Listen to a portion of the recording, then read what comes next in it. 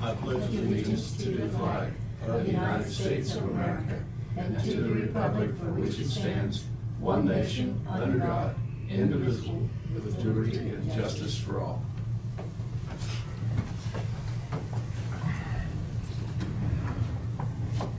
Okay, Tina, reorganization of the board and administrative business.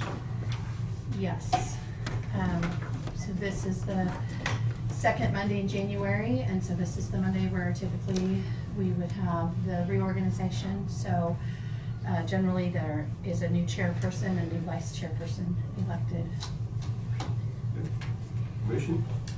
Well, I'm ready to make a motion to select I would go ahead and make a motion to nominate Jonah as the new chairman going into 2020.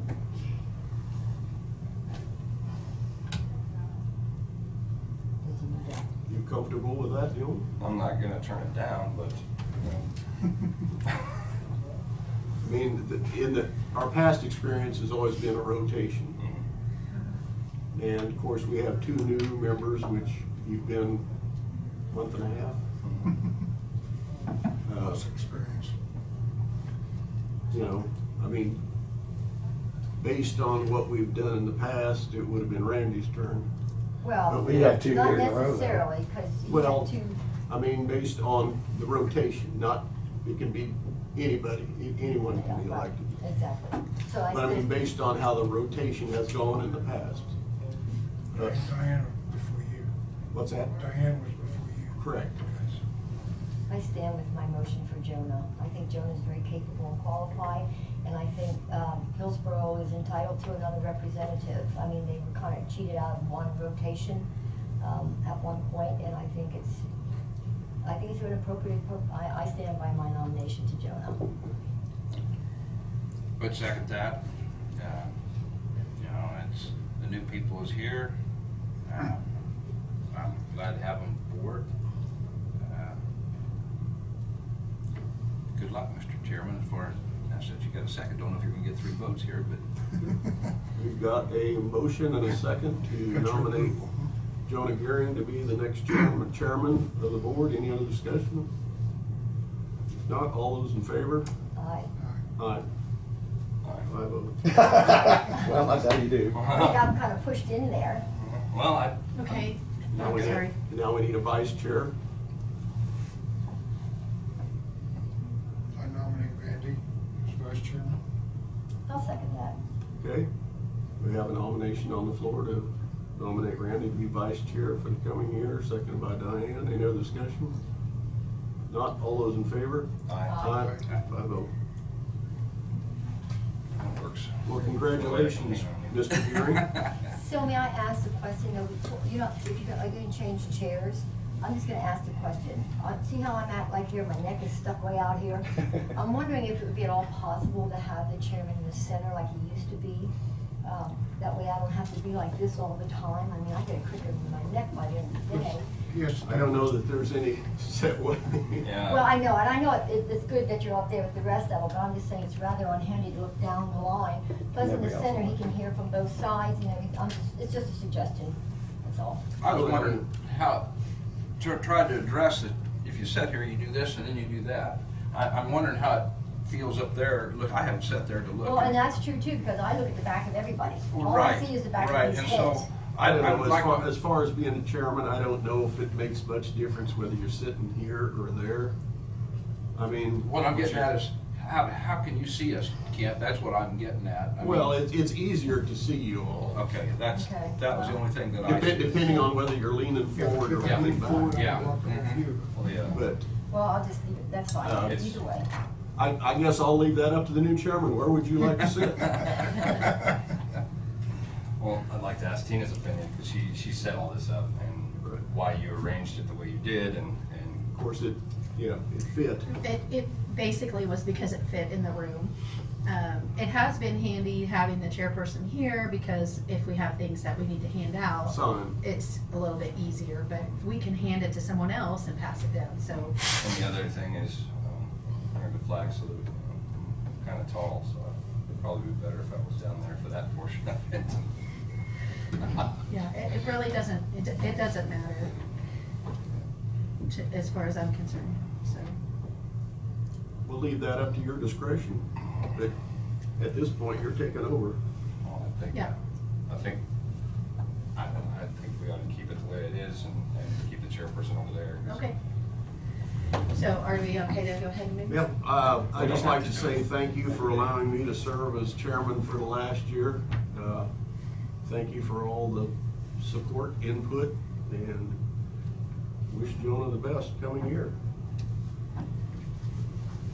We don't have to move right now. Yeah. We can move next meeting. Yeah, you did. Yeah, we go ahead and move and you just. You're taking over right now. You are it. I'm done. Is that, stay here next to him? You get a I don't small care. drawer up there. Get a smaller drawer. Is that right? Actually, I don't know if we ever changed the drawer. I don't care where I sit. I guess I'm gonna sit here. Oh, you're. Dave's gonna Well, move Oh, you're this. so he can help him? I won't get any help at all. Okay. You can finish up. We can move all of Randy. these You can in finish the mine with drawers coffee. later, Yeah, okay. unless you need something with you. No, Okay, so you're gonna sit over here? if that's all right. Sure. That's fine. How they do it. Musical chairs here. Yeah. The music stopped. Not yet, still I playing. can't suck it no tighter. Here's the thing though, you don't lose a seat, doesn't Maybe matter. Dave can. You can put that somewhere, I'm probably done with it. Are you? Okay. No, Now you better you have to behave. work on that. Always behave. Now you're No, within there's really striking not that much distance. of my stuff in there, that was kind of there to begin with. Oh, okay.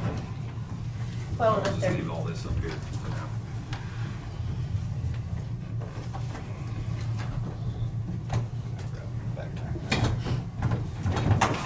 Good job. Move her I over. got You gonna make it?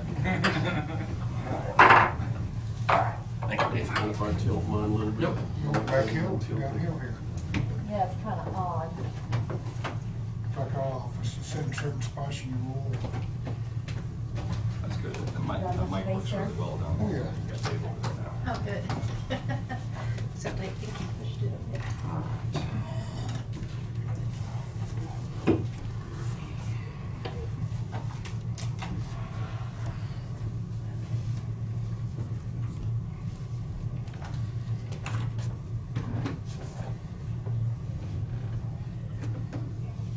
So just continue on down the list. She's right in the middle of Okay, the first So are agenda. you ready for administrative? yes. We voted, do we need to go on to the mileage and, Yeah. if- Legal. Yes, we do have a list of things to take care of, and, we do have a resolution for the mileage. The IRS mileage rate went down 1/2 cent, and also district court, they have adopted that 57.5 cents. So our current rate, I believe, is 58 cents. We prepared the resolution at 57.5 cents. If that's the wish of the commission, then we just need that resolution to be passed, which is 2020-01. resolution 2020-01. I'll make a motion to approve that. Have a The motion. IRS rate. Second. I have a second by Randy. Okay. All those in favor? Aye. Aye. Aye. Dave? All right, sorry. 5-0. Okay, here's this for you to sign it.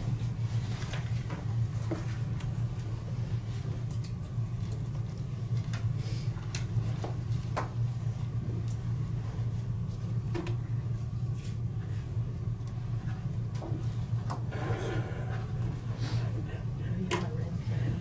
Yeah. Whoops. I didn't- Here you go, it's pretty. This is for Yeah, budget read that time, there. okay? Well, That's what you need us for. Right. It's true though. No, it's not. And I suggest that you go to the bottom. What is that? Say you're gonna Resolution read maybe that changed? picture. Still shows chairman. Oh, I just don't wanna redo it, that's all. no, Okay. I'll just mark it out. Okay. And, I figure out which side to go on. I can mark chairman off of mine. Here, mark chairman off of mine. I just don't wanna have to take the vote or re-sign it.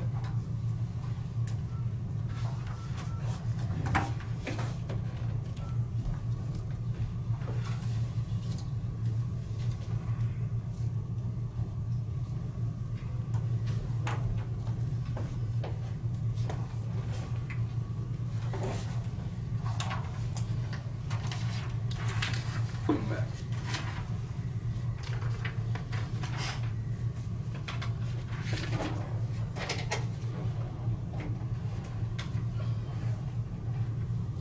Instead of the scribble, I'm gonna use the whiteout on that, if that's okay.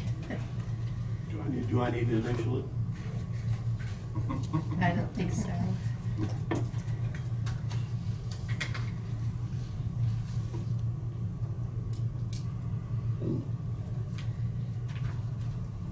Okay. So 2 years ago, in 2018, we did the resolution for the legal publisher to where it just is in place until we change it. So we don't have to do anything with the legal publisher today. It will remain with the Marion County Record.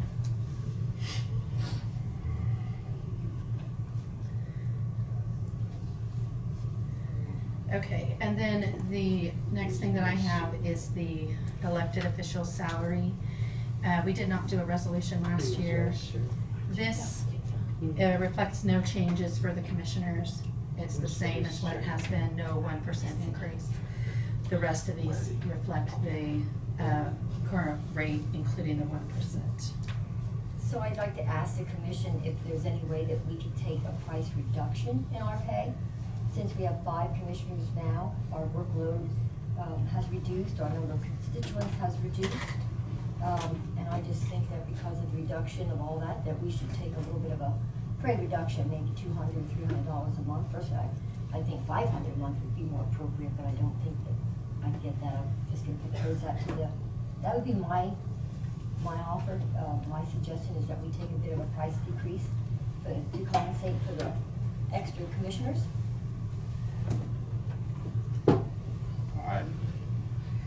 We put it up to the vote. There was nothing, you was the only one that said anything about price cut, pay, or anything like that. I am. And Wage cut. wage cut or whatever, yeah. I believe the reason why that we can continue at that rate is because that's the way it was put up. It wasn't ever decided. There's also a lot of things to take into consideration here. People with, as we see, we've got 2 people with businesses just come on board. You know, they take away from their business to come here. Anybody that sits in these chairs do take away from whatever they do to come to sit here. And we do need some sort of compensation for the people that we want them to move forward with and go ahead. I mean, I see no reason why to take any cut. And I appreciate what you say, Randy. I just say that, you know, for the taxpayers, because like I say, with the reduction in the constituency and stuff like that, it is an opportunity for us to give back a little bit to the community. And I think that when anybody makes a decision to take a seat, whether it's this one or what board or that board or what board, you realize what you're doing, and you realize that you're gonna have to make some adjustments in your life. I mean, we all do that. I attend a lot more meetings than I actually care to, but it's part of the job. I do a lot more reading than I care to, but it's part of the job. But that doesn't mean that I can't take a little bit less, especially with the budget being as tight as it is. And I think I put in just as much work as anybody as far as studying and stuff. I put in a lot of time. I'd say more. And so I just think a couple $100 reduction would be a nice thing to give to the people. That's what I'm saying. How many years ago was that you increased the salary? 4? I can check to see Been a when it's while. had an increase. Yeah. Have you had one since you've been here? No, we haven't. I was gonna say, We haven't. I know it's been before. I'll end up paying more.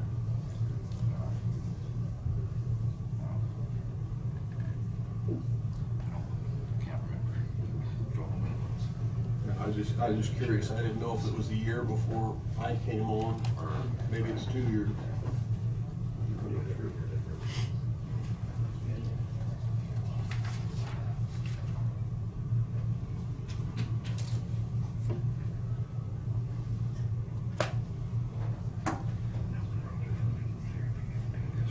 I guess while Tina's gone, the only thing that I would add is we really need to be thinking about the future, not us, but the future. You know, we'd like to see that next generation come on board and you have an interest in county government. And, you know, it's like Randy said, you know, if you've got a job, if you've got a business, a family, you know, you're gonna take away quite a bit from that. I mean, it's a sacrifice, and you know, it takes a lot of time to, you know, this being here on Monday morning is just a small piece of kind of what everybody does anymore, you know, with added responsibilities and that. And so That's the big thing right there.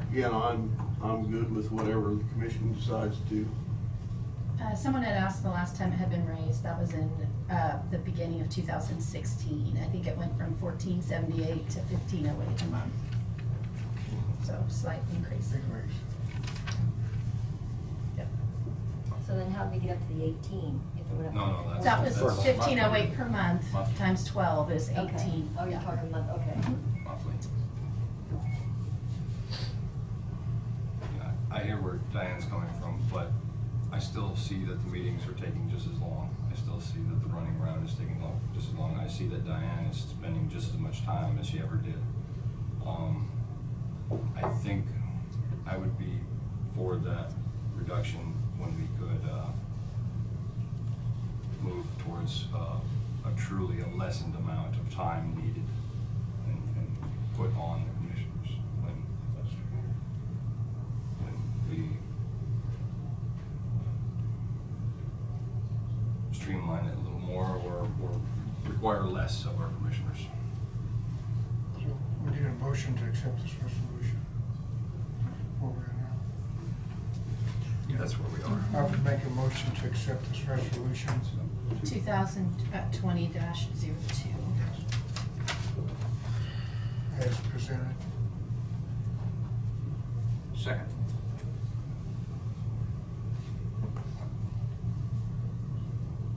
All those in favor? Aye. Aye. All those opposed?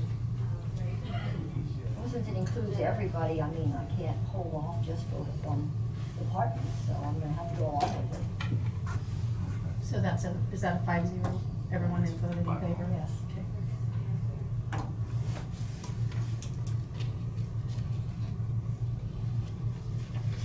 Now, if you get into pay plan and you decide to do the elected officials, you can do the elected officials without the county commissioners too. Correct, Tina? You could do, I didn't hear what you said when, on the Okay. last, you turned your If head away. we get into doing a pay plan, can we look at everybody but the county commission as their pay base? Yes. Yes, I would say you can, and then if you make a change on how the electeds are paid through your review of the pay plan, then I believe you would be able to do a new resolution. Okay.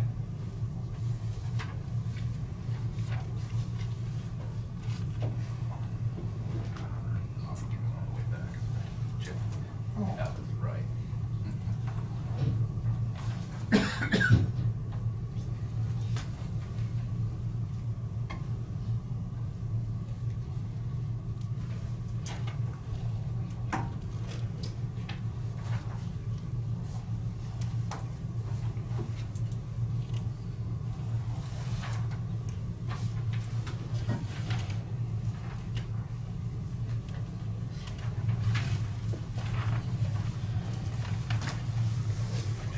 And then the final piece of New Year business is to determine what banks will be used by the county. And generally, that's just done by a motion and a vote. We deposit in all Marion County banks, but then we have one working bank for the year, and we do that on a rotation. So this year, the working bank is Central National Bank. But the motion and the vote that's required by the statute is to, that we would deposit funds in all Marion County banks that are authorized by law. I'll make that motion to approve all Marion County banks as a depository. I'll second that. So will we be changing the working bank or just, Working bank will Yeah. be Central National this year. Right. that's gonna be the new one? Right. Who was it? I thought 19? I thought that was the old one. No, it was, I believe, Marion National last year. Okay, and so, okay. But does working banks usually stay in Marion though? Yes. Because we have to be able to go and deposit multiple times a day. Right, so it doesn't mean it has to be headquarters in Marion, it just has to No, have a we branch. rotate between the 3 banks that are located here. Okay. But we deposit in all of them. We Right. deposit funds in every Marion County bank. Did somebody second that, and I didn't? I seconded it. Okay. I made the motion. Yeah, we had a discussion, is all those in favor? Aye. Aye. Okay, I don't. thank you.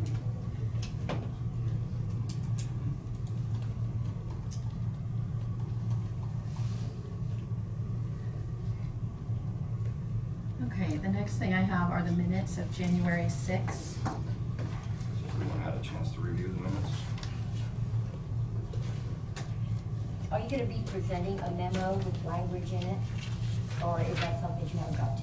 I'm talking about. Are you talking about for the valet parking? Yes. Yes, I have not had time to do that yet. Okay, okay. And It's so on my list. It's in the minutes and stuff, and I'm gonna go ahead and make a motion to approve the minutes. But I did wanna discuss that before you went ahead and made up any type of memo or anything. So sometime today, maybe we can bring it up a little bit for discussion, whatever.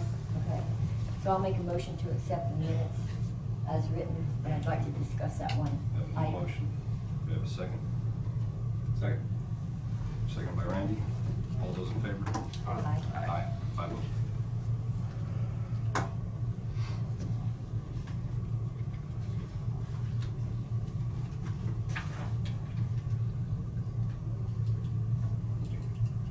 Ran out of tape, huh?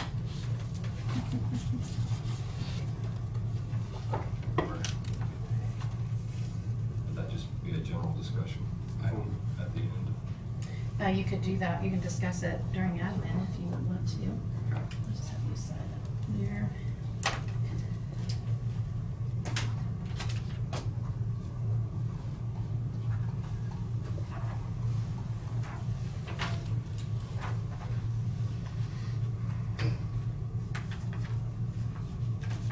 We do have change orders.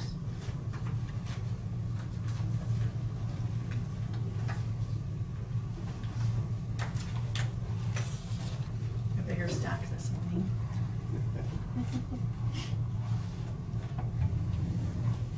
A folder that doesn't want to open. Get on past that. There you go.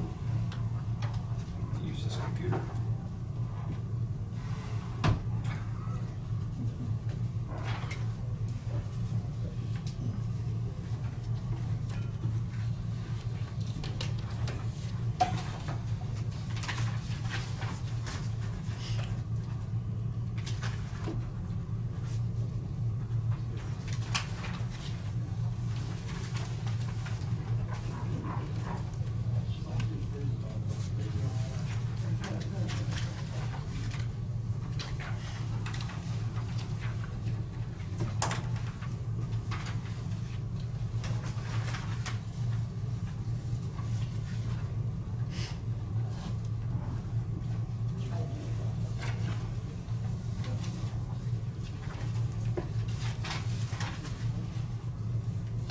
Just got that much I can have them sign. Oh, I don't want to spread out. So, I see you cramped.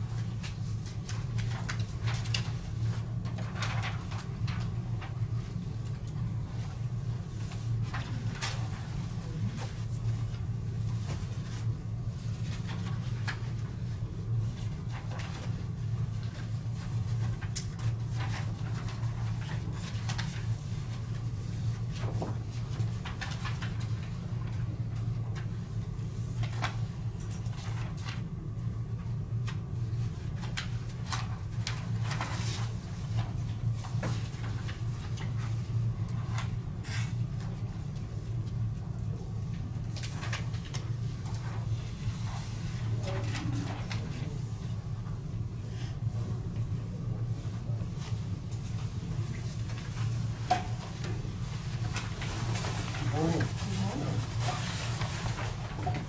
Yeah. Well, I'm sure you remember me. I do. Nice to see you again, Marion. Hey, how are you? Good to see you again. Fine. Nice to see you. Ron Hirschman. Jonah? Good morning. How are you? Good. Good. Have a good weekend? Excellent. It's a good weekend, isn't it? I like that answer. Yes. Good morning.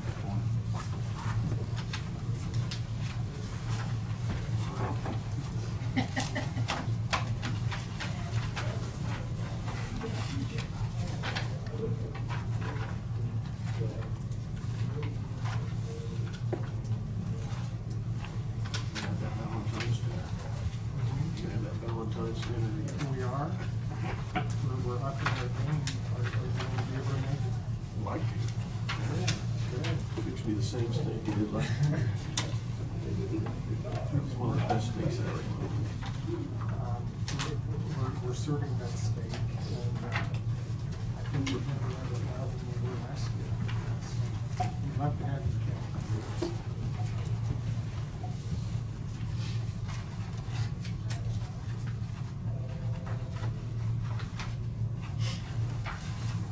Get ahead of me. Yeah. He's getting a hand cramp though. I Yeah. can tell. Had to power through the last You few. got you broke in today.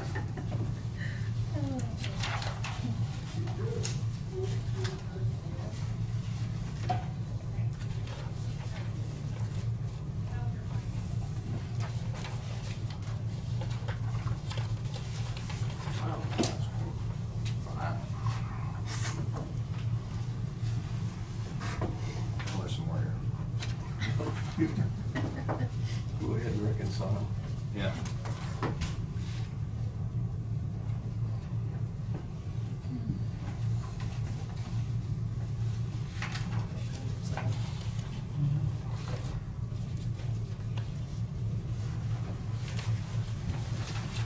Good the chairs.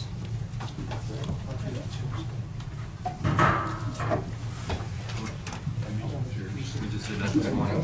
I think we really should have music for that.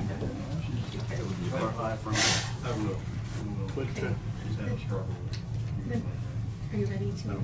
Okay, then the next thing that we have is the engagement letter for the audit,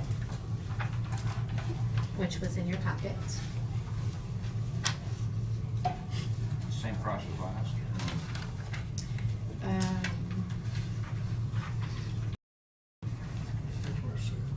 It was a 3-year, bid, and I don't remember exactly.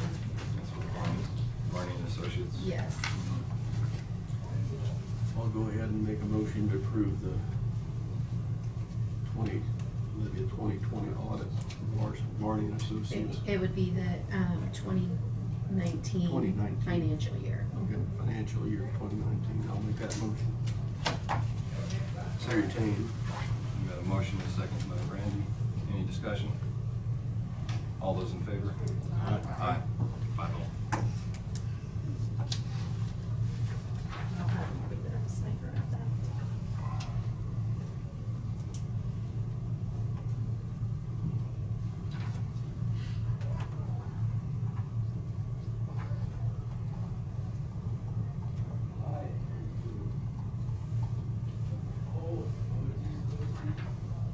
Thank you. And you might remember that a few weeks ago, you appointed Joyce Barkman as one of the members for the North Central Flint Hills Area Agency on Aging Board. And there's a second position that needs to be appointed, and they are asking that Dinah Richmond be appointed to that. Mr. Chairman, I'd make that motion to appoint Donna Richmond to this position. I'll second it. Got a motion and a second. Any discussion?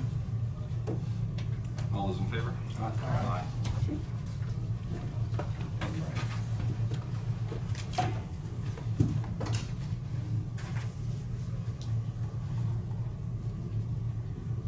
You had asked to have in your packet, Jonah, the dual office holding, and so I don't know if that's something Brad will discuss when he comes, but it was in your packet for you. That's from the county commissioner's desk book.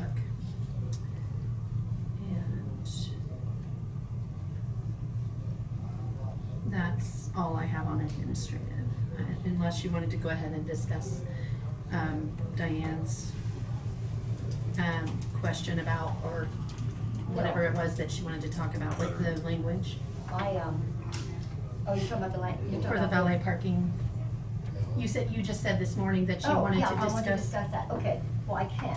You want to do that now? Yeah. Okay, well, and what I wanted to say about that is, I think we need to be extremely careful with that one, because it is a grant, and I am on a board, 8th Judicial, and I don't know if people, I'm sure the commission remember why that board was established, for many of these same reasons.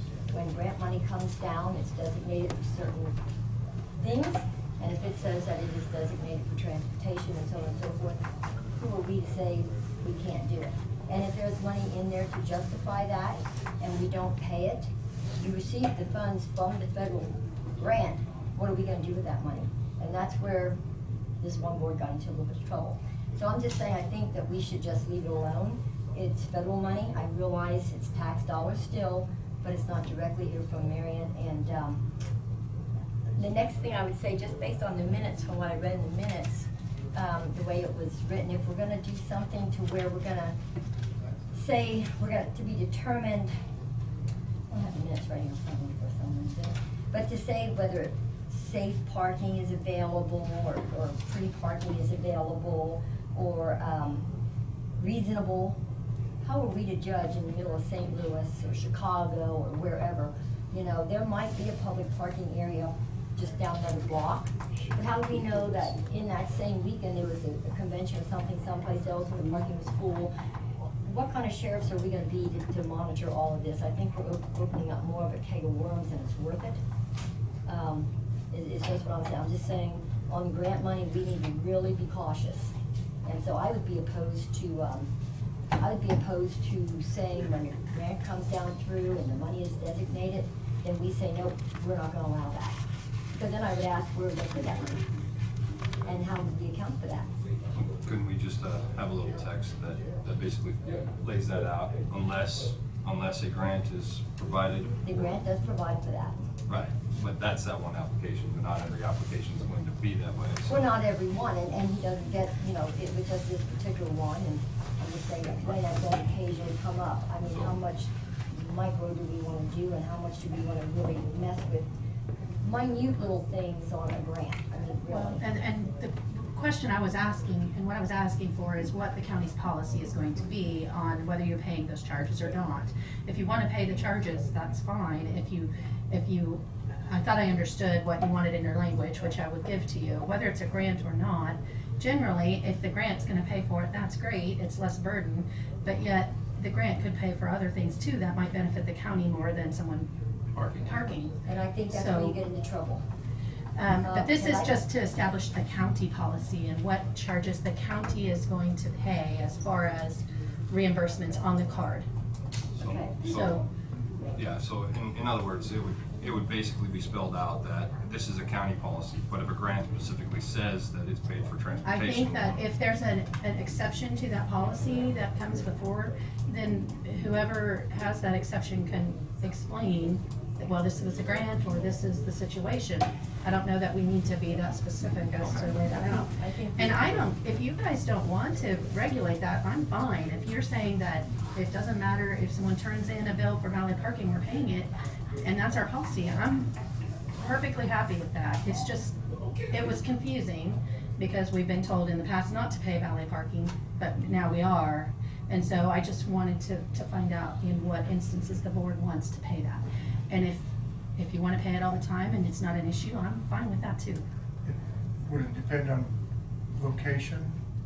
You know, and valet parking is available in Wichita, but, you know, it's parking by October in St. Louis. At these hotels, you don't get a choice. Anybody who's ever traveled, when you pull up the hotel, Sure. you know, they take your car, you can't park it. So what the board told me to do, or directed me to do last time, was to develop some language to send out for you all to approve, saying this is how we're gonna pay it. So that's what I intended to do. I haven't done it yet. If you don't require me to do that, that's great. I will mark it off my list, but I would like the board's direction on what. From what I you wish. remember though, it didn't exclude valet parking. It just, it detoured from using it if other means Right. were available. Yes, that was my understanding of what the board asked for. Common sense. And so I would also just add to make sure, I wanna make sure, because when we use the word reasonable and stuff, that's one of those requested one, because who's gonna be the judge of what's reasonable? I guess the Because, commission is. like I say, I happen to know in this particular case, this man travels everywhere, all across, around, so different cities and stuff, so how do we do that? I mean, I think we're making a little mountain out of a molehill. I mean, I think we're complicating the situation. But if there is gonna be a policy, that's fine, but I think the policy needs to come from the commission because we are the policy makers. And I would like time to think about it and really talk to other entities about it as well. Okay. Just I because did of the send- situation that we have in the other board that I'm in, I mean, that got ugly. But I guess I would ask that maybe in your language, you put an option A together and an option B. Is Okay. that possible? Sure. I don't mean to stack any more I on do you. have to Just, In the end, it's still discretionary. Yeah. Exactly, I mean, it's not like it is what the commission wants, and so it's the language I'm gonna bring back as a draft. I mean, I so. think most of our employees are level-headed and won't take advantage. I'm not saying, but I don't think they will if we just have some discretionary language in there so they know Mhm. if there's an option. and by leaving reasonable in there, it doesn't allow for disciplinary action anyway, so it's just a deterrent. Yeah. Or if it's Yeah. something that doesn't come up often enough to worry about, then I just won't draft anything. Yeah. It's, And I understand there's a lot of difference from parking in Wichita and parking in St. Louis or Detroit or somewhere like that, where once in a while we do have a department head go for meetings. And, you know, like we talked about last week, there's sometimes that maybe we wouldn't want if we drove there, we wouldn't want our vehicle parked on the street. right. Right. So, it's just general guidelines is what that was for, so they got some sort of guidelines. So Jenna, would you mind asking the consensus of the board? Yeah. What? Is there any other discussion or opinions?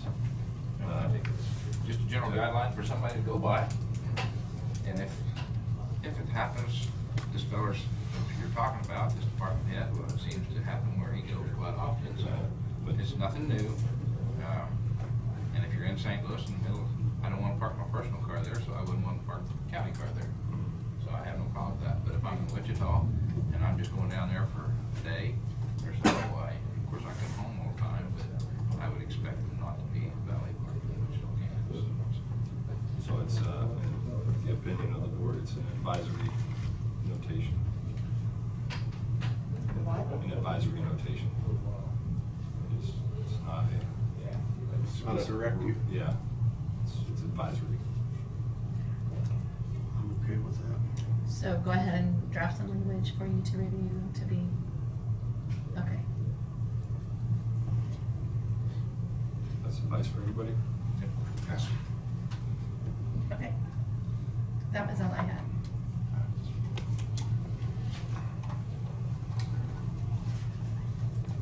On to, Road and Bridge, Rice.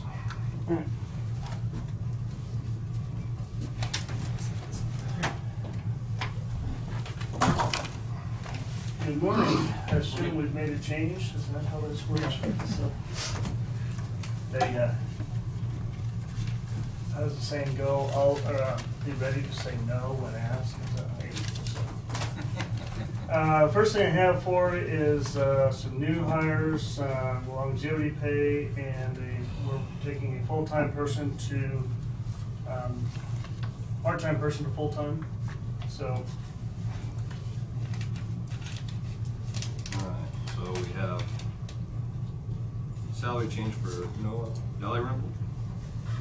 Department. And maintenance, from $10 an hour to $22.67 per month. Yes. Correct. Is he the longevity?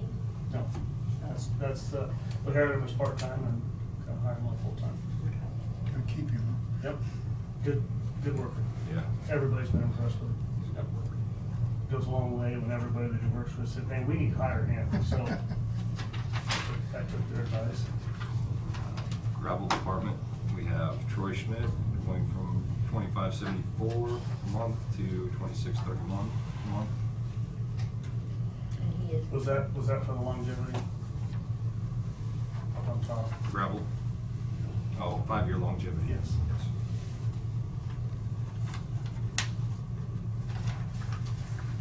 First day, man.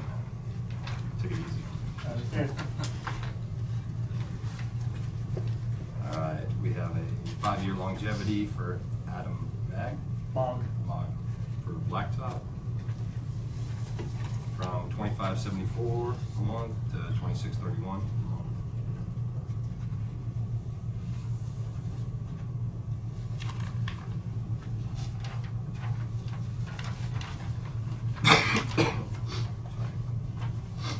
We have Road and Bridge Administration, Victoria James, 1-year raise from $25.34 to $25.83 a month.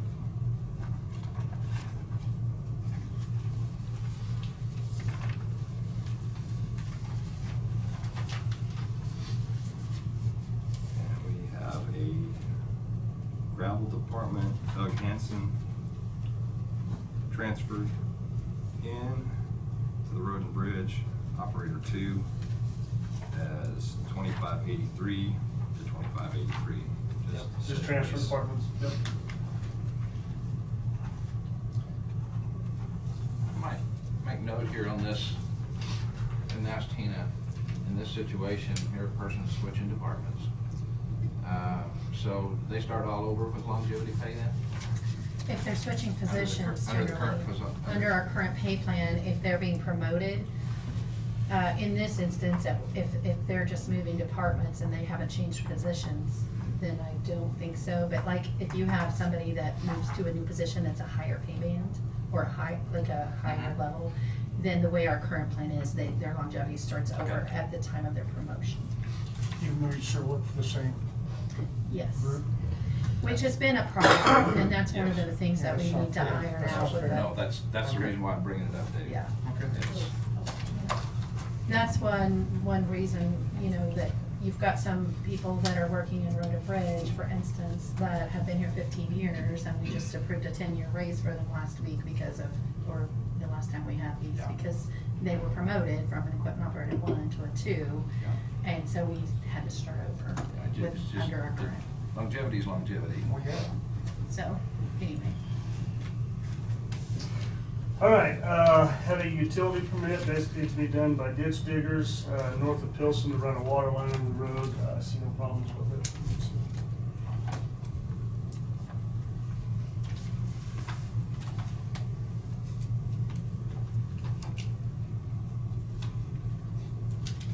we're looking at Just need approval. Just need the chairman's signature, approve. like that third page, I believe, down the Should be a bottom. location on there somewhere. Right. Oh, where it's at. At 2863 Sunflower Road, Marion, Kansas. That's actually the location of the farm.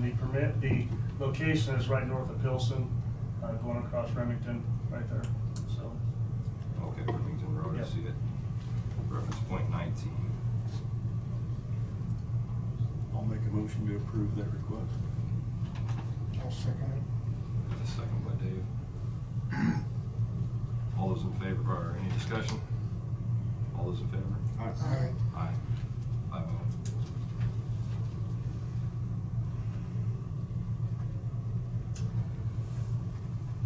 You should get those so I can get a copy. Yep. There's one section that's done after the work is complete. Yep. I believe Tina got it to you, I brought up last week, the the snow and ice information in your packets, maybe it's online. Basically what I did was I photocopied this, what they call the SNICE guide, the snow and ice guide from KDOT. Absolutely fantastic information on here about what they do and why they do it, when they do it, temperatures, stuff to that effect. Talking with KDOT, they basically only go medium salt, $45 a ton, and run maximum 500 pounds per lane mile. That means every mile there'd be twice that. You got the 2 lanes. So based on a 400 pounds per lane mile and roughly 200 miles to be treated, we'd be looking at 80 tons per occurrence every time we salt. Now, the other thing is once you start treating, you have to continue treating. So if that storm lasts several days, you basically have to continue treating, because if you stop, you basically have to start all over. Plowing or whatever else, the biggest pain. For instance, this last week, when that storm come in, KDOT was out, putting material down, everything else, the roads were pretty much clear, except for Saturday morning when I was driving around, down 77 around Burns, they actually had material that had accumulated back on the roadway. So they were back out again on Saturday. That road might have been cleared, or it might have just been precipitation from Saturday morning, but they said the same thing. Once you start, you've gotta continue. They run 5 to 6 trucks, and most we would have would be 3. The biggest thing that the price of the salt basically is the least expensive option, and the fact is we have to turn around and build storage units to take care of the salt. The other thing is KDOT is now in the same situation, or they've solved their problem. Is if we build a central location, that means that truck is going out and back, and if he runs out of salt wherever he is, he has to deadhead all the way back to Marion or wherever the storage unit is to get more material. If they're only treating salt. So being a rather large county, if we're running clear up to Burdick or stuff like that, we have to come all the way back. It's a long trip up there, so there's always that possibility of whatever route they're working on, they may run out of salt, and then what do we do? So, with that being said, do we now put several remote sites out there, one to be up north or one to be down south, whatever else. I'm still waiting on more information as to what those cost. You'll see driving around the state in the Midwest that there's anywhere from being built to out of creosote lumber and bridge planks, all the way up to reinforced cast-in-place concrete structures. KDOT has a lot of them that are built out of there, like the concrete building blocks, the Lego blocks they call them, whatever they are. You can build them out of that. What they found out was those were kind of a byproduct before. Now they realize there's a use for them. They've increased in cost substantially, but they put the steel frames and the tarps over the top of them. What they're finding out now is the tarps, some last real well, some don't. If they're in a real bad windy area, they tear up pretty fast. They've actually gone back and started putting galvanized or some sort of steel over the top of them to keep the moisture out. So obviously that's an expense down the road too. And then anytime we put up a location out there, we're gonna have to have a front end loader of some sort out there. And if we put a front end loader out there, it's gonna be really cold. We're probably gonna have to run power out there to put a block heater. Because if we get out there and the loader or whatever else doesn't start, then we've got to turn around and try to get a loader or whatever else out there. So it wouldn't be a lot, but it's still the principle. So I'm still waiting on information on the approximate cost of basically the canopies on there. So I want to get that more information. But it's going to be like I said, it's going to be a multi-task, faceted thing. But KDOT running 5 to 6 trucks to take care of the roads compared to our 3. It just apples to apples, it's going to take us about twice as much time to try to cover the roads. Plus if we have to come back to Marion or wherever else that is. So, but anyway, like I said, that's all in that information. If you want to read it, like I think it was fantastic, talking about the difference between freezing down to 6 degrees and winds and stuff like that. And do you treat beforehand? Do you not? I guess the county has also done brine in the past, and that hasn't worked out real well. Fact is, KDOT kind of made the same thing, that brine is getting to be such a, you don't know for sure whether the brine is going to work. With the weather forecast coming in, we had talked about getting several inches of snow and basically didn't want to get anything. And I was out Friday night till about 7 o'clock. I was back out at 6:30 on Saturday morning, checking the roads, about the only thing we really had any kind of issue was down around the Burns area where we had a lot of snow really hit hard down there, but it wasn't much accumulation, and so. But anyway, I mean, that's something we have to worry about too, being a large county, as things differ from one end to the other, so. But if I get more information on the buildings, that would go a long way to determine stuff to that effect, so. Have you met Harvey County Road and Bridge Supervisor yet? No. Well, I might have, but. Just driving by their county shop right there on the northeast corner of Newton right there, you can take a look at their two buildings. They have sand in one, and have salt in the other, so. Right. And that's what we need, something like that. They do have the blocks filled up, but we have big ones out here that I don't know if we can handle them. That might be a problem, but. Oh, we can handle them, it's just a matter of what it takes to move them. Yeah. But yeah, we've got those things, and to say that they're as easy to work with, those smaller blocks, I mean, once you get them in place, but the smaller blocks have a little bit of variation when you're going on rough like that. With these being straight, if there's any kind of camber with them, I mean, they've got issues to work with too, but everything can be worked out. But like I said, that's just the biggest thing is, you know, as far as the canopies and stuff like that. KDOT, in that stuff I gave you, actually talks about mixing sand and salt 50-50. KDOT doesn't even really do that anymore. They said just to, you know, having one more thing to carry out there to go out and get the AIC sand, it's just one more thing to use. They just go out and use, based on their history the last 15, 20 years, they've done a lot of studying on it. Basically just said they stick with straight salt. I think your packet here shows that you're gaining, what, 9 miles? Yeah. When you mix it. Yeah. So. Yeah. So, and then you throw, if we throw the issue of the remote sites, now we have to have sand and salt in the same locations. But anyway, it's work in progress, but you know, the other thing is KDOT set up to run 2 12-hour shifts on their trucks. Like I said, once you start treating, you gotta continue to treating, so now we're running those trucks constantly, so. And of course, if they've got 5 or 6 trucks and they lose one, it's not as big a deal. If we got 3 trucks and lose one for whatever reason, so. But anyway, like I said, more to follow on that, but that information, if you get a chance to read on there, there's a tremendous amount of information in there, so. Got some comps on reworking the 330th Road east of Tampa. Based on my original computations, I'm looking at about 33,000 square feet. And so, based on putting a 2-inch placement of rock over the top of there and working that in, you're looking at probably 700 tons of rock and probably 2 to 3 weeks at minimum to do this.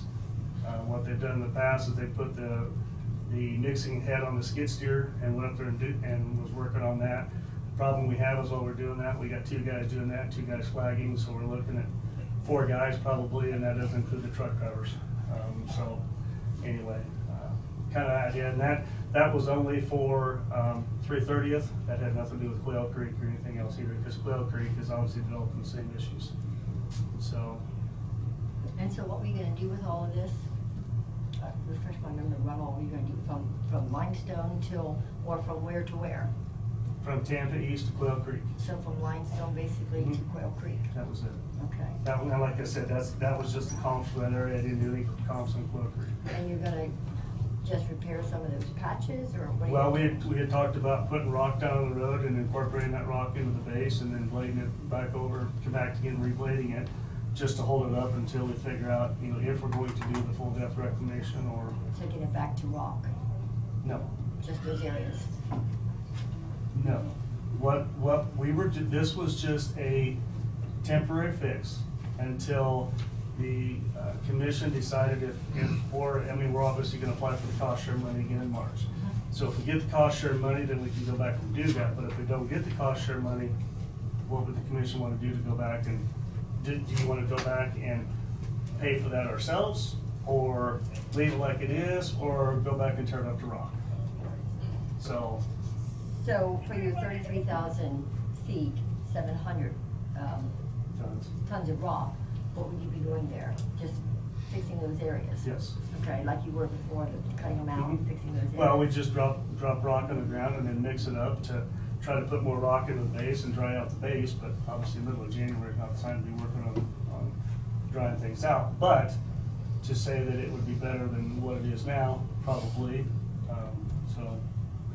Would you cold patch it afterward, saying springtime? We allow time to can, patch? well, right. Springtime, obviously, when it warms up, we can either go back and cold patch it, or if we do the full depth reclamation, we get the base taken care of, then we go back and put we talked about putting a chip seal or whatever else on there, or an overlay, all depends on how much money we want to spend to save that. That road was tied in with our our Nighthawk Road to do the full depth reclamation.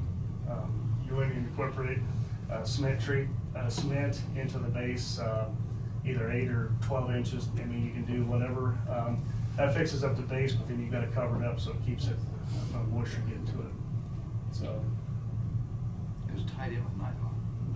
we had put it all together. When you added it to Yes. for the plan. Yes. Okay. Yeah, and, you know, we talked about before, they're telling me that I can do the full depth reclamation, you know, the roughly the $75,000-$80,000 range. That was as of a couple months ago. Then all we have to do is turn around and put the treatment on top of it, whether it's they recommend a double chip seal, but we can probably get by with a single chip seal if we do something fairly soon after that. But then we reduce and or eliminate the blade patching in that area for quite a while. I'm not saying it's a perfect operation, but better than what it is now. Which I'll also bring up too, we've been making a pretty good attempt to try to keep up on patching over there. So due to all the problems and like anything else, we'd love to keep up. We got guys out patching every day trying to keep up with this stuff. With this weather, it's just been fabulous now. So anyway, so I guess, you know, that's the information on that, on the 3/30th. You know, if you want me to proceed with that, probably gonna, you know, pull some of my guys off the culvert crew, whatever else, to go work on it. It's like anything else, I only have so many people to do certain things, so. So I guess, okay, I'm sorry, I'm kind of just a little bit lost here. So if we do this kind of work now, then you're talking about in the spring or something going back in, or when you get this other cost share or something going back in.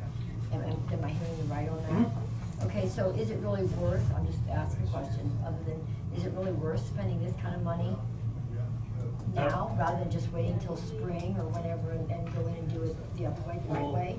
I did this at I just did this at the commission's request to figure out how much effort, you know, much money and effort it was gonna do to try to fix things up. Okay, and so doing that, now the question is it worth doing it now, since we're only like, what, 2 or 3 months out from spring?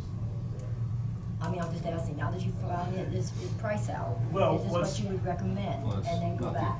It's not the only thing he's got to do when spring hits. Well, no, what I'm getting at is, you know, this road hasn't been good for a long time, and it only gets worse, but, you know, you talked about the complaints and stuff like that we had on it. That's why I went out and figured this out, and kind of leave it up to you guys.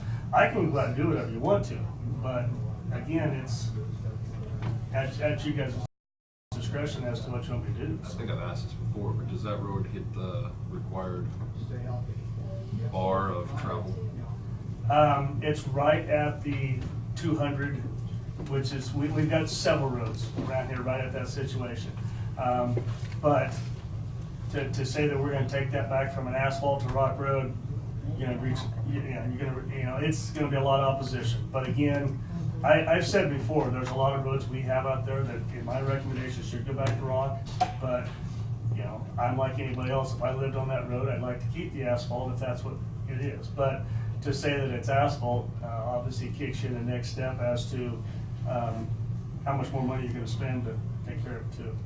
So Bryce, I guess the only way I'm going here is I'm just asking financially, what do you think is best? Do you think it's best to put that, I mean, I want the road fixed, of course I do, okay?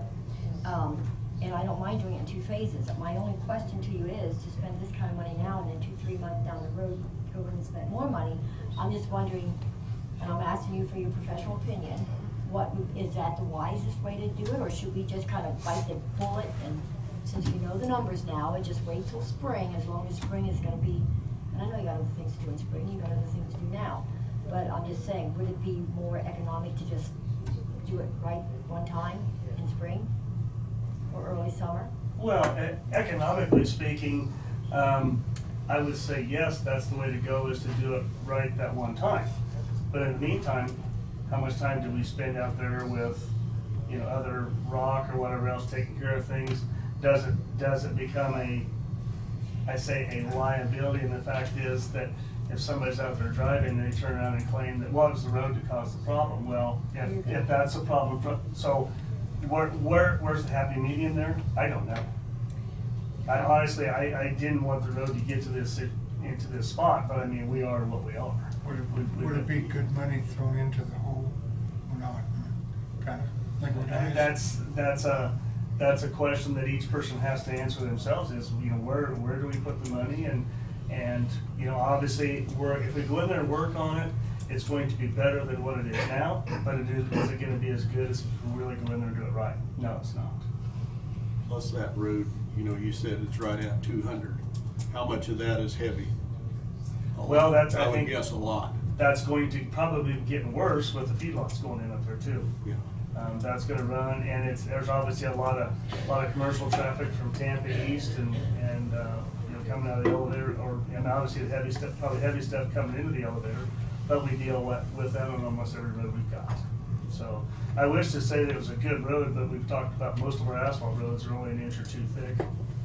So, and then like I said, with this moisture we've had during the summertime, for instance, if you drive south of town on Sunflower, you'll notice, boy, that whole bottom area is just doing this. It's just got so much water that's been in there. It's all over the place. Well, these roads up here are any different. They've got so much water in the base. It's incredible. So. Have you figured out a cost as what it's gonna cost to do it in the spring?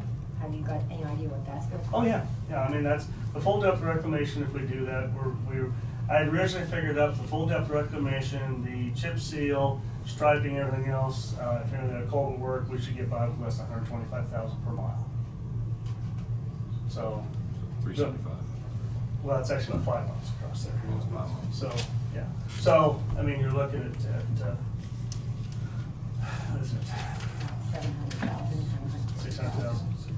$600,000, you know, but, going out there and doing this way, we're gonna spend a pretty good chunk of money just getting to that point too. So, I'd love to say I could go out there and put a toll patch in there. It wouldn't really be, that's the other thing, is some of those areas really bad, we just go out there and we just throw some AB3 or some kind of rock in there and it'll hold it for now. I mean, it's just, anytime you try to put anything on top of there, it just really isn't gonna stay, so. I guess, along with that, there's other people in the county that got just as bad roads and haven't seen the kind of money spent in their end of the county. And I'm regarding the south end of the county. There's $4.5 million that's been spent up north, while the south end of the county hasn't received that kind of money to do any. We don't have no major rebuilds on any of the roads. The Tampa Road west to 15 and then 330th we've done in the last 6 to 8 years. The one project was a loan, the other one was cash money that we paid that we've been saving up. So I think we need to look all over the county and see just exactly where we're standing on this and sort of come around. We've already got some projects started on Nighthawk. We've already had some look at that. So we need some, even if we can't fix them all this year. I mean, I don't see how we can possibly fix them all, but we need to start something to get a plan for you. And that should have started this year, so you can be ready for next year. And that don't all fall together. I understand that, and that's, I've said before, part of the reason that I have to do is try to turn around with the money I have and the resources, where do I put it? Correct, right. You know, Yes. so, and I'd like to say that fortunate that the southern part of the county, for the most part, is in better shape. Now granted, there's a lot more work that can be done, but, I wish I could go out and work on every road there was. I mean, we're developing some issues on 60th and you know, Old Mill and stuff like that. You know, it's just like everything else. So, but you know, like I said, it's I'd love to say that I could say that definitely right now that this is the way to go, and you know, so. Well, Bryce, I do appreciate that, and I do appreciate the fact that you look at all of this type of stuff in these roads and things, and trying to get a plan together. And I think a plan is really important. And Yeah. that's one of the things that we've been hollering for a long time, was a plan. And you can see which roads are the worst, and Yeah. as they're deteriorating and things like that. And Yeah. so Well, it's been several months ago, I actually made a spreadsheet of all the paved roads that were in there, and based on the recommended, you know, approach to everything else, it was $24 million. So if you just give me $24 million, I'll go take care of it, and we can have it taken care of. But That's the issue is, you know, what's the highest priority on all of them? You look at priority, and the fact is that how much traffic does it carry, where does it carry traffic from and to, and all those things, and the cost of rebuilding it. So it's definitely a huge task. Sure. So, I don't but doubt yeah, that. I've been working on that, trying to figure out where to go, you know, first and make a list, because not only including the paved roads, but, you know, the rock roads too. We've got a lot of work to do on them, and, you know, the rock roads that we've been working on, we redid put in a new culvert up there on 280th, by Vista, that washed out last year. Landowners just ecstatic. I mean, you know, that half mile we did in there just worked fantastic, and, that's the kind of stuff we're trying to do, is take care of those situations. And granted, we got a lot more to do, but. And I will also just add, I'm sure Jesse probably told you, and I think it was last year or the year before when he did the chip and seal project up in that area. That particular road was not chip and sealed, and he didn't chip and seal that 330th section at all. Just Right. totally bypassed because of the condition of the Yeah. road. And at $17,000 a mile, decided that that was probably a waste of money because of the way the road was deteriorating. Yeah. And so we recognized that, and recognized that, you know, something better would be done in down the road a little ways and stuff like that. So, just wanted to let you know that we did forego the chip and Oh, seal sure, on that, sure. that right there. Personally, I'd rather forego this, I don't know, if we know for sure we could get on it in the spring or early summer. Oh, getting on it is not the problem, it's just that, what do you want me to do when we get onto it? Do you want to do the full depth reclamation, do you want me to blade patch it, or whatever the case may be down the road, so. I appreciate you bringing that information. Yeah. And I think we need to move on to Okay. the next Well, I mean, topic. if nothing else, you can think about it, whatever else. we Yeah, can that gives us discuss. information, Yeah. allows us to go look it over. Yeah, let's and like I think said, about it. yeah, that did not include Cloud Creek either, so, anyway. Got it. The final thing I had was, we had talked about the rock, last week. I actually talked or sent emails to the surrounding counties. Saline County says they get EV3 rock from Harshman's, said met the specification, they didn't have any problem. Rice County uses 1.5-inch road rock. They sometimes mix a 50-50 with crushed concrete, or sometimes use alone, no problems. McPherson County gets SS3. It says they do not ask for KDOT specs other than gradations, and they don't get specific on the roads. Hardy County gets all their rock there, we've never had a problem. From 1.5 to AV3 to mud hole rock to 18 by 24 riprap, and sometimes 2-inch clean. And the only other one that had commented back was Chase County, said they use riprap shot rocks 6 by 12 and screenings with very good results. Most of the places like it just simply because of the closeness. So, in response to that, I obviously have the Harshmans have showed up. If you'd like to introduce yourselves, you're free to, so everybody in the commission that may or may not know you. I'm Sam Harshman. I oversee all the queries, productions, get jobs for our crushing plants. I'm Frank Rockers. I oversee quality control and been doing that for almost 50 years now. I'm Matt Rogers. I've taken over part of the quality control. I've been with the Harshmans for 15 years. I'm Warren Harshman, been doing this for 41 years. And, cumulative, I guess I just added up, we have 110, 120 years in the industry. So, several friends contacted me about an article in the Free Press, and they sent that to me. And after reading it, I thought we needed to come in here and visit with you firsthand, rather than responding to a newspaper article. Maybe we can have a discussion, and if you would allow us a chance to respond to it, we'd appreciate it. I guess I don't mind getting right to the point from the discussion that was made. There was some concern that the rock wasn't tested on a few loads, or maybe more loads. Is there any indication on how many or what, as far as how this is? We owe this to the taxpayers to know whether or not we got the quality that we set out to buy, so. I have some information here I'm gonna hand out to you. This first is just an aerial photo of the property. Got forms. Yeah. Mr. Chairman, we'll keep this as brief as possible, because I know you're working this in, but there's some things we'd like to go over. Yeah, no. That I think will be helpful for I think, everyone.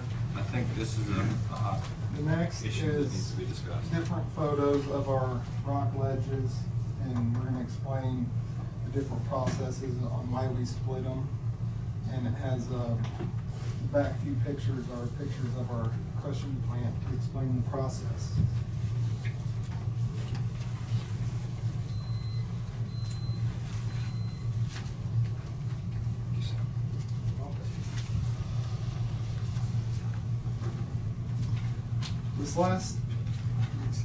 These last papers are just a few of our qualities from Florence. It's not all of them because we have a bunch of qualities. But we're gonna explain what these qualities mean and what process we use to produce it.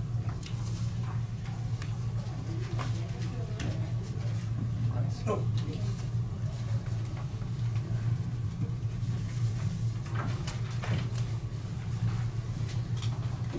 So to answer your question, we don't test every load. Right. It's just not feasible. And when you're talking quality, the state pulls a quality once a year.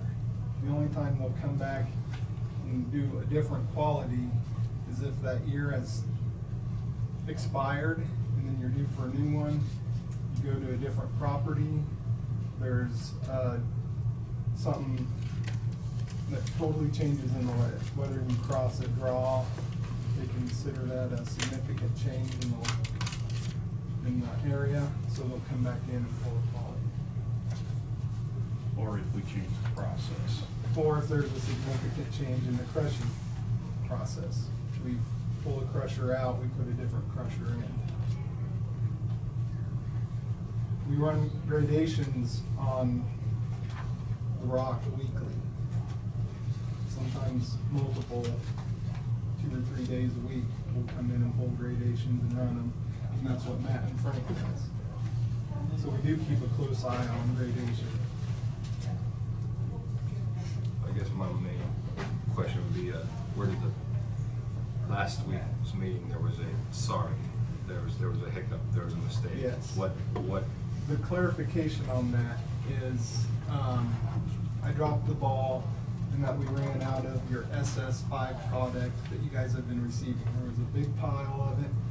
I thought it would last a lot longer, and it ran out.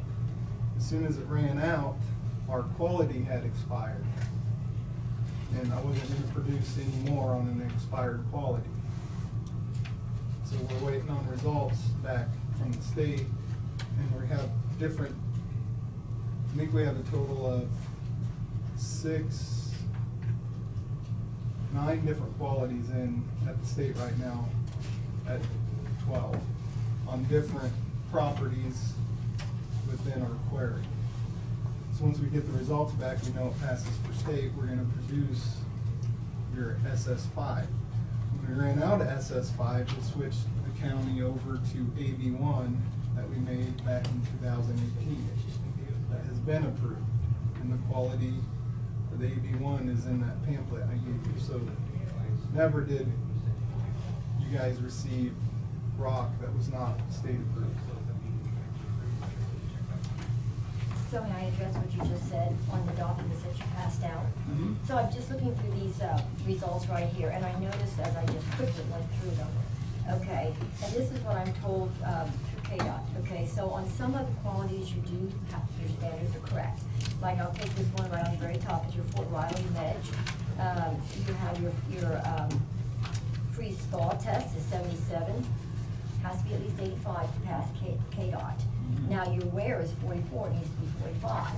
So if you go to the next one, which is the Fort Riley ledge, your freeze thaw soundness ratio is 91, which is excellent. but then you fail on the wear of that particular ledge at 40, where it should be 45. No, No, it has to be that's- below 45. It has to be It has below to be, 50. It has to be below 50. Are you sure? I'm Yeah. looking at the thing, it has to be at least 5. Is that correct? The- I think I'm. The soundness has to be 40. above 85, the wear has to be below 50. Okay, but I'll One take is your word above, for one is that at below. this time, because I was unprepared for this today, and I did not bring my documents with me. I didn't know what you would bring, so I'm more prepared, but, okay, so on that one, your soundness is 91, but your other one is only 77, as I said. Can I explain our crushing process, and I think that'll clear everything up. Well, it's not gonna fix the result of is. the test. It is. Okay, go We'll ahead. go through the crushing process and then we'll dissect these qualities for you. Okay. If you would look at your top page here. Yeah, and I'm gonna, is it okay if I stand up? Oh, yeah. So we're looking at the same page. The Florence quarry at this location is about 45 feet tall. There's 3 ledges that just happen to come together at this location. The top is the Tawanda, the middle is the Fort Riley, the bottom is the Florence Flint. When we make rock commercially for anyone, we use the full edge. We shoot it, drill it, shoot it, blast it, crush it all together. We turn the next page.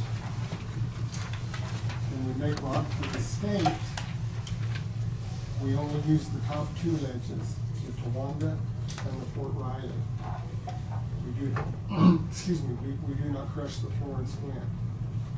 So if you look off to the right of your page, you can see where the top of the ledge has been taken off. And there's a berm there, so it's a little bit above that line, but this is the Florence Flint that was left. Turn to the next page, please. We're standing on the Florence Flint. You can see the Tawanda ledge and the Fort Riley. That's what we make for state. Okay.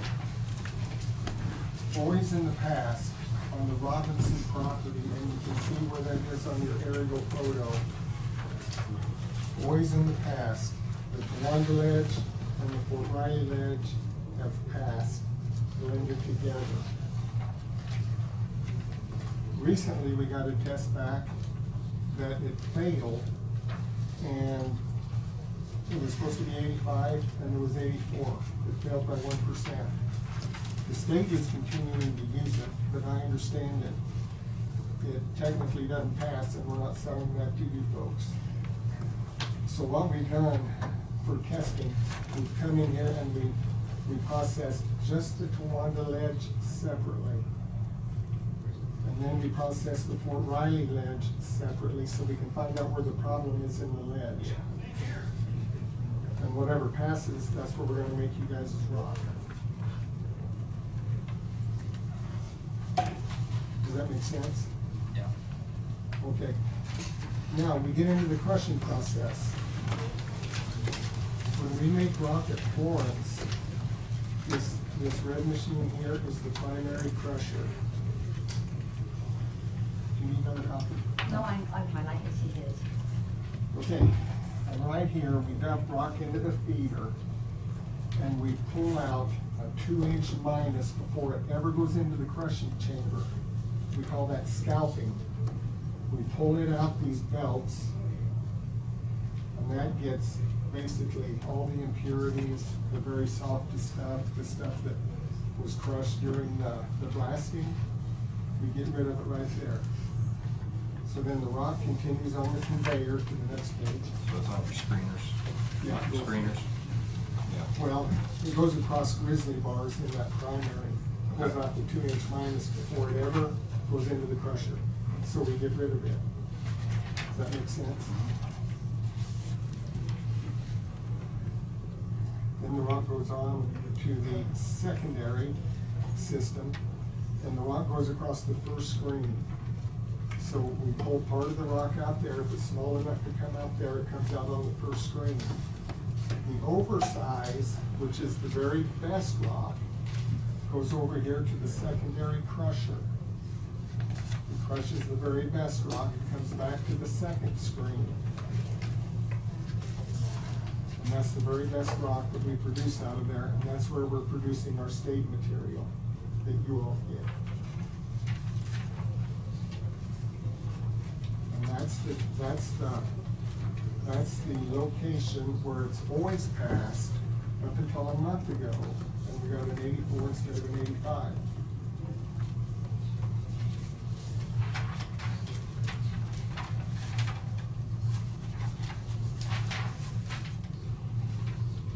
So that's the crushing process, and what I want you to see is the farther the rock goes on this crushing process, the better quality it is. If you set up a third screen, you know, instead of closed circuiting it and everything coming out the second screen, if you set up another screen and crusher, the farther it goes in the process, the better quality rock you get. Does that make sense? Because it's harder to break down. Now, if you look at the quality test. Diane, you mentioned this first page had a soundness ratio of 7 to 7. Yes. That's the scalping. That's what's coming off It here that we says- don't sell. That is the, well, you have Okay. the soundness ratio is what I'm looking at. Yeah. Yeah. You're not getting that rock. Okay, so we're not getting the Fort Riley ledge? Okay, this is off the, let me take that back. This is off the first screen. That's the front page. The waste that comes off. Okay, so we are getting that rock? No. It's the No. Fort Riley ledge? It has the Fort Riley in it, but you're removing all the material that's of lesser quality out of it by the scalping and the material that's removed at the first screen. So then you do get Fort Riley, but it's after the secondary and not before that. So the quality of the material after the secondary meets the KDOT material specifications, where the material before that, which this quality shows, it does not. Let me So show we you a don't picture. sell that to the county. And that's one of the things that we do that is unique, I think, is that we test all of our processes so that we know which is good and which is bad. Where other locations will only test the very last of the material that comes off the plant. And that's the only quality they have. They don't have any results that show whether it was off the second screen or the first screen. So there's a difference in qualities, and that's what we gave you. We're not hiding anything. We're showing you that we're removing the bad material out of the rock to give you a better quality material. Same as the straw walker on the back of the combine. It's taking the straw, this is the straw coming off the back of the combine, basically. Thank you. Metaphor. Great example. Great example. What? And that's why that fails. You don't get that. It's good for some things, but not good enough for Marion County. If we go to the second page, That one is good, the 91. okay, and look where it comes off of. It comes off the Fort Riley, and it's the second screen. Passes the soundness and the wear. The next one is the Towanda and the Fort Riley together. That's the full top two ledges, and it passes. Does it tell me there that that is the first top two ledges? The It left. says Top two top- beds. top two Top beds. two beds. Okay. And it also tells you their primary and secondary dry screens, so it tells you it's both screens combined, mixed together. It's the full edge. One and It two, passes. primary one and two. Primary and secondary. Yep. The second one is the Towanda, which is the top only, second screen, has a 90 and a 34. Passes very easily. This was December of 18 test, that's why your AB1 is coming from now.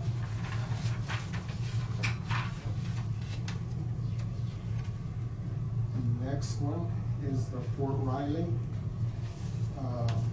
Also, back up a little bit.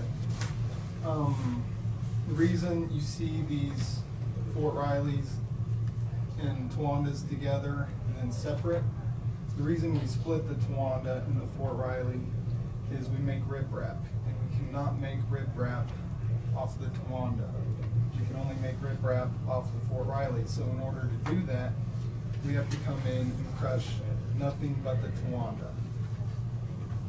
And So you clear the shelf to make room to get to the Fort Riley. And the reason is because the Fort Riley is a much more massive, blocky formation, so we can make the big pieces. That's why we have so many different qualities, because we're testing our process throughout every step to make sure we're always in compliance.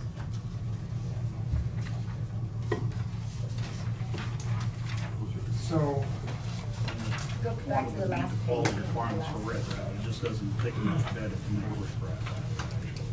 So on the last page, then you also have the Huron and Fort Riley combined, and that says it's the top 2 beds, and that soundness is 70. That is the scalping material that we take out of the primary before it goes into any crushing material. It's the very first material removed. It doesn't actually go through a crushing process, this is just the fine material that was in the shot when it was shot down. And we removed that and get rid So of it. why do we get test results on materials we're not receiving? We test So all that of we our know material. exactly what material is good and what material is not. And so we can show you there's a difference in the process and how it's processed. Like I said, we show all the different processes, all the different stages that the material goes through, and show you that this material's not good, this material's not good, but this material is good. That's something that we do that I think is more unique to a lot of other companies. Normally, like I said, the other companies will run quality just off the end. They know it's good off the end, but they're not telling you anything about any of the intermediate steps that are made in that process of what the quality is in any of those steps. Where we have, It's just good business too, you know, if you're throwing away good quality stuff, you won't know it. Yes. These test results that I'm looking at your rock is the same that I'm looking at from any other quarry. I mean, it's the way they test them at Let me come from explain. the state. KDOT, yes. KDOT does it. the test methods are the same on the quality reports. They do the soundness test the same way for each location. They do the wear test the same way. And this is But it's all the that. process and where it's taken in that process that makes the difference. That's why in each of them, there should be notes to explain where it's at. You may look at a quarry location and it says it's the -1 inch washed after the tertiary crusher. You would expect that to be the very best. The only question is, does that represent what's coming off the first screen or off the second screen? No, it doesn't. Do they have any quality results for what comes off the first screen or off the second screen? That's something you'll have to find out. But if you look at the website, you can see all the amount of qualities that we run in comparison to any other company. And we do more sampling and more testing than I think anybody else does. I'll put us up against anybody as far as ensuring that our quality of material is there. Well, I was looking on the website, which KDOT sent me to, and I didn't see near as many testing from your quarry as I did from others. I mean, some of them have 2 and 3 pages of testing, and they go way back to 2013 and stuff on some, but that's either here or there. On the Florence I site, there are guess- several pages of quality Well, I was information. on the and KDOT site, I wasn't. It's on the KDOT, the official KDOT website, Yes. there is for official qualities. There are all the locations that Yes. have a producer ID. All of those are listed there. Yes. Some locations may not have as many, because some locations are portable and you only go back there every few years, so there wouldn't be as many. And in those portable locations, we may only make 1 or 2 products. That's a different situation than Florence, where it's a full-time quarry, and we're there year-round. If it's a portable site, there's not gonna be as many. So you have to look at, is it a permanent site or is it a portable site when you're comparing the number of qualities? What I'm saying is, the number of qualities that we do to ensure that it's correct is up there. It's gotta be near the top, if not the top. So basically, I guess my takeaway from all of this is with all your processing and your different ledges and your combining and all this different stuff, really, I have no way of knowing then where I'm getting the rock from. Whether it's, you know, which ledge or how you're combining it, because you have your process and you're testing it and then you're doing a different process. So I don't know where it's coming from, basically. Marion, we have hundreds of customers. And we cannot ship out rock that we know is not in spec. We can't do that. Now, I don't know what it's gonna take to convince you. The same guys that are loading your trucks are the same guys that built these piles when we were crushing. So I guess where I come from though, Warren, is when I hear, like a lot of constituents say, well, we just had this rock put on our road and it's already disappeared. It's already, you know, the freezing, it's on the cold, the water, the wet, whatever, the rock's gone. And now we have this slime on the roads where it's just a, whatever, the rock, not that the rock is off the side, it's just that the rock does not stand up to the wear or the weight or whatever. So when I hear people say that, and I do the testing and stuff, I look at the testing and things like that. And then I look at the price, I look at everything, and then I look at the prices. And your prices are all over the board, from $8.50 a ton to all the way up to $13, $14, $15 a ton or whatever. There's gotta be a difference in quality there. If you're selling something for $8.45 and something for $15, there's gotta be a reason there's a difference in price. Can I explain So that? I'm looking at all these factors, not just one or two. I'm looking at the whole picture. Okay, the $15 rock, we're having it brought in on a From backhaul Waverly. that's 75 or 80 miles away. That's the expensive rock. Okay, we make different products. We make an AB3. To make AB3, we split the ledge, which is more expensive. We take it off the second screen. We screen out some of the fines and throw it away. And then we add sand to it to get it in the right gradation. That costs money. SS5, we just screen out some of the screenings. We don't have to add sand in it. It'll be all in from somewhere else. So it's a different price. The AB1 has its process. Each type of rock to make the gradation and the quality depends on where it comes from in the ledge and how we process it. And our price to you is based on our cost to produce. That's why there's different prices. Can I ask a question to Bryce? When you send the county trucks out, do they get different kinds of rock each load each day? I Not mean, necessarily each load each day, but yes, we, I up mean, until this, project. yeah, up until there, we may go from a 2-inch rock, or we may have to get ditch lining. I mean, I'm not saying every time we go in there, but some days they'll run the same material, you know, for several days, other days we don't. So it's up to the truck driver to get to the right pile to tell them what they Well, want. when they go in there, they call in their CV, hey, I need such and such rock, or all the trucks coming in today will be such and such Yeah. rock. They all And they go go to to the the same correct pile. Yeah. Which the piles Now- are marked or, No, they're not marked. okay, but they're loaded those, I mean, Exactly. These guys built the piles. yeah, They're there every day. like they never got gravel, I mean, Yeah. they run you over to the right piles. Yeah.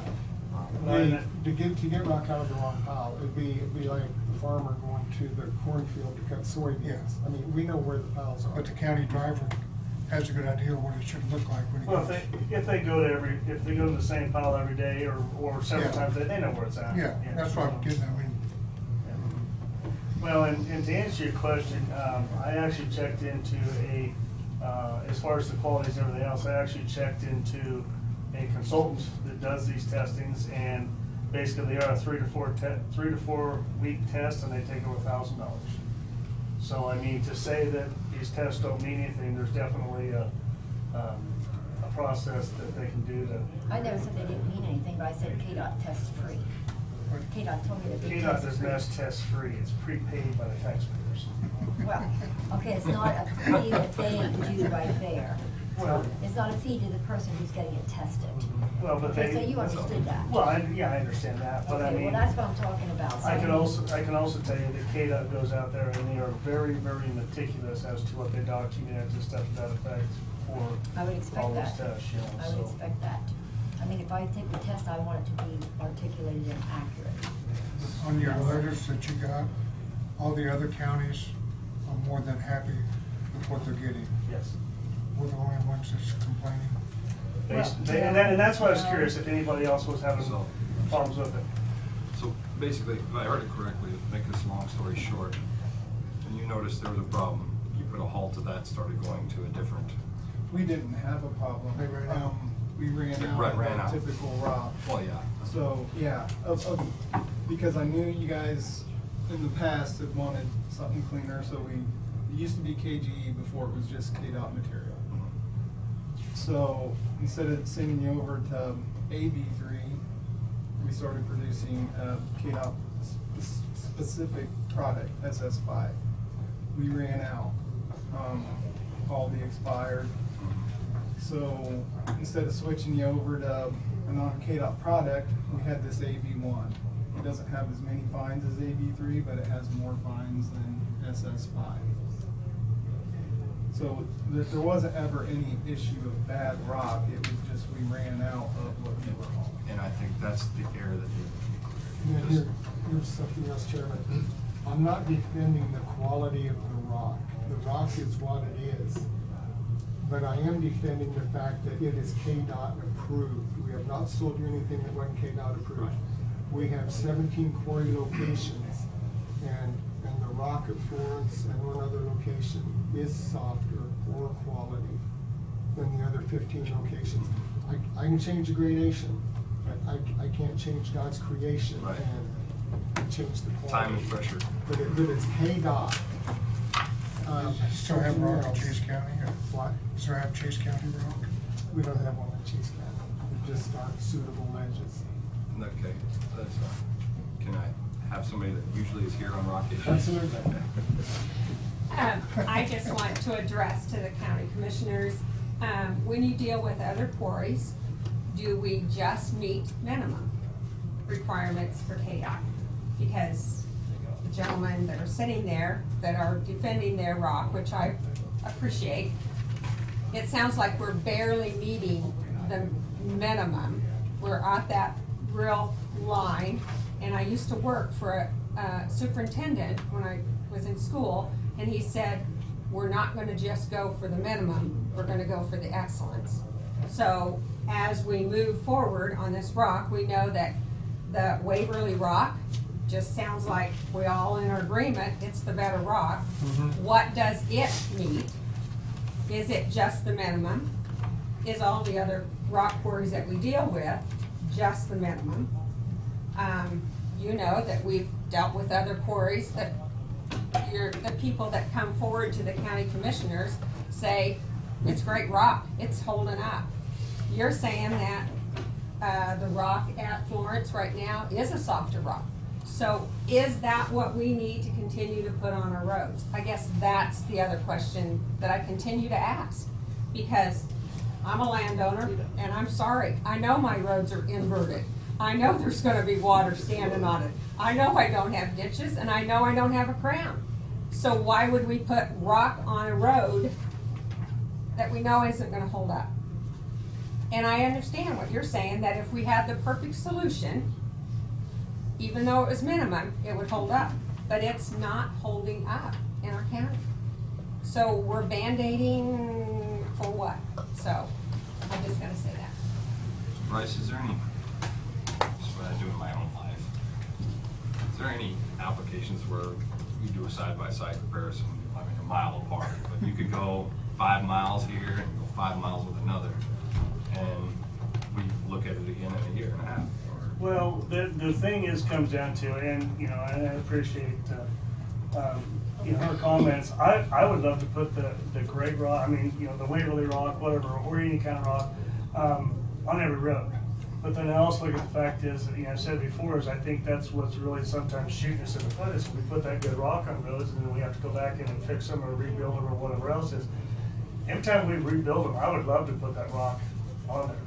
But I think that's one thing that financially, that we put that rock on the road and then we have to come back and rework it, or like I said, we don't have crowns, stuff like that. I've mentioned several times and visited with Linda several times about that. Yeah, we could do comparisons, but that depends on what kind of road we've got there, the moisture we get in the area. I mean, there's so many different factors, but traffic and. So Bryce, if you take what you just said as an example, so if we're using the Waverly rock at 15, I think 1512 or something like that at the time. If we're using that and it lasts twice as long, okay? And then sometimes you decide just to go ahead and go with the $9 or $8.45, $9.25, whatever, and you have to put it on twice, you're spending $18 a ton. And not to mention the fuel and the time and the labor and all that stuff of our truckers to do that. why don't we just bypass that and buy the Waverly Rock? I mean, I understand what you're saying, maybe it's, you know, we might have to end up building the road or not, but if you can fix that road to where that rock is gonna last and hold up, then you can push that road along a little further till you have to go in and do your rebuild and stuff. And instead of having our taxpayers and our constituents always going every so many months needing rock, needing rock, needing rock. Why can't we just do that? Putting rock on a road does not fix the road. It allows it to be safely traversable, or whatever the case may be. Fixing a road is, I said, multifaceted, is to fix that right. I'm not dumb, but you know, you're always talking about the Waverly Rock at $15 a ton. Well, I can put their rock on there twice what I can for Waverly Rock. Well, I understand that, but no, you can't, because I just told you, it's $18 a ton versus 15 for the Waverly. Well. So, plus our time and our labor and stuff. Right. Well, you have that on both, actually, but, so it is more money to do that, and I have never disputed $15, because if that's what it takes to get a quality rock, I'm thinking that's the best way to go. Because I'm thinking if we keep buying this $8, $9, $10 rock, and we have to put it on twice, we're just chasing our own tail. And that was the whole point for the longest time, because, and I don't know, I totally unprepared this morning, and I apologize because I am unprepared. I didn't know we were gonna go through all these details, or I would've done some more study. But I didn't, the process and all that stuff. The bottom line to me comes down to where the people are not happy with the rock because it vanishes very quickly. And if we have a source here to get really good rock, and it's $15 a ton, we're gonna save money over the long haul by getting the better rock and making the people happy. And I'm not saying it's gonna fix the road, but it's gonna make it drivable and they're gonna be happy. Diane, if I may, the rock that we're shipping in from Waverly is a backhaul freight. So we're at the mercy of the truckers on how much and how fast we can get it here. They're hauling sand, these trucking companies are hauling sand and salt to Kansas City, and then they're stopping at Waverly on their way back to go west. So it's not consistent, it's not every day. So if you did do that, you know, go to all Waverly Rock, Wouldn't be able to keep up. wouldn't be able to keep up. So, and since it's a backhaul rate, we could put trucks making a straight line there, straight line back, but then you're gonna get the full freight rate, which is gonna push it up over $20 a ton. Is the issue. I mean, we're doing this to try and help out, get rock back cheap on the backhaul rate from trucking companies. See, I guess I'm just, The commission, we're half hour behind here. Not doing very good on my first day here. So, is there anything specific, one item specific that you'd like to ask? There's one thing I want to make sure that y'all understand, if I could briefly. From the other quarry, their quality tests are, what the results are you looking at are only coming off of the very last screen, which is their very best concrete stone and asphalt stone. They have no tests taken off of their scalping, the first or second screen. So if you think you're getting rock that has a soundness of 95, you might want to check that. well, I do know that the rock does last longer. I do know that the Okay. people in my district, when we get it from the other quarries and stuff, we're not putting it on the same road as frequently as we are, and I'm not getting near the phone calls. And I have read their tests and stuff, and I honestly, I didn't go into the different scalpings and all That's this very type of critical. stuff. If you want to make sure I you're look getting at the KDOT test, stuff. and like I said, the cost and then how much we put on the roads. How much more ton is their rock than ours? It's, well, if you go with the Waverly Rock, it's No. $3 a ton less. That's your rock. And if it Yeah. goes to your $9 a ton rock, they're like you're 9, we're paying 12 with them, but again, I say the quality is better because it lasts longer. So I think we get what we pay for is the bottom line, and I'm not disputing paying for a better quality rock, I'm not. I have a question for Bryce again.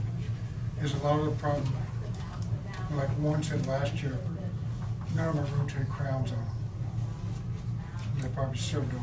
I mean, That's the biggest problem we have with so every road. no matter what we put on there, it's gonna go away. Well, it could, I mean, you don't know. If you had the roads all fixed, it'd last longer. Exactly, and that's what I've said before, I'll put that rock down any road that's been fixed, but that's what I'm looking at You is. could put crap down and it'd be better if they had a crown on It would, I mean, by all means, everything would be better, and that's what I've said before. it. is That's what we need to work for. I mean, I don't wanna put crap on it either. Yeah. We're, Okay. you know, these guys are saying we're using state good Randy, rocks. you got something to say? Yeah, I think the question was, guys, that Diane reported that we was not getting state quality rock. Okay, so the question was just simply, you know, let's straighten that out, see what it was, if there's any compensation for that. If we was, but apparently we did not. We received state quality rock in DB1 apparently. Correct. So that answers my question. And if by some chance in the future there was a mess up, because we are not perfect, we will do what's right to compensate for that. With One more without a doubt. question. Why is this like a tornado or Hugo, Harley, whatever the names are? Why is it Towanda Ledge, Fort Riley Ledge, and of course we know Florence is right there, but this is all in the Florence. Does that rock go clear to Towanda? Is that why it's called that, or is it Fort Riley? The ledge does go that far? Good enough, thank you. Good one, know that. You'd have to ask the geologist about that, and they probably couldn't answer it either, so. And that is the case, most of the time where a rock does outcrop, there's some name associated with that area where they first identified that as that ledge. Okay, cool. So, I mean, there's lots of names out there. Same as oil field zones. Is Yeah. the, is the Big Florence bag. Flint harder than the other ledges? Florence Flint. Yes. The flint in it is hard, but it's encapsulated with softer limestone. Okay. So you don't recommend that as a No. substitute? It would, After the flint limestone broke away, you got breaks, pop tires. whenever you everywhere. crush it, it breaks sharp, so you're putting basically knives and out there on the road Yeah, too. with yeah. We've flint. used railroad riprap before. Yeah. I do have one request. Before you put in the papers information that downgrades or reputation that we've worked hard for, would appreciate you coming to us first. Well, I was talking to our supervisor about the complaints that I've been getting on the road, and I did go in and check that out, the quality, and I understand your presentation, I still have issues with all the explanations that you gave, I'm not totally convinced, but I do have a plan B, because I wanna get it right for our taxpayers. And so, I appreciate your presentation, I'm gonna take your word for it for now, but I'm gonna continue to have it tested and checked and watch what we're doing. We do the same thing. You're welcome to come to our quarry, look at the piles, watch your trucks come in and out. And I know what I see too, and I do know the complaints that I get from the people, and I have to take all that, I can't blow the people off. Sure. You know, I can't just say, I'm sorry, your rock is good, I'm sorry, your road's a mess, but you're getting the best rock out there. I just can't turn my back on it, yeah. I just can't. I have to keep working at it. Okay, sure. So, I appreciate you guys coming in. We appreciate you guys having I have business one in more Marion question County. for you before you We go, if it's appreciate matter. just the time you've taken right here. Thanks, guys. Thanks. Thank you. You're welcome. It's right here. Sorry for taking up all your time. Okay. All right, that's no problem. Hey, hope to see you soon. Oh, okay. Green, no, See you, have a great day. Thank you. You get it right somehow. We will. We'll work Yeah, on it. Randy. Thanks, Bryce. I think we need to figure out, we just talked about money on blacktop, and if we put the rock that you just talked about, Linda, and the Ottawa rock that you're talking about down there, Diane, we want $1 million. Or Weavery. Waverly Rock, Waverly, yeah. okay. We went $1 million, close to $1 million over last year. On the budget that we'd set for that year. We haven't set another budget because we just went to doing that. And so if you go to that kind of price per rock, hello, I mean, it's just the logistics of what we're doing here. And yet, I agree with what you're saying, Linda. The rock sometimes don't last. You got, it's a softer rock too than what we're dealing Wouldn't with. you say, Bryce, that the base, I mean, this is a real problem, right? Our bases are failing. Base, You put a good rock on there, it's just gonna smoosh down into that base. well, that's some of it. A lot of it is, the fact is that, those areas that are flat or inverted, they get water, they break the material down, and they soft, so that's why. you put rock in there, but losing that, I mean, with the crown there, or having no crown, that water can't get off, that will deteriorate any rock. I mean, plain and simple. Create some potholes that we see everywhere. Yeah, yeah, and I mean, you know, obviously Randy's right, like I said, I'm trying just to cover these roads as, like I can, just to try to make sure everybody's to and from whatever, business or home or whatever else. I've told you, I've got plans to do so much rebuilding, but, you know, obviously now's not the time to be doing that, and this next year, I think when we get done, you're gonna be.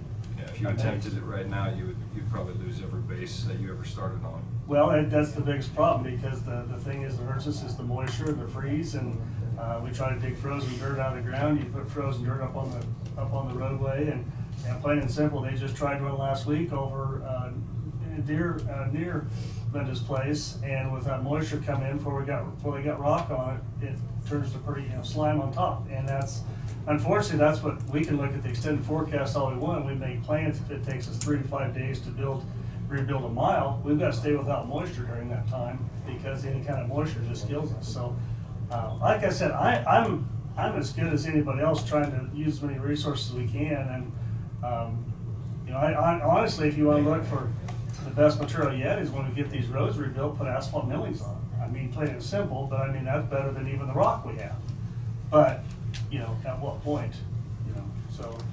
Did you have another, No. do you have another issue beyond this? No. Okay. Yeah, Let's one more. go ahead and. I just wanted to make a comment, though, that, again, Harshman's, I appreciate what they said, but at the same time, they said it's a softer rock. Well, if we know that our roads are gonna deteriorate with softer rock, then why would we not look at other quarries that maybe don't have the softest rock, to add until we get our base, until we get our crowns, until we get our, you know, Sure. our ditches. Well, and I can answer that. When we are up north, you know, Diane and I have talked about it numerous times, from Lincolnville to the Woodbine Quarry is the same distance from Lincolnville to the Harshman Quarry. And you figure that truck, I mean, miles wise. So, is it say that we get such good, better rock out of Hams in Woodbine that we can now haul it all the way back to the southern part of the county and make a 2 to 2.5 hour round trip?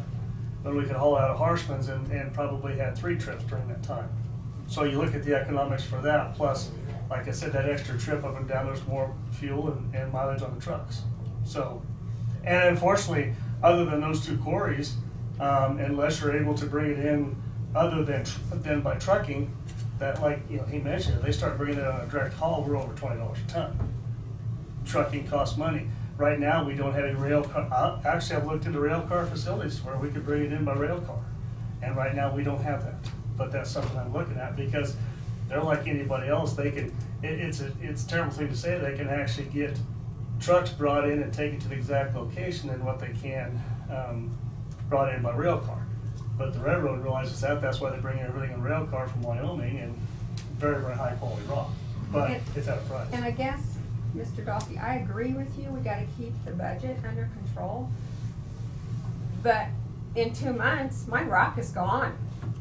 You know, over in that direction, it's gone. It's mud, it's slime that goes underneath my wheels, and I can't, and so if I called you up and said, I need a load of rock, you would say, well, wait a minute, Linda, you've already had a load of rock. We would not say that to you. You might not answer my phone. But I'm just saying, we gotta have it, but I'm not saying we have to use Waverly. Yeah. I'm saying we've gotta find some rock that is consistent for our county, given the situation that we've got. Well, and honestly, the other thing that would help us that we're still working on is if we could rebuild the roads and put the crushed concrete down as the base. Well, sure. That is even better. And I've already got, the contract for the next 3 miles of 5677 was let, and they are going to give us that material. So we can crush that and we can use that for base. That will solve a lot of the issues as far as building up the base and the crowns and stuff like that. Once you get that built up, then a lot of people, the other thing we like to do is use more sand. But again, sand does nothing until you get rid of that other stuff, so. And I'm just gonna make another comment, when you said that you dug out a ditch over by Chisholm Trail, and that you saw that it turned to mud, you never heard us complain. No, We no. were so excited that we actually got a ditch dug out. And I'm not getting that. What I I'm know, saying but is, I'm just saying. because honestly, when I found out about it, I went, oh no. And I was over there and I drove it Friday night, and and that's Right. what Jess and I both talked about. We didn't get any complaints on it. So, but I'm saying that's But what. landowners are excited to see something happening Sure. in our townships, Alright, seeing that, so. I gotta move on. I know. Okay, I wanna ask He's, also the he's been different. sitting here That's for okay, cool. Yeah. I wanna ask you 45 just minutes. one question on another subject. We're building a road over on Bison for Gary, the family or something on 2 miles of road, am I right? Bison? Bison Road, I think it is. Isn't people are building a new home or something and you're. On Alamo? Is it Alamo? It's up Is there. it the Gary? North. Way up there in the northwest corner, Northwest corner. that new That new home? home. There's a question. Oh, you know? Yeah, I guess I don't know. As far as going way up north, I wasn't aware of it. No, it's not north, it's down by, it's over down there in, by, it's behind. over there by, it's over there by George Schutte, it's over by, Yeah. I know the people. When you get to the Y, take it. Yeah. Right. So my question to you is. I think he knows where. So this is a new home, it's a dirt road, am I right? And you're building it into a rock road, the people are gonna pay for that, am I correct? You. Like I said, I'm not aware of it. It could be happening, but. Oh. But no, we do that we rebuild the roads and they pay for the initial installment of rock. Okay, I just So- wanted to make sure, because 2 miles is a lot. Well, I yeah. think they've already done work up there. Done work, what do you mean? Back when Jesse was running, they were already starting to rebuild it, I think. I was just checking to make sure that we were being consistent there, because I haven't seen. I mean, I haven't been up there for quite a while, but I asked Jesse once and he said, yeah, we're already working on that road, so. Well, yeah, I knew they were working, I just wanted to make sure that the payment was there, that like all the other people are. Oh, yeah, we're not going, we've had several people say that, we had one that wanted that, and then all of a sudden they called back and said, no, we don't want to do that because they're in the process of getting divorced, so we don't do anything until the check's cleared, so, Well, Okay. yep. yeah, I got another issue to talk to you, but I'll wait for a day when you just have fuel bids. Fuel bids, okay. I'm here, so, Alright. but no, and obviously, that's it.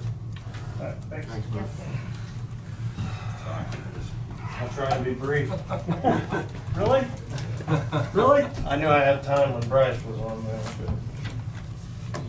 All right, good morning.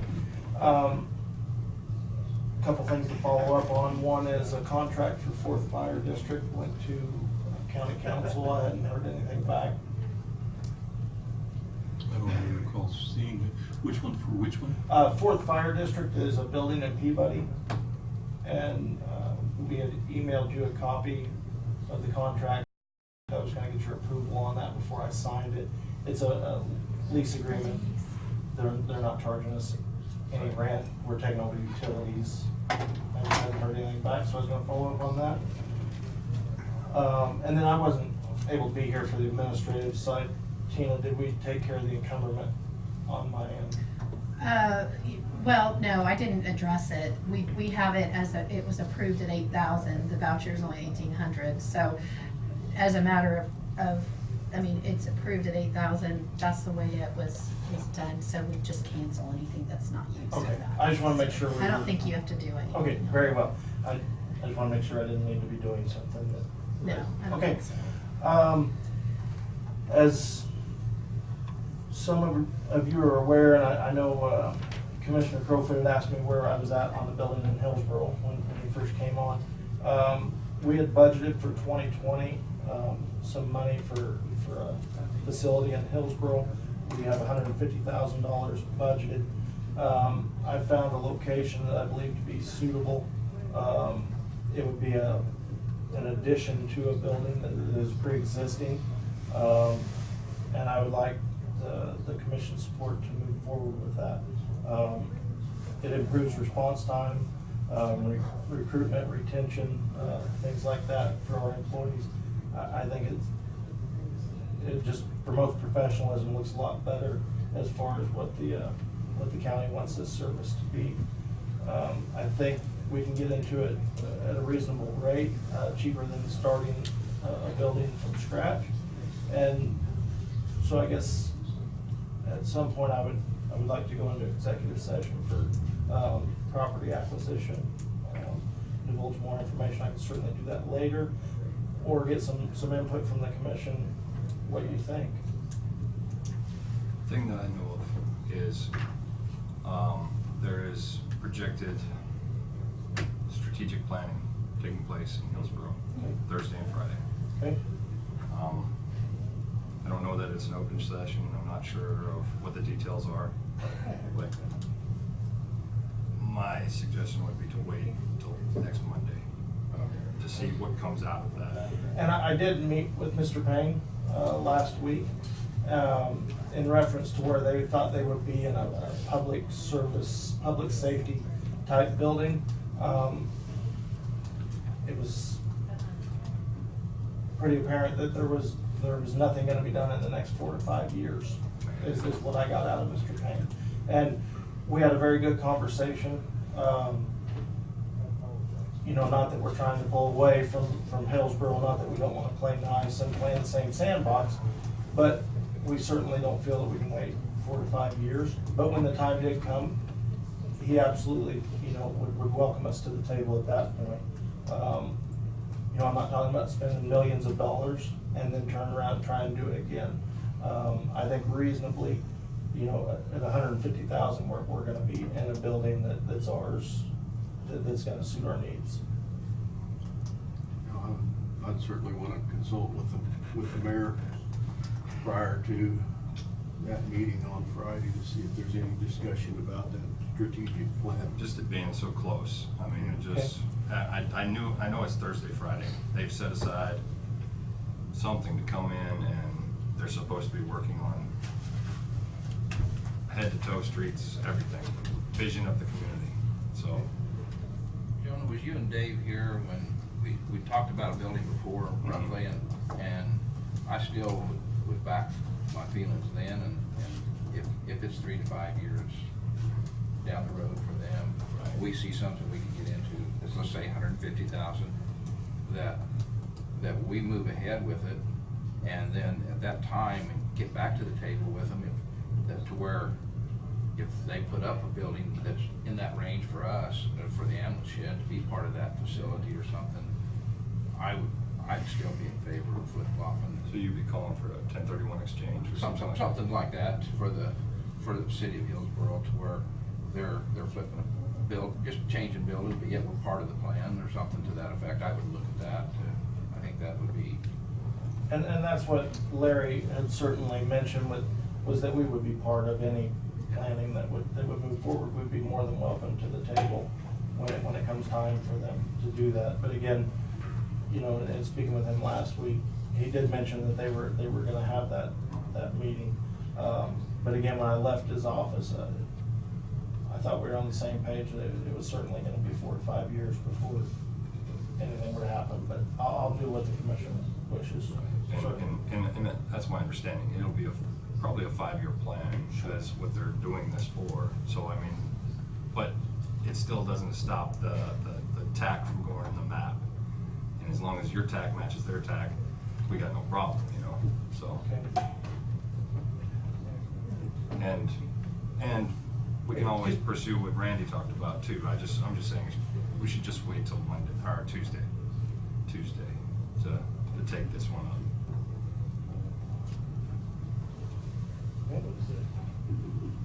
And anybody else's opinion, ideas?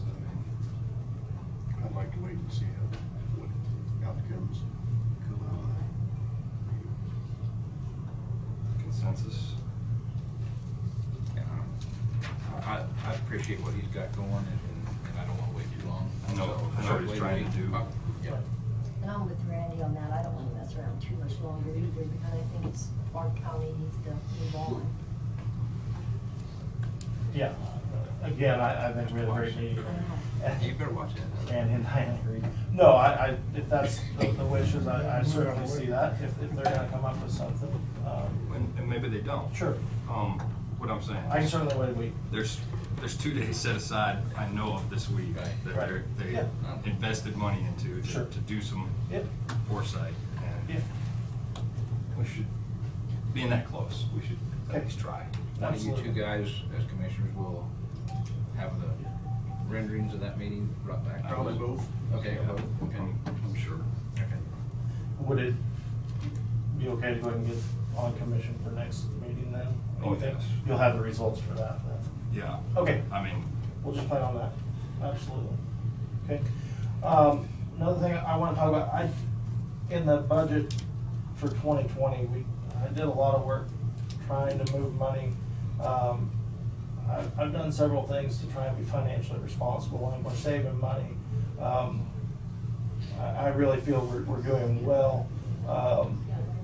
One place that I moved money out of personnel, out of personal service payroll into the building fund. I pulled money from other places as well to try and fund this. In reviewing where I ended 2019 and where we're projected 2020, I know I wasn't here, some of the commission was for the previous director where he had put in for an assistant director and a training officer. Those positions were gonna be 8 to 5. I don't believe that's your best bang for your buck when it comes to emergency services. I think having shift personnel is where you gain the most. I believe it to be within my budget to bring an instructor coordinator on as a 24-hour shift person. And that was the plan for 2021 when we set the 2020 budget. I believe it to be well within my budget that we could create a position to improve our training, both for the volunteers and the full-time people. So I guess I'm asking the commission's support within my budget to bring on an additional 24-hour staff person. That'd be a paramedic. That would be, I have. being an instructor, it pretty well gotta be. No, they don't have to be a paramedic. The instructor position, I guess let me back up.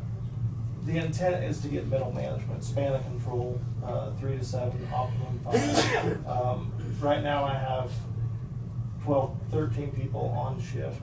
There's no middle management there. The intent was to have middle management by the end of 2021 with one person per shift running a supervisor's vehicle that would chase BLS ambulances. Instead of sending the Marion or Hillsboro's units to Peabody when they need help, or Florence, Tampa, wherever, we would send somebody in an SUV. And that's really where we were geared towards going. It's a system that I came from. It's a system that works. Again, it's within the budget that I could do it this year. And again, that position, I have people in paramedic training right now. At the end of 2021, the goal would be to have 9 paramedics. So you'd have a paramedic on A4 and A5, Marion and Hillsborough, and then you would have a paramedic in that position as a supervisor. Obviously, with 2 people in paramedic class, I don't need to go out and hire paramedics. But I do have an instructor coordinator that's an AEMT, and that's the position I would like to create. Next thing would be though, if you have it in your budget to do this, Sure. what about your SUV? I have budgeted for 2020, 35,000 for vehicle replacement. It was explained to me that we replaced them every 5 years. And again, in that plan, I had moved that we would replace, it would move down, and we would replace 1 every 4 instead of 2 every 5. If that makes sense. So. Open to whoever is up. So the employee, the one you're bringing back is a former employee that's gonna be doing the training, yes? Correct. Yes, okay. He's currently part-time with us, was full-time. Okay. And going back now full-time Correct. with this position, yeah. I have no problem with it. The goal then, first off, it would be to also have this middle management, be assistants to everybody then, is that? That position, what I would do now, Randy, is rotate that through the medics, try some people out in that position. It would be a testing process that I think would be at least a year out, but it would give me an opportunity to move people into that role and see what I have there. But certainly that would be somewhat of a middle management per shift. So you're talking two different positions. I You're currently, talking about one in 2021, and this instructor coordinator is a separate one for this it year. is, but that person would be a 24-hour shift person. But they'd be already on shift, So but they when would the- take this on as training, right? Yeah, they wouldn't be in the supervisor position, but by bringing them in, it allows me to move a medic up to a supervisor position, if that makes sense. I'd certainly draw it out, and maybe I should have. Maybe not explain it as well as I could. But you're saying, I just want to make sure I have it Sure. right. So you're asking to put the instructor coordinator on in 2020, Correct.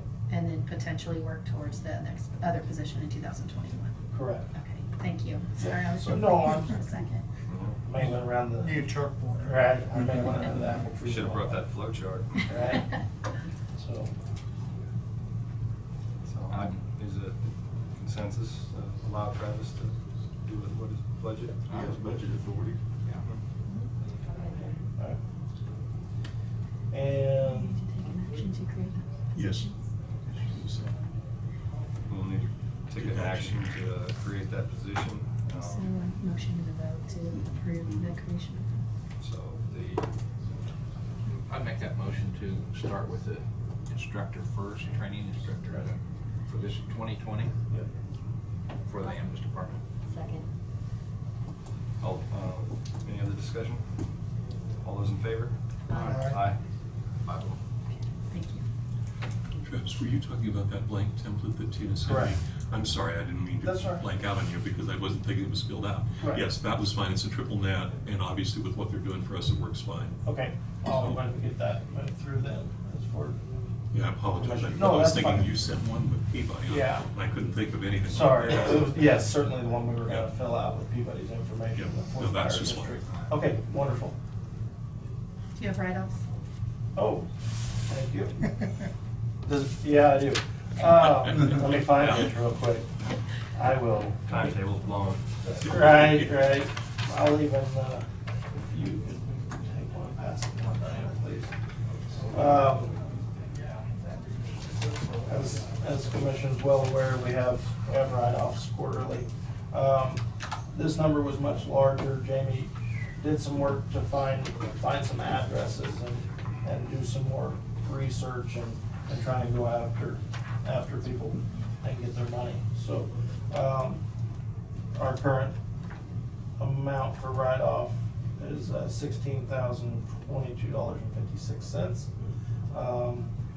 Obviously, don't have the names on yours. A lot of these have passed their 2-year statute for collection. Some of that was when we were still with Omni. They had tried, they can't turn them back over to us, we tried, and simply the 2 years has expired. Would the ones that's classified together here in the lines close together, is that the same patient? That is. And the top 3, you can see they were turned over to small claims, unable to locate and collect. And then the bottom one, there's 4 of them together, no forwarding address, no insurance, no any of that nature. Again, they were turned back from us with Omni. So. But like I said, Jamie did come up with a lot of forwarding addresses. We're trying. We try all we can. Obviously, I encourage people to have insurance. Would a $1,300 claim, would that be a hospital run to another city? That's a transfer. Transfer? Yeah. All right. I'd make a motion to approve the write-offs of $16,022.56 for the ambulance department.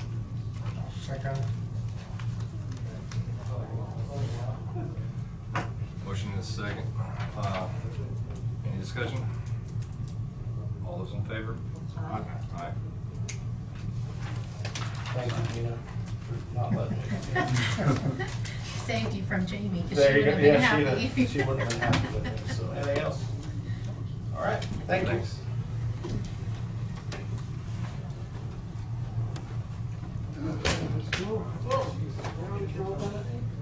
Dare ask. ask. There. I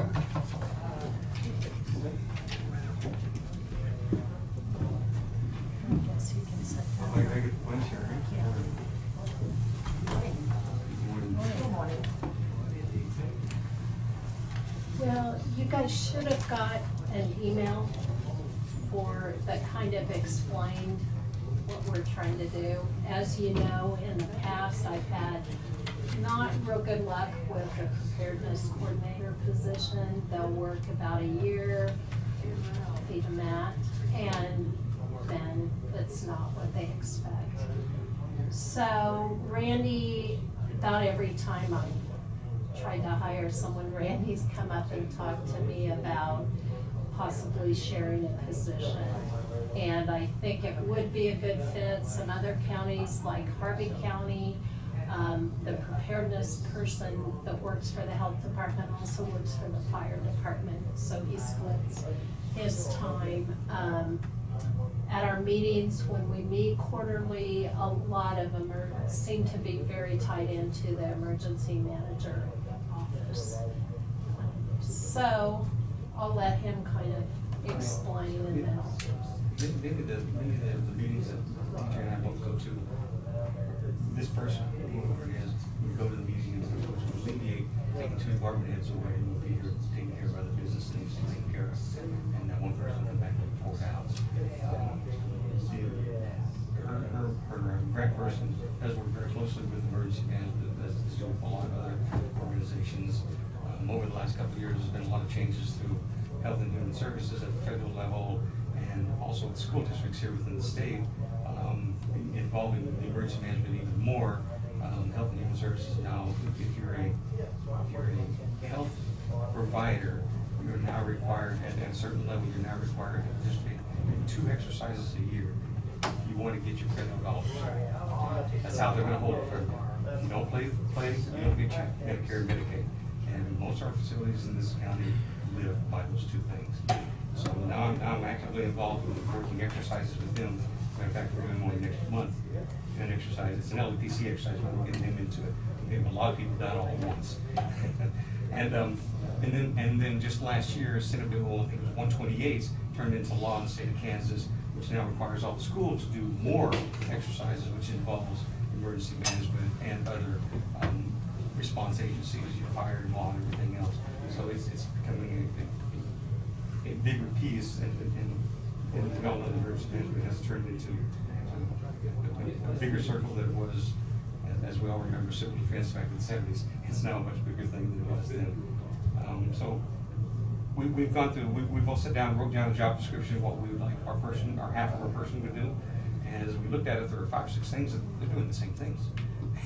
Doing the exact same things, which would alleviate a lot of time for either one of us being gone, and this person could do just that and come back and report out, and allowing us to continue doing other things that need to be accomplished.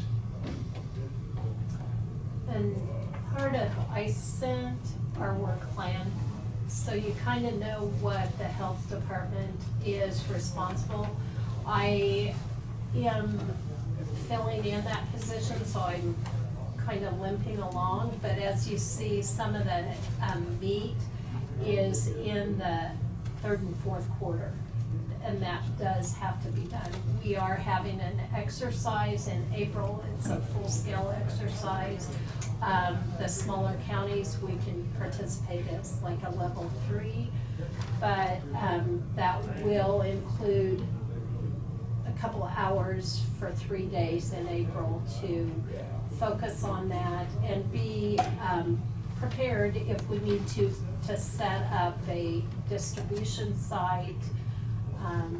It's just with having so many different people in that position and people not staying, that continuity is lost. So every time someone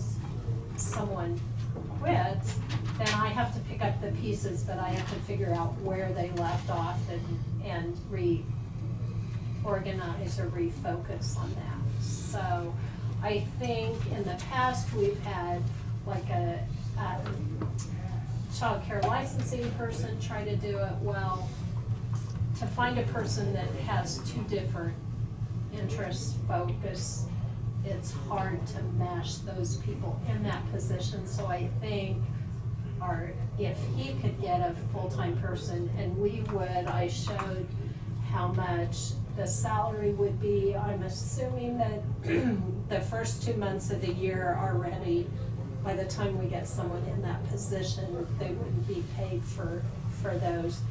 So I figured a salary for 6 months at 16, and then the rest 4 months at $16.25, and the health department would pay approximately $6,955, which would be about 10 hours a week out of that salary. And then some of the others, as you see, would be taken. We already have a laptop. We wouldn't have to purchase that. We have that equipment that we would need. We have the trailer, and we wouldn't have to purchase that. We would continue to pay the insurance on that trailer. There is, I think Randy's been talking to Jeremy, we would have to revisit that again, because that might have been some time ago. But there is rent space, there's an office space that person could possibly rent, and Randy's office would take care of that, the office supplies, the vehicle, we would have one through the health department, but office furniture, phone, I think could be covered by his grant. Keep in mind, this position would only last for the health department point of view, and as long as we keep getting the preparedness grant. And that is an option too. We could choose not to take that grant. There are some counties, with the work plan being so involved, there are some counties that don't take it. It's about, this year it's a little over between 14 and 15,000. And we don't know each year, it depends if there's like something that, like Ebola was around, so then there was extra money for Ebola, H1N1, we got extra money. So depending on if there's any terrorism or preparedness acts that happen, then they tend to put more money in. But consistently, it's probably been between $13,000 and $15,000 a year. And their fiscal year runs from July 1st to June, the end of June. How did you determine the rate of pay?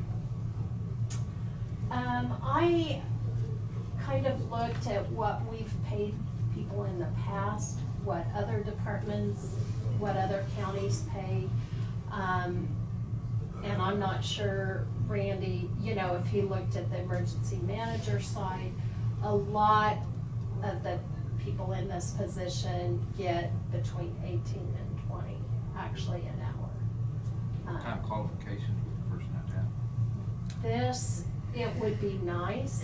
What I've always tried to look for is if they've kind of talked the language. We've had in the past a lot of military people who have taken the ICS, but I realize I'm not sure if there's people out there that have, and because then you don't have to take ICS 100, 200, and the IS 700.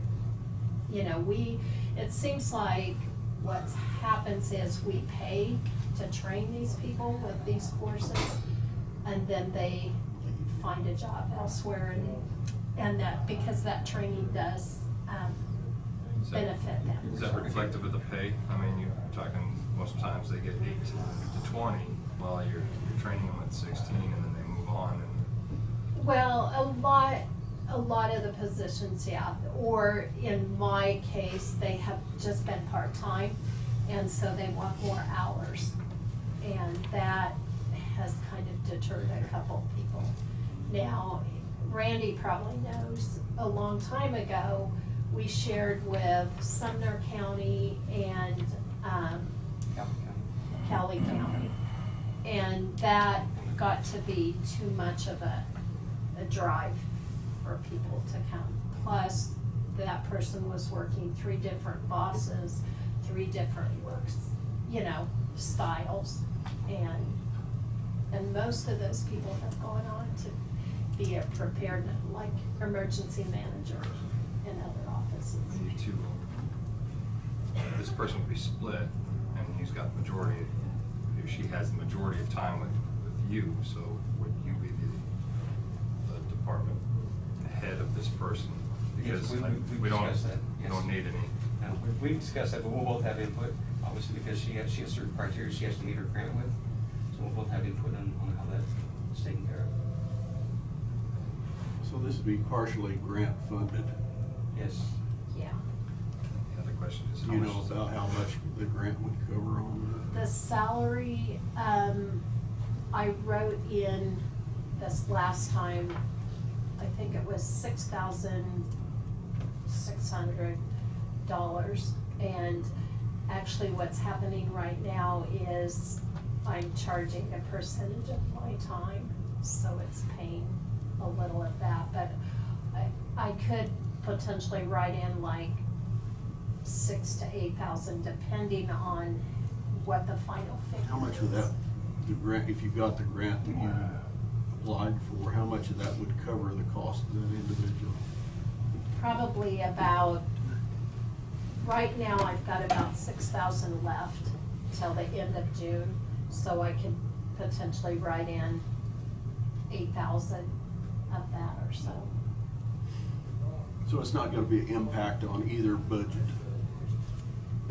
I have written, like, when I did my 2020 budget, I think I had 8,000 written in for a preparedness coordinator, and I had them at $17 an hour. I had 520 hours a year, would be $8,840 is what I had in. And the expenses that are being incurred through my office, I can pay for my EMPG grant. And it won't allow me to do the payroll, but allow me to buy and take care of the office furniture, and pay for the telephone and things like that. Allows me to do those particular things too. Because we can write those office training expenses. So you're gonna have to come up with some money, this county's gonna come up with some money somewhere. For payroll, yes, sir. Right. And that is the remainder of whatever the, 14,000? Yeah, because the total salary we kind of figured would be at the rest of this year was 27,690. And then if I would use,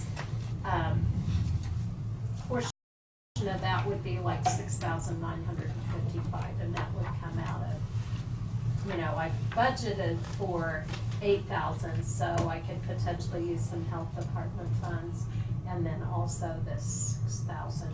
So it's not an additional 8 after June, it's just upping it to 8.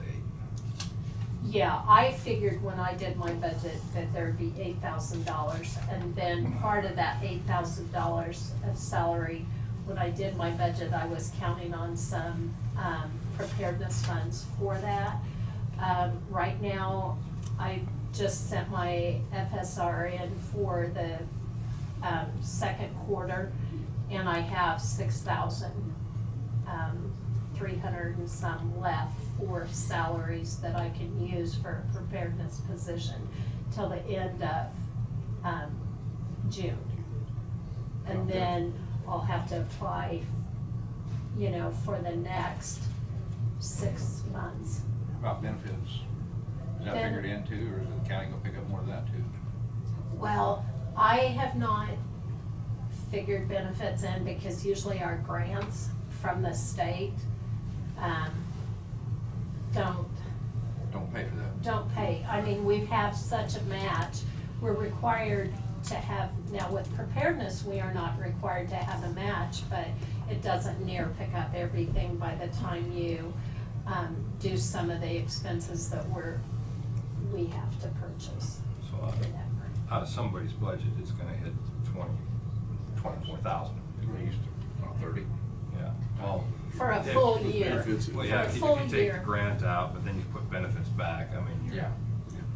Yeah. Yeah. And the rent wouldn't be able to come out of the grant, Randy? Say again? The rent wouldn't be able to come out of your grant? The rent? For the room, yes, the grant, Oh, the rent. grant could pay for that expense. Okay. Yes, the grant could pay for that expense, yes. Next year too? Yes, sir. And I've already I've already filed for this last year, so we should be getting a check in government time, maybe 3 months. So that'll run us through the year.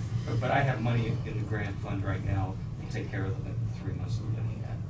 So I guess the main question is, do you have the, say, 24,000 in the budget to cover what health department can?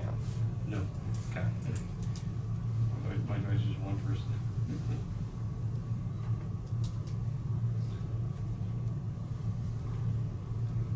What's the commission choose to do?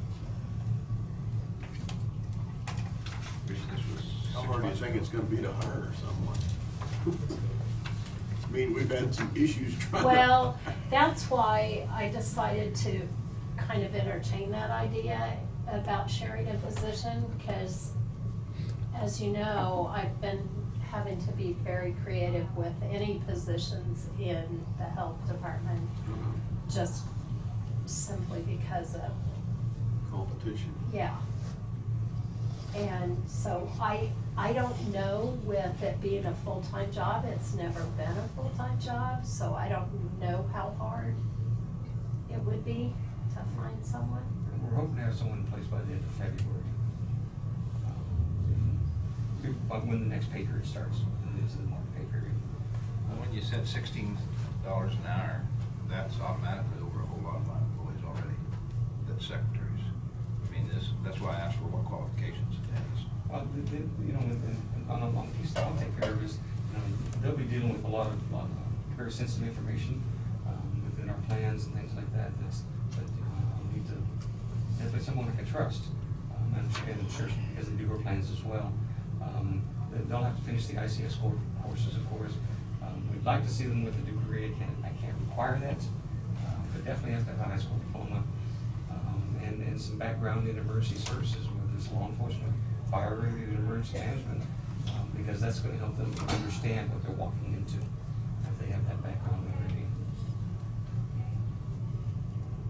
We did have, I don't know if y'all were fully aware of this, but we did, I borrowed one of Tina's employees for a little bit, Marcy, and she has a background in fire, and it fit. I mean, I could talk the talk with her, and it was great, but she couldn't consistently do it because of her job here. So we're hoping someone like that might. So what Randy was getting to is this is more than a clerical position. Yes, sir. Yeah. Yeah. So, yeah, I think it's job specific more or less. Where you Yeah. need to have, yeah.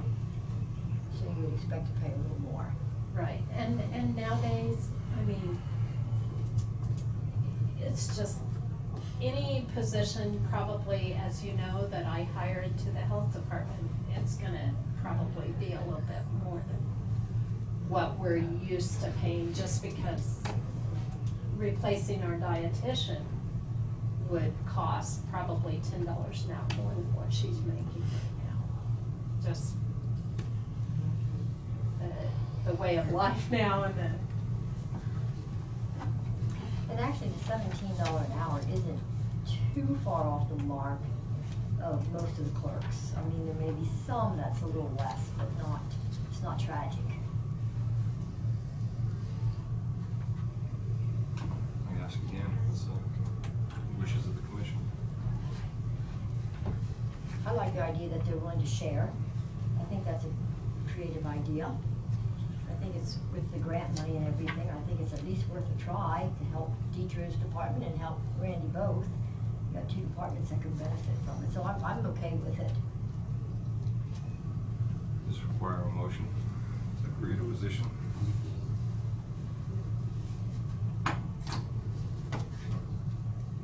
Anybody feel the need to make that motion? I'll go ahead and make a motion to allow Deidre and Randy Franks put out applications to hire a shared person for their emergency management piece of their departments. Do I need to say anything else in that? Okay.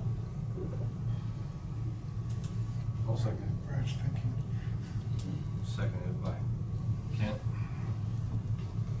Any other discussion? All those in favor? Aye. Aye. All those opposed? Aye. Aye. 3-2.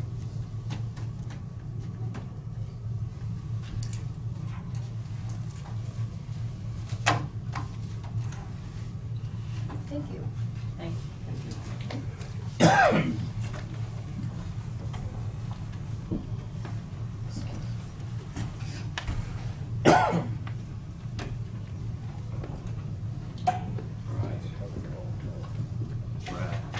First one, I think, is a executive session for matters pending litigation. Okay. Sheet in there. So, move that we recess in executive session in order to discuss item. Attorney-client privilege. So the discussion topic, I think, is the pending litigation, and then under the exception. Yeah, he's under attorney-client privilege, pending litigation, attorney-client, right there. Under item number 2, attorney-client privilege for consultation with our attorney. Pursuant to KSA 75-31 9B. You want to include To include Mr. Holder, Mr. Holder, myself, Brad, commission. the commission. I think that's an initial And for how long? amount of time. For 15 minutes. Reconvene at 11:55. Second. All those in favor? Aye. Thank you. Right, he has not left it out.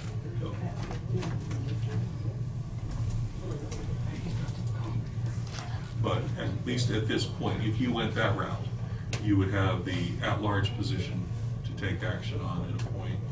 And then we've got 2 that are vacant currently, one in Commissioner Becker's district, one in Commissioner Crowfoot's district, and one in Commissioner, well, there's 3, Commissioner Dahlke, and then one that is coming up now in Commissioner Novak's from 2019.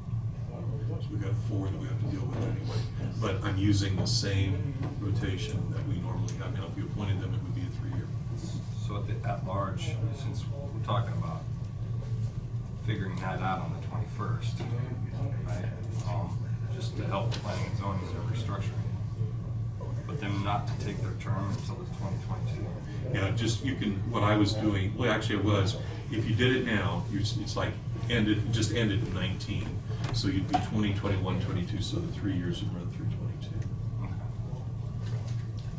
So Get them then- on a 3-year rotation like everyone else. And as I read the resolution that we signed, each commissioner appoints their members, and the only one that's at a vote, at a majority vote, then is the at-large. Yes. Now, I'm going to give you a caveat to that because I'm still trying to get that to make sure. There's nothing that I find in the statute that precludes you from delegating that to yourselves.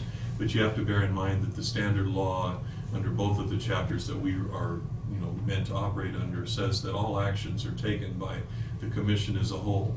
So normally, if you nominate, then one of you can't just say, well, this is a person I want to, you know what I'm saying? You run into that potential issue.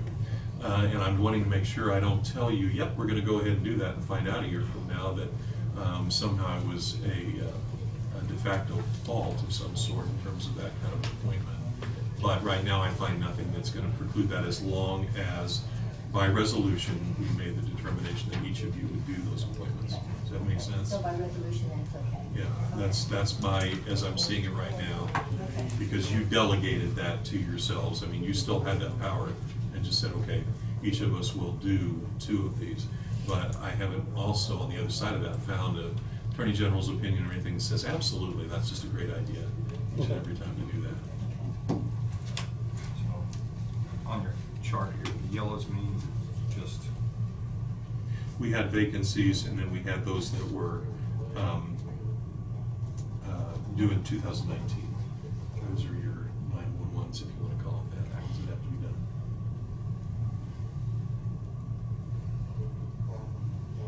okay. Blue ones are, That's where we had the issue that Tina had pointed out to me, and I really wondered about that too when I was going through Sharon's original list. Looked like the two people that fall in District 5 are both coming up same year. And if you look through all the rest of these, each of you stagger a little bit. So you're not always appointing both of the ones that you're appointing the same year, and I'd like to get away from that for your sake too. So that was the one reason for that last alteration.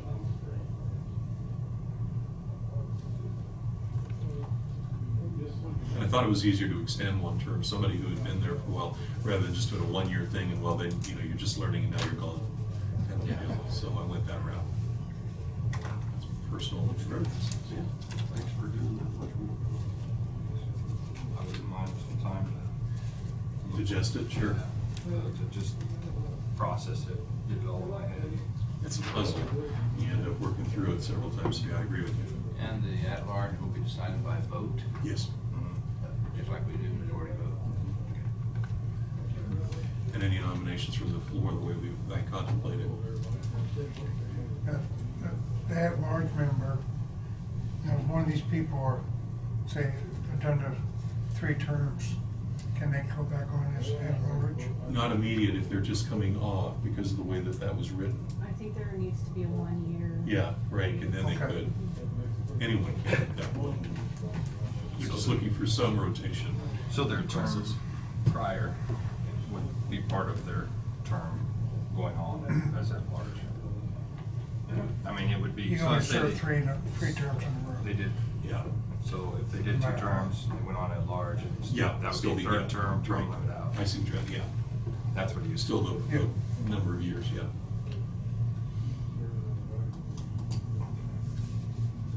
Right, we need to discuss this timetable at all, or?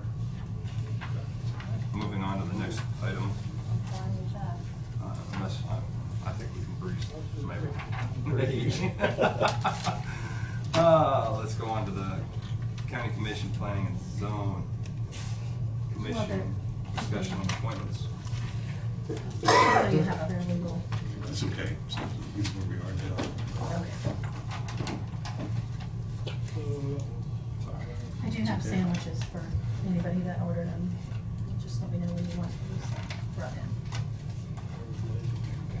So are you up for appointments then, or what are we having? Yeah. If any of the members. I've got an appointment to make for District 1. Mr. Chase Gann, 682 20th Hillsborough, which would be rural Lehigh Township, that'd be District 1. I didn't hear the name, I'm sorry. Chase Gann. Oh, Chase Gann, okay. And I think everyone has the application in front of them this Yeah, you morning. should have it there. Okay.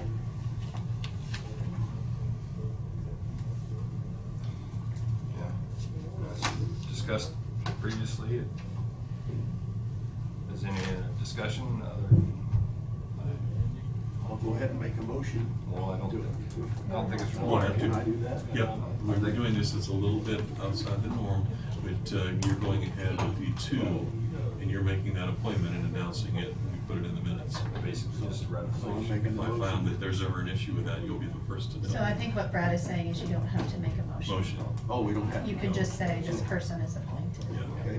one of my 2 appointments. Okay. So, I haven't got an answer for my second one yet, so. take this time to recognize that Kent nominated and appointed Chase Gann. Gann for District 1. 682 20th. Can I ask a question? So Kent, will you choose to retain Glenn Thiessen? What's that? Are you choosing to retain Glenn Thiessen for District 1? Yes. Okay.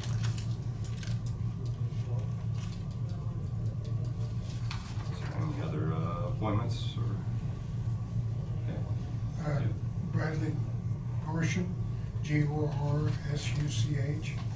I've got a sheet for everybody here. Is that Brad Gorsuch? Yeah. Okay. I know him.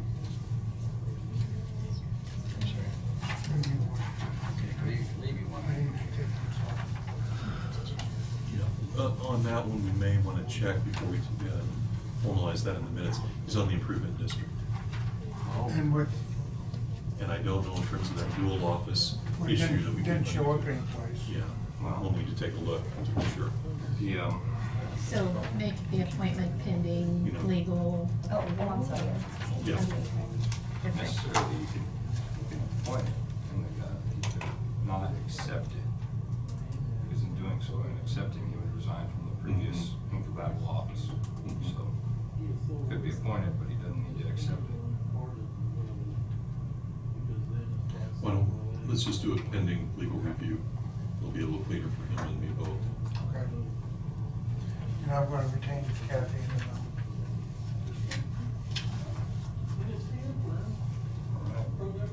Recognize that Bradley Gorsuch, pending incompatibility for District 4, has been nominated and appointed. Okay, then I have an appointment, and I'm gonna go ahead and retain William Kroba. And I'm gonna appoint Larry Cushenberry. And I have to Retain William Kroba, William yes. and appoint Larry Cushenberry, yes. to District 2. 2. I have no appointments at this time. That's sad. I have no applications. I have no anything.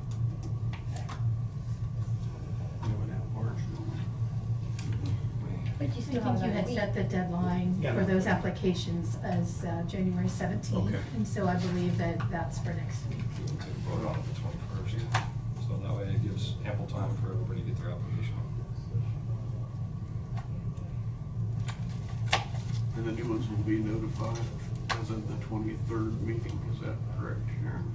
Well, that's something that I wanted to talk with the board about as well, depending on how, if the seats aren't filled today, I'm not sure if we should have the meeting on the 23rd or if we should wait until the next regular scheduled meeting.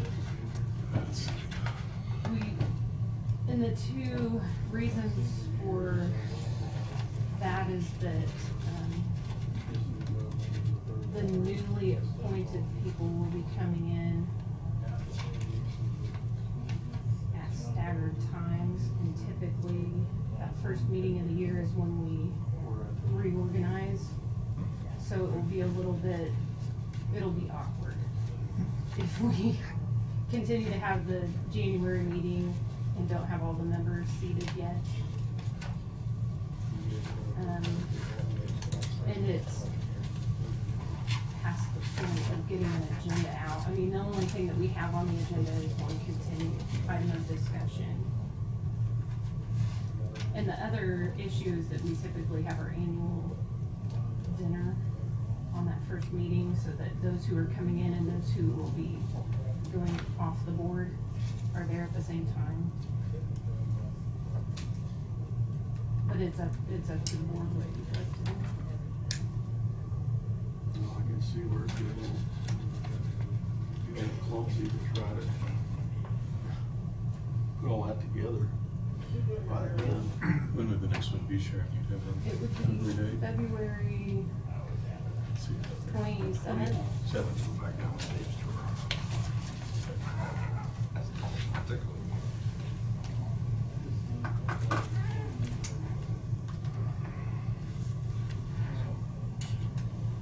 Wishes. That's in that part of your realm of governing what you guys do, or do you need direction from us? No, we can reschedule it. I just didn't know if you had any feelings one or the other. So that's when you have your dinner meeting in February. We would probably just postpone all of it until the February meeting. so that we could, they all need to sign an oath and be sworn in and have the dinner and do the reorganization of our board. It'd be nice to have the total amount. So you don't think if they seat them on the 21st, that they would be, you would be able to have the meeting on the 23rd with all of them? We could, but I'm not sure I can get a dinner together by then. There's no statute requiring at a certain date, timeline to be sworn No, if there was in. any kind of an exigency, we'd have to scramble and do something as a special, but, in terms of your schedule, it's not. So can you contact the new appointees and relay what will be going forward so they'll kind of have an idea?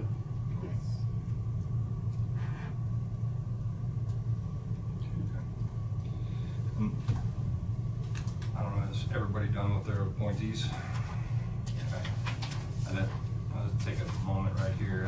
I did try to get some applications for just some, just some feedback to see.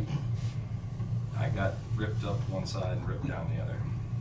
I got told that until things can be straightened out right here, right now in this room, that they would not apply for that. So we need to reiterate that the buck does stop here, and the direction of the county and the vision of the county belongs here, and those people don't need to be getting chewed out or have an agenda or having any. They are basically nothing but, if the USPS, if it fits in the box, it ships. And it's not fair to them to be getting tormented. When it's our direction. They serve at the pleasure of us. And that's just something I thought we should share amongst us. And it opened up some light in my mind. But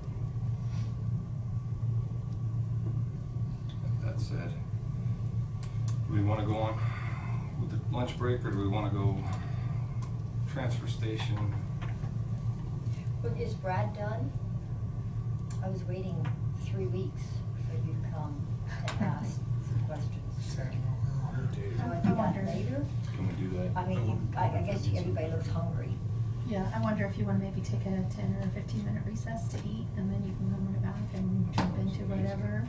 Yeah, I think that's, Is everybody all right? We're 15-minute recess? Bring your lunch. and then you can decide if you're jumping back in with Brad or where you're going from there. Out here. Back at So back at 12:30. 12:35? Yeah. Beat you to the restroom. I'm closer to the You door. going to open the window or what? Tripper. I wouldn't That do mean that you just to opened in the window? I'm going downstairs. Oh, okay, good, good. We've got space age technology under here.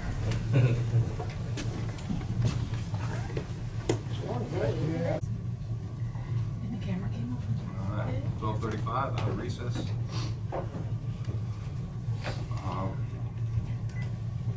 So we're going to, is anybody here for the lease purchase, or do we?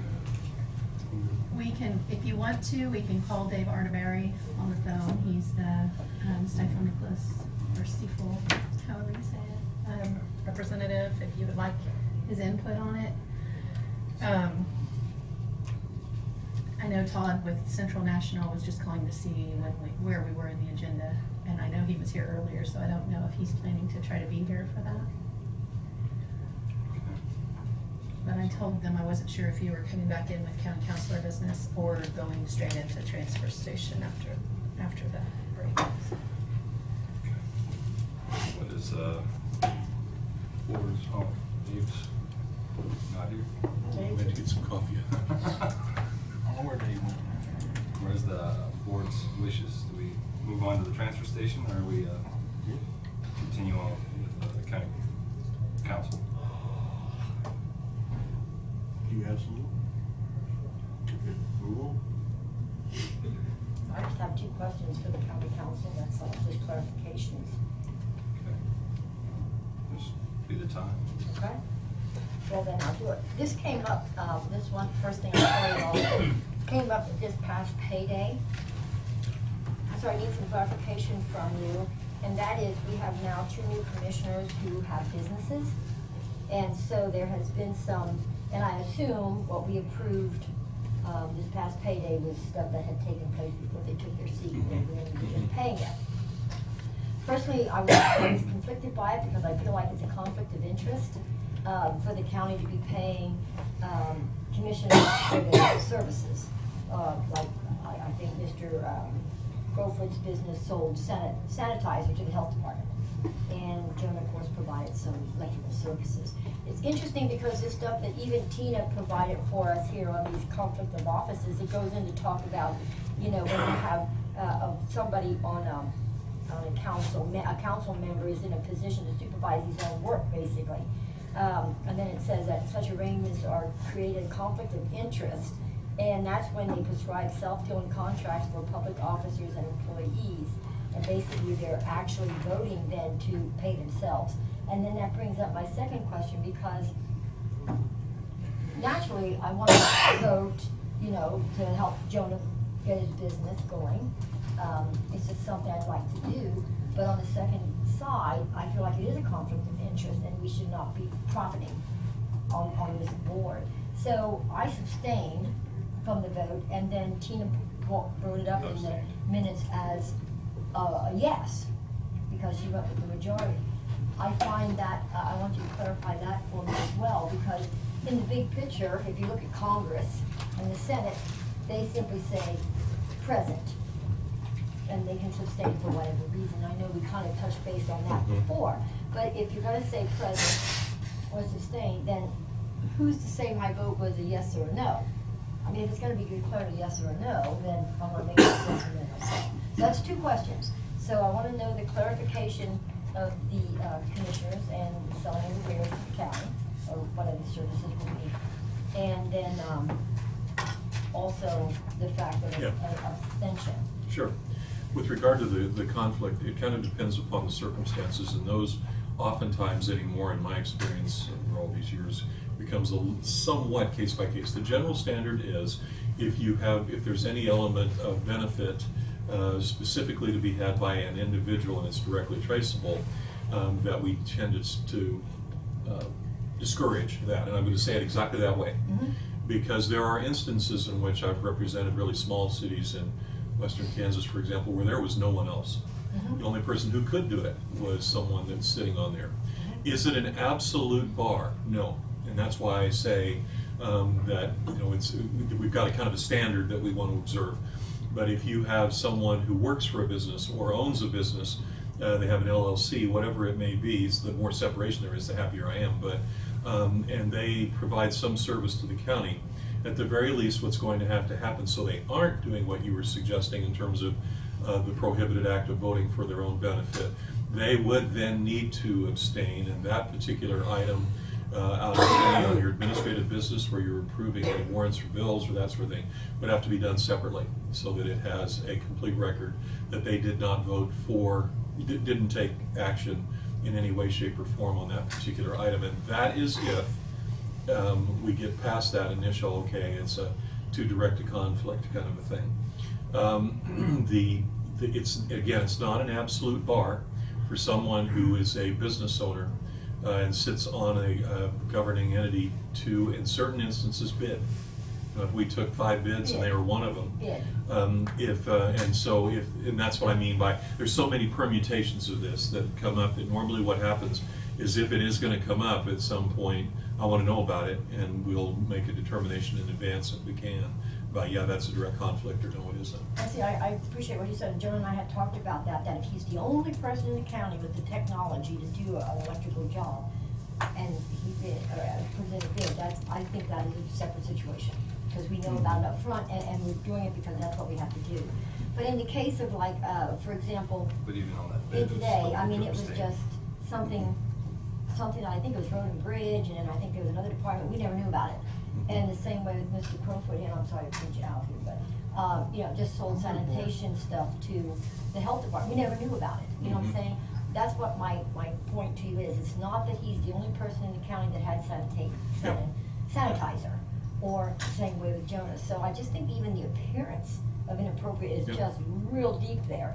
And then to take that just a little bit further, Jonah did abstain, and I believe Mr. Crowfoot did as well. But then if she's gonna write that up as, or if it is to be written up then as a yes, vote, then what's the point of the abstention? The way the law reads in Kansas, the abstentions are considered with the majority. That's why it's worded that way.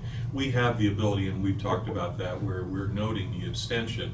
But then the question that Tina has, well, then how do I count it? You know, if I have a 2-4 and an abstent, well, we've got 5 of us. Yeah, a 2-3 kind of a situation. And 2 of them are abstentions, the other voted in favor. Is it a 5-0? Yes, technically the answer is that it is. Just the way our law reads currently, it isn't, I don't know how to explain it very readily. It isn't something that is an affirmative vote. It's just counted in that fashion because it's not it's not an opposition vote. It's not vote at all in terms of one or the other, and I know that gets confusing, but what they do is just count them with the majority for purposes of a quorum. I wonder why that's all in one comment. Here's the section 2. Yeah, and also Hoyle and Roberts, we might want to copy that and provide that to everyone, because that is a good discussion And of it it. also it talks about conflicts Yeah. here. Yep. It's a sheet that's pretty useful here, that's just good general information, hopefully consistent with what I just said. If it's not, then it's not good. It says that right in. Yeah, the KC. And one final thing, did you ever get clarification? Remember when we were talking about the old Highway 50? Yes. And all that stuff, and it wasn't turned back? Have you ever gotten that finalized? Do you have an update on They that? have treated that as by default, that all went ahead and passed, and they don't have to do anything more about it. And we don't have, we really don't have a paper trail of that. By default, who determined that, KDOT? Yep, that's the only answer I was getting, is that they would treat it in that fashion. It's kind of like time heals all wounds, but I'm not still completely satisfied with that answer, but that's the one I got. Okay. I didn't hear an update, so I wanted to get an update on it. Okay. And so one other thing, I know one time we had, I said 2 things, but one time we had said about sending some stuff back to planning and zoning, and I did make up some points to send back to planning and zoning for review. Can we go ahead and do that? Yes. Or do we need to, okay. No, those are, again, I guess it's the will of the body. If you want to take those and try to collectively do a single list, or you want to do individual lists and give those to Sharon, either way, as long as we get them there. Okay. Because that's going to form the basis of any review that they do. Okay, yeah, because I did. Along with anything else they come up with, I did go but- back and read some stuff, and I have some points I'd like them to reconsider or at least study. And I knew we kind of talked about doing that in the new year, so here we are. Wouldn't that have to be though by the vote of the county, or the commission? Well, I mean, the concerns are one thing. I mean, in terms of answering those questions, you're delivering them in that form. If you want to deliver them collectively with, we want these things changed, then yes, that would have to be done as a body. Or otherwise, then just I can give them as concerns. Right. Okay. Well, it would be nicer if it was done by the body. I would agree. A work session would be nice at some point, and just go through and see if we can put it together. Especially if you felt strongly as a body about certain things being reviewed and altered, so that they would know. I doubt that we feel strongly about it as a body, but Good. as an individual. Yeah. I mean, it's just my observation. Yes. Chairman, I'd like to ask the attorney, how's his operation of getting back to the chairman and the county clerk? How would you like that to be handled? Because it was, one thing of the past has, that the chairman's always been our spokesman. And so I don't think you want to email from me and Diane, Kent, directly to you. I mean, why charge us 4 times or so? I'm just It's saying. a good question, and I get it, and I'll unfortunately do the lawyerly thing and turn that one on you. That one is the call by you as a body, because I'm not going to turn down your phone calls or someone's email unless I have some issue. As for example, if we got into a situation where it would somehow waive a privilege by an individual discussion, then I'm probably going to say, you don't want me to answer this at this point, you want that to be done in the context of a quorum convened meeting. But short of that, you guys pay me, so I'm going to take those, and we do it at flat rate, so you're not having to you know, yes, it takes more time, but that's what I hired on for, well, within reason.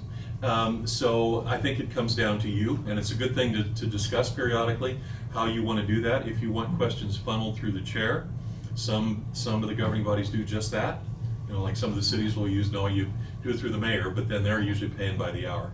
Yeah. And they really do it for a cost-cutting measure as much as anything else. And we have a clerk of the board that could be putting out any information that you give to any one of us, could be sent out to all of us. And so I just like to, Mr. Chairman, I'd like to see some sort of communication chain here set so that we all know that one person don't get an answer and then the rest of us are sitting up with no answer out here for whatever question the attorney may have asked. You know, I'm assuming that you know, that we all should all have the same information. It's something that I'd like to see this board do. Well, yeah, we get lost in communication, one person from the next person. Yeah. So how does that work then, if it only goes through the chairman?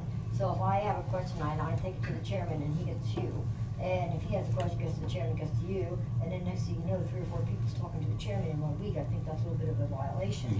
But secondly, then, does that not also tie our hands a little bit as far as our freedom to get information? I mean, I have my other lawyers, and I can do that. I can contact my other lawyers for information too if I just have general questions. But when I have a question and I want a legal answer, and I don't know that I bother you that much, and if I do, I'm sorry. I don't know how many times I've texted you over the course of the year.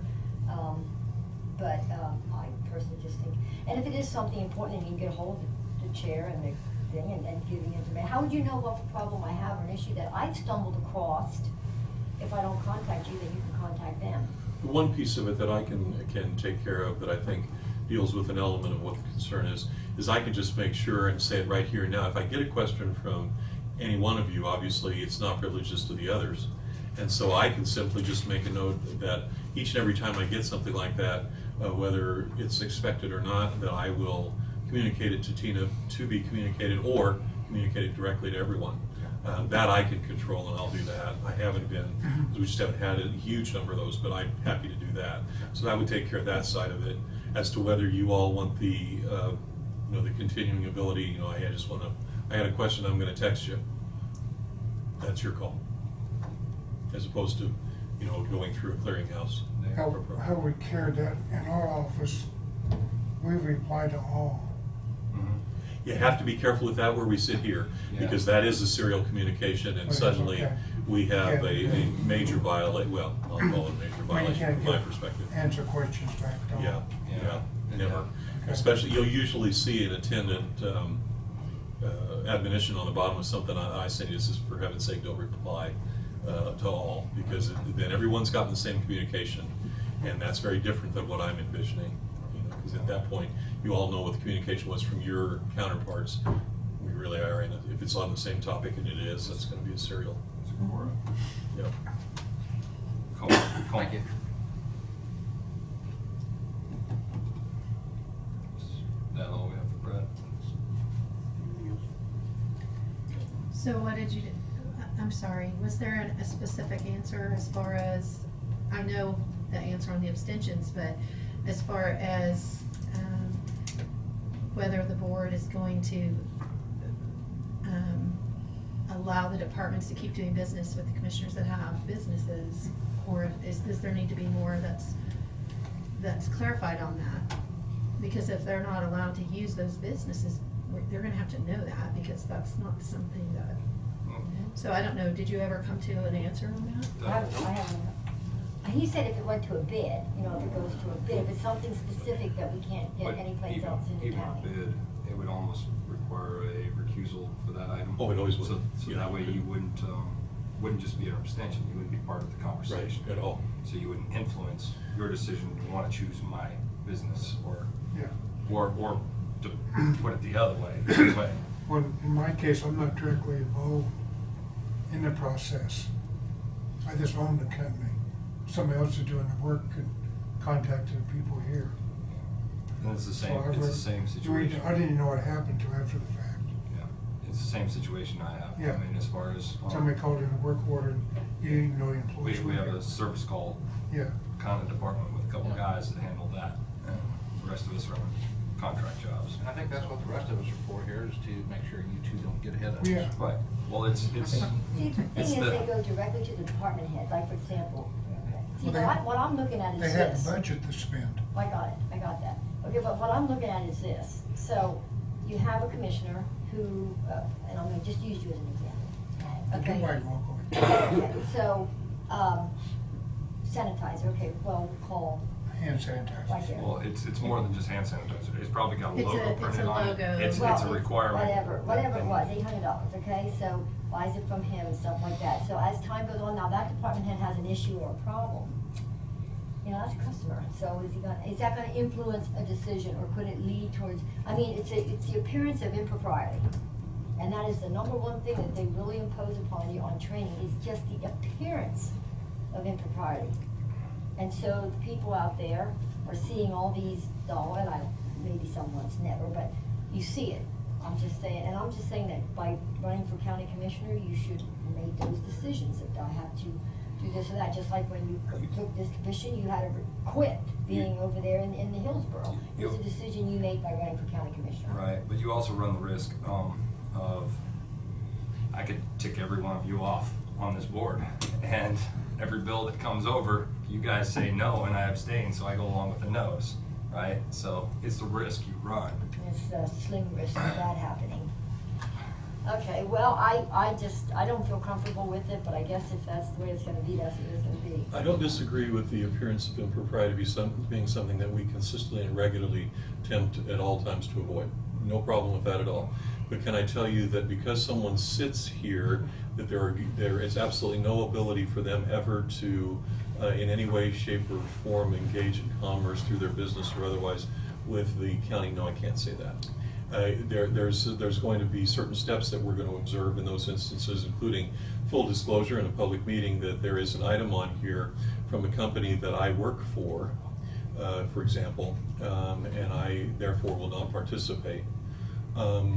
If there's a bidding process, obviously it's got to be noted up front that, you know, a bid is being submitted by this company and one of our employees is associated with us in this way. And there are some of those where it becomes really, really close, and I am gonna probably say it's probably not a good idea. But I can't tell you that as a blanket matter. You can do it.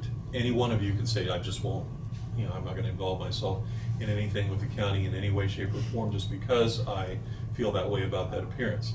But can you do it and still be able to do so legally with full disclosure? You can. There are things you can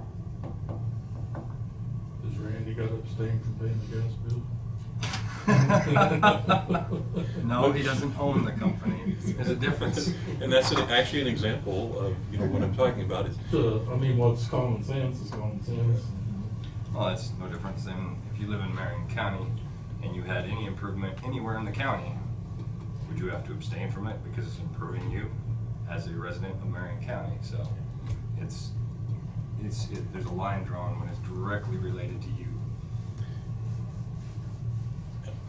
So, on payday, if we have a report that shows if there are any invoices paid directly to one of those two companies, if we do it like we did the last time, where we say ahead before we do the approval of all of the invoices, if they vote separately on those items, if they exist on that pay period, and the person it affects is abstaining, then From what I saw of those last ones, yes, correct. Okay. That allows a higher scrutiny on those items.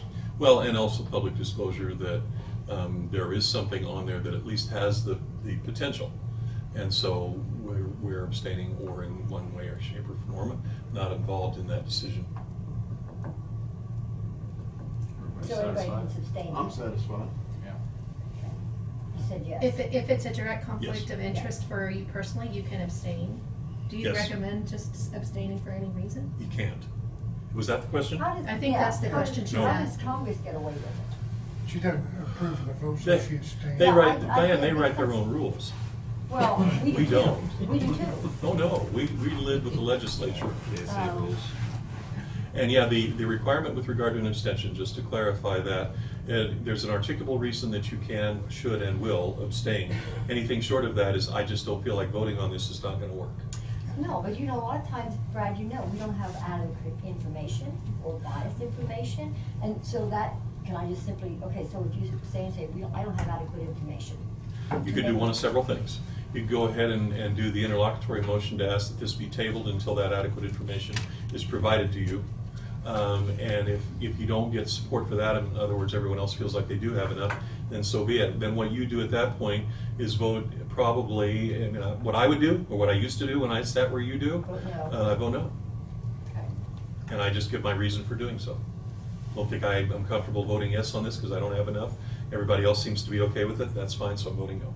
And so when you give your reason, that should be in the minutes then, because. Yeah, I mean, does it have to be? Absolutely not. But do I normally encourage that? And if Tina asks me, would I say, yeah, at least put something minimally in there as to why? Again, for reference purposes, 10 years from now, if somebody wants to look at it, they know you voted no and they knew why. Okay. So, you know, Is that fair? minutes are very skeletal. It's fine, it's Okay. just not, sometimes people don't give a reason, so I'm not gonna That's it. manufacture one. That's So exactly if I right. do have a reason, then I If I will have- put that. And I that's have a a reason. good point. I would want you, if it's important enough, to articulate it and just Okay. say, I would like it noted that. Okay. We do that. Okay? Another risk you run is abstention. We do that too often. And when you don't have an appropriate reason, then you're not doing your job. Not participating. Moving on. All right, transfer station lease purchase bid review and award. Okay, so we had the lease purchase bids, they were in your packet along with a summary from Dave Arterberry. And at this time, do you want me to contact him and have him on the phone? Will you have questions specifically for him about that? Or do you feel comfortable with the information that you had? Well, I noticed on our low bid, the only thing that caught my attention a little bit was the prepayment penalties if early redemption would be due to the place being destroyed. Of course, which our insurance would pay for, but we would also have some prepayment penalty Right. if that occurred. And I think I recall that just being what, the end of the month? The 7 years plus another month or something like that? Yeah. So you gotta hold it another month before you knock it out. Yeah. Otherwise you'd have a penalty. Yeah. I think I might just get Dave on the phone, because I'm wondering if you guys are gonna have some questions. That's He's about the more than only, willing that's to give really it. about the only one that I had. Before we get into that, I'd just like to, you all seeing that, I don't know what my income is every year on income off of that, so, for their transfer station. So, we paid $112,000 bill, and I don't know whether, when we first come in here every year for the payment, but I don't know, 155 is just a step up a little higher than what I was expecting.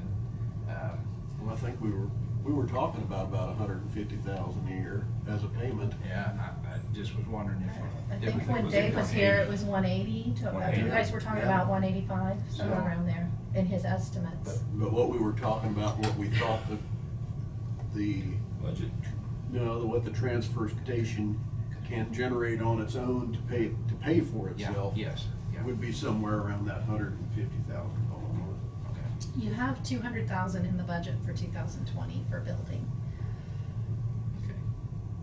which would essentially be covering that payment. Okay. And basically, I've seen across the board is early payout is penalized prior to 7 years in. So all I of think them that's the are case on equal. all. Yeah. 7 years. And are you noticing the fixed versus the variable rates Right. Yeah. on Yeah. these? We wanna And s- some of them have a rate reset after 10 years and some of them don't. I'm not in favor of any kind of variable rate.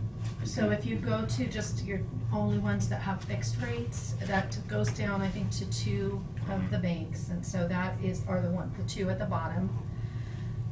Oh, wait, Okay, so, Three. yeah, you have 3. Marion National, Central National, and Signature Public. Correct. Signature was fixed. Yes. Oh, that's right, there was a buyout upfront fee to get it fixed. And the only difference is basically the documentation fees. So am I to understand that we're not gonna consider taking any additional money out of the budget to reduce this amount of financing? For example, the things that I brought up before, the 438,000 in the risk management, 165 that we had. I know we had got a check from Diamond Vista up here, 269,000. That all went into the general, and Tina had said that you'd have to look at that pilot to see if that had to be designated at all. Because if we were able to take some money out of the budget, we would reduce these payments and this financing and interest considerably. So I'm assuming the way the board is going, that we're gonna bypass all that and just start financing. Is that where we're going? Diane, what you're talking about there is if we was to go to, and I thought of that 269,000, apparently it's supposed to be coming for the next 10 years anyway.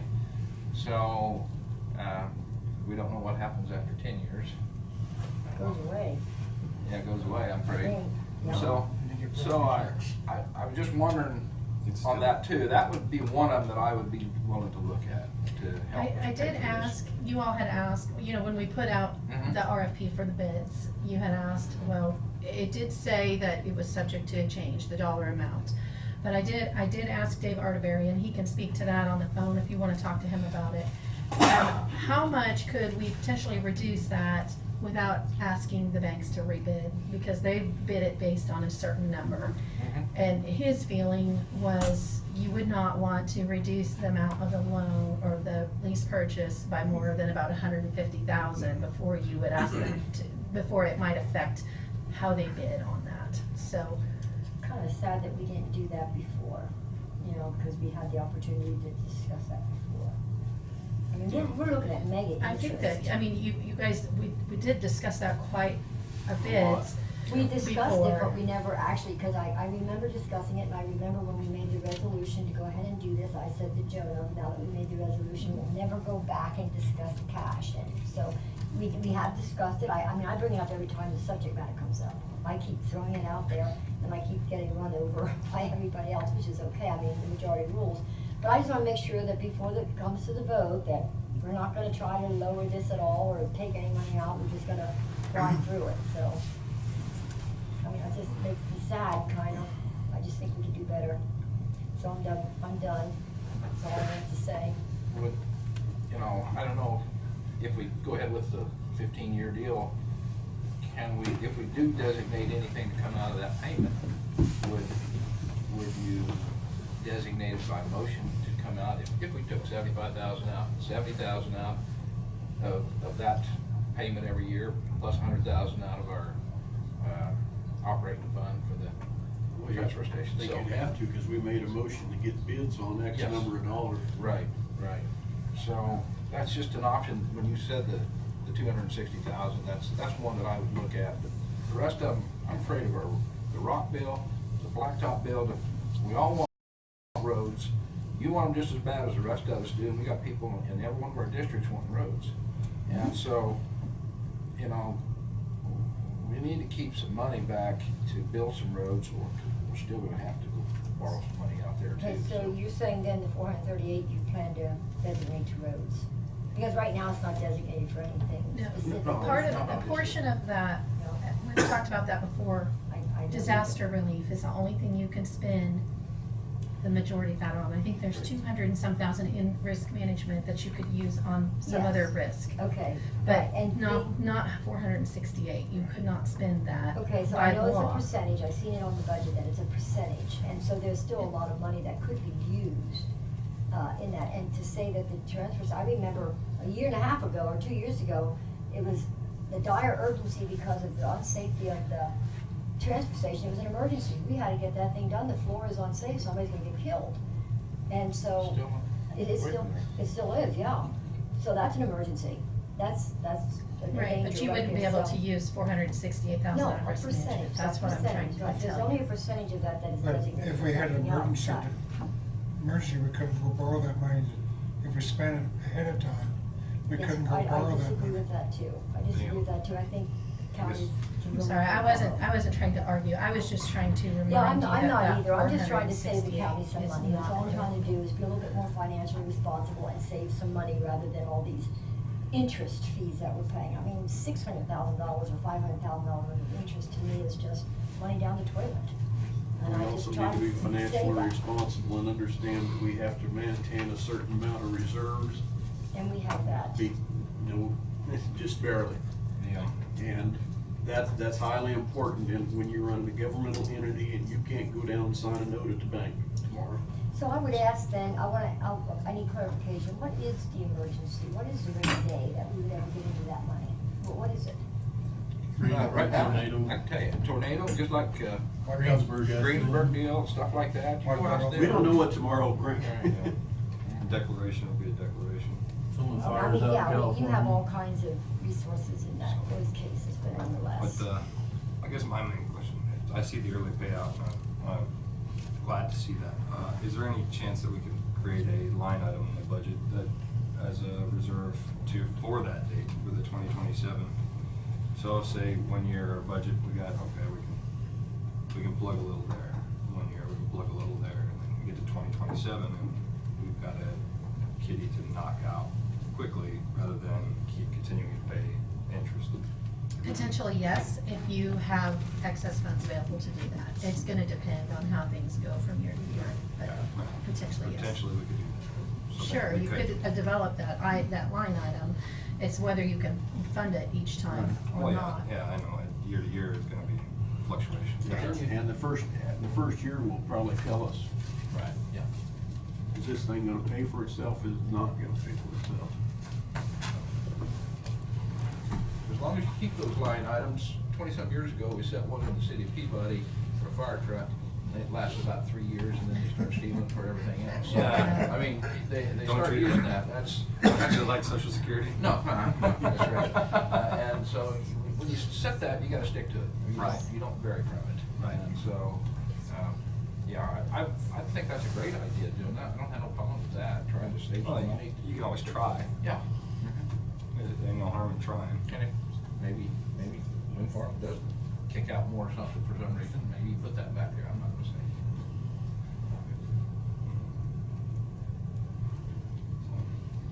I was pleased to see we had one rig come in under 3. So are we still looking to have somebody on the phone? or- That's up to you all. You have never said for Oh, sure if you sorry. want. Yeah, I mean, I'm happy to just- call them if you Yeah, like. just whatever, I mean, I just wanted to discuss it a little bit and make sure it was all sort of before we got to talking to. Would that be okay to contact him then, or would you prefer, Yeah. what would you like, John? I think it probably wouldn't hurt, Okay. because I don't, the signature of public funding is, Okay. they're not local. No, it is specialized. Let's see if I have his number right here, or if I'm gonna have to go get it. Yeah, I have seen it before, I've seen the name, the underwriter.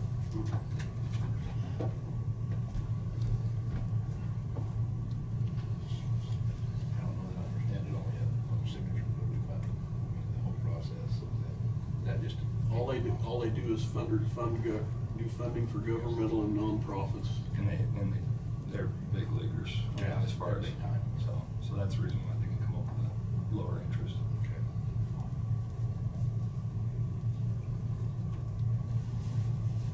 The major cash reserve.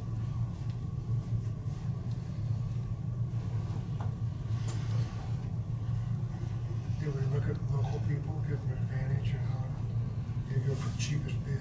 No, you have the option to work, what, 1% or 2% or 3% on local. Can't remember what the requirement is, but there is a, but you'd be talking overall, the total number, which would be interest included, and I think that would, you'd never be able to stay within that.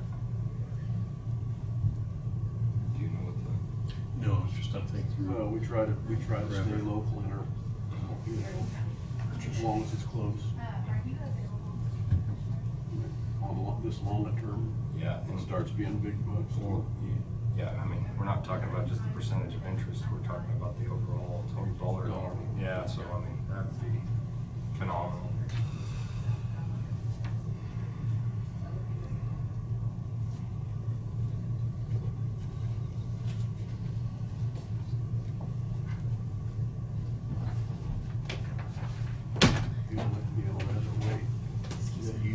try to get a little better rate would be to throw all the rates out, tell them to start over. Okay. Not gonna accept it.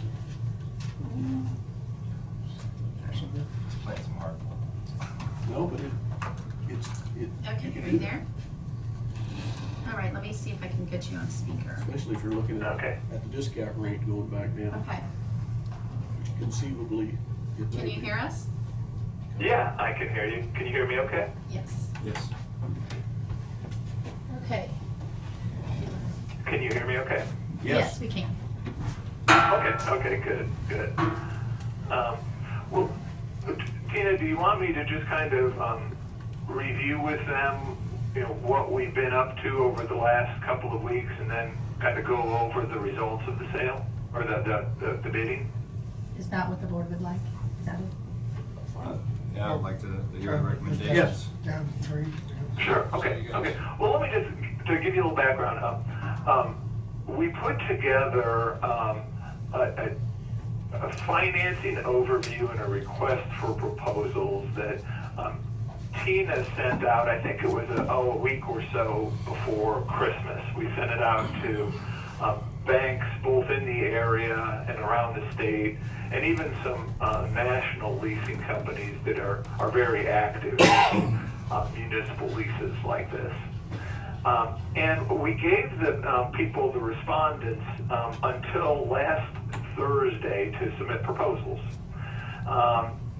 During the period of time that the RFP was out, we got a number of questions that came in from different companies who were anticipating bidding, and we got all those questions answered. And so then everything kind of came to a head on Thursday when the proposals were due. And we ended up getting a total of proposals from 4 different firms.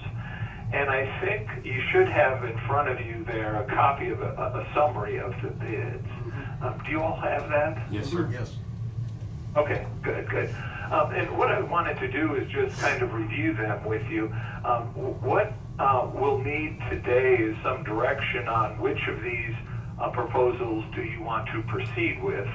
And so it's not the final step. What will happen is after you make the selection of which company you want to use, all of the lease documents will be finalized, and then if we keep on schedule, we'll come back to you then on the 3rd of February with the final lease documents.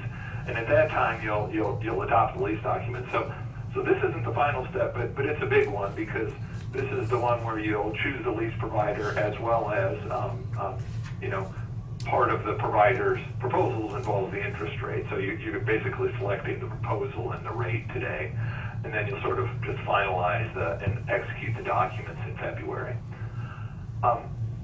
The 4 proposals were received from Kansas State Bank, Marion National Bank, Central National Bank, and Signature Public Finance, which is a large national leasing company. Just to kind of go over the proposals really quickly, the first bid by Kansas State Bank was not for a fixed rate over the entire 15-year term. What they were proposing was a 3.2% interest rate for the first 10 years, and then in year 11, the interest rate would reset to a rate and it would reset for the next 5 years, and the rate it would reset to would be based on the prevailing rate for the 5-year U.S. Treasury security at that time, plus 3 percentage points. If we assume that in 10 years, the 5-year Treasury rate is the same as it is now, that rate in the last 5 years of the lease would go up from 3.2% to 4.75%, which would mean that your payment in the first 10 years would be about $158,619, and then in the last 5 years, again, assuming overall interest rates stay where they're at right now, your payment would go up to $172,273. If interest rates are lower, that future payment would be a little lower. If interest rates were higher, then obviously that future payment would be higher. So that was Kansas State Bank's bid. Marion National Bank bid two ways. They bid simply with a fixed rate, and then they bid with a rate that changed every 5 years. Their fixed rate that they bid was 4.22%, which would mean a payment of about $170,332 a year. Their other bid, which had the variable rate, would be it starts out at 3%, which would be a payment of $156,378, and then it would reset every 5 years to a rate equal to the Wall Street Journal prime rate minus 1.75%. Based on current interest rates, that would actually be a 3% rate. So if interest rates did not change in year 6 and year 11, that means your payment would stay at about $156,000. Of course, that's a very big assumption. Chances are interest rates are going to be different, and then those future payments would change. The two remaining bids also provided just a fixed rate proposal. Central National came in at a rate of 3.175%, which would mean a payment of about $158,496 per year. And then Signature Public Funding came at an interest rate of 2.897%, which would result in a payment of $155,438 per year. Now, when I say those payment amounts, that's the annual payment. The way it's going to be, the payments would be structured is that you'd actually be making a semi-annual payment. So the semi-annual payment obviously would be half of what the annual payment amount was in all of these proposals. The difference, I think, between, and when I look at all of these bids, the thing I guess that I first look at is which bid which of these bids are going to provide the highest degree of certainty to the county.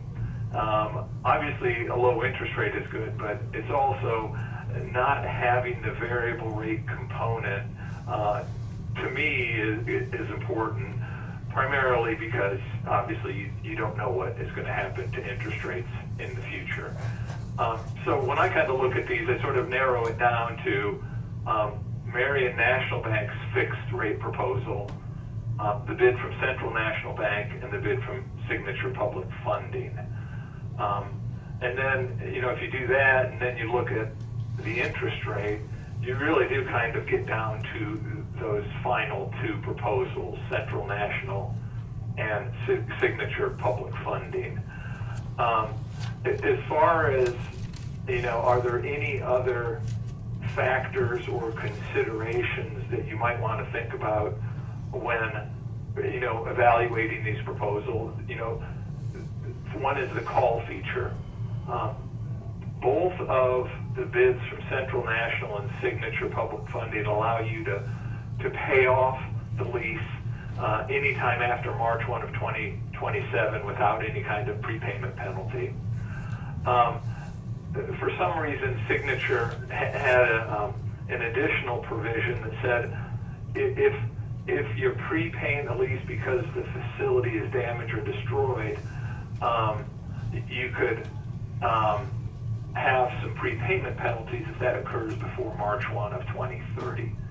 I don't know how big of a deal that is. I suppose there could be a situation where the project is destroyed and insurance pays it off, and if that's the case, then it would cost you a little more to redeem pay off the lease early with Signature Public Funding if you decided not to rebuild. The other thing is there's some upfront fees. Signature Public Funding's upfront fee is a little bit higher than Central National Bank's. It looks like it's about, $625 or so higher. And then I guess the third thing that you might want to consider, which isn't quantified on here, is the fact that, you know, one of these is very much a local bid and the other one is not. So that's kind of where I see things. Now, I really focused on these last two proposals, but obviously if anybody has any thoughts or feelings as to, you know, why one of the other proposals might be, you know, equally or more attractive, obviously I'd, you know, like to hear that feedback too. So I guess I've talked a lot here, just kind of open it up for questions. Hey, Dave, you know, on lease purchase documentation, I know with banks, it always states successors or assigns. Would that be the same type of document from a public funding source like Signature? Just because of the fact that, you know, 5 years down the road, they may say, oh, we've sold, so now you're gonna have to deal with a different entity. Would it be possible to move the Yes. phone a little closer to you? You broke up quite a bit there. Okay. What I was saying, in a standard bank lease purchase, it always states the name of the financial institution and it says successors or assigns. Being we've got a low bid from a non-commercial bank, would that change any of the documentation as far as that goes?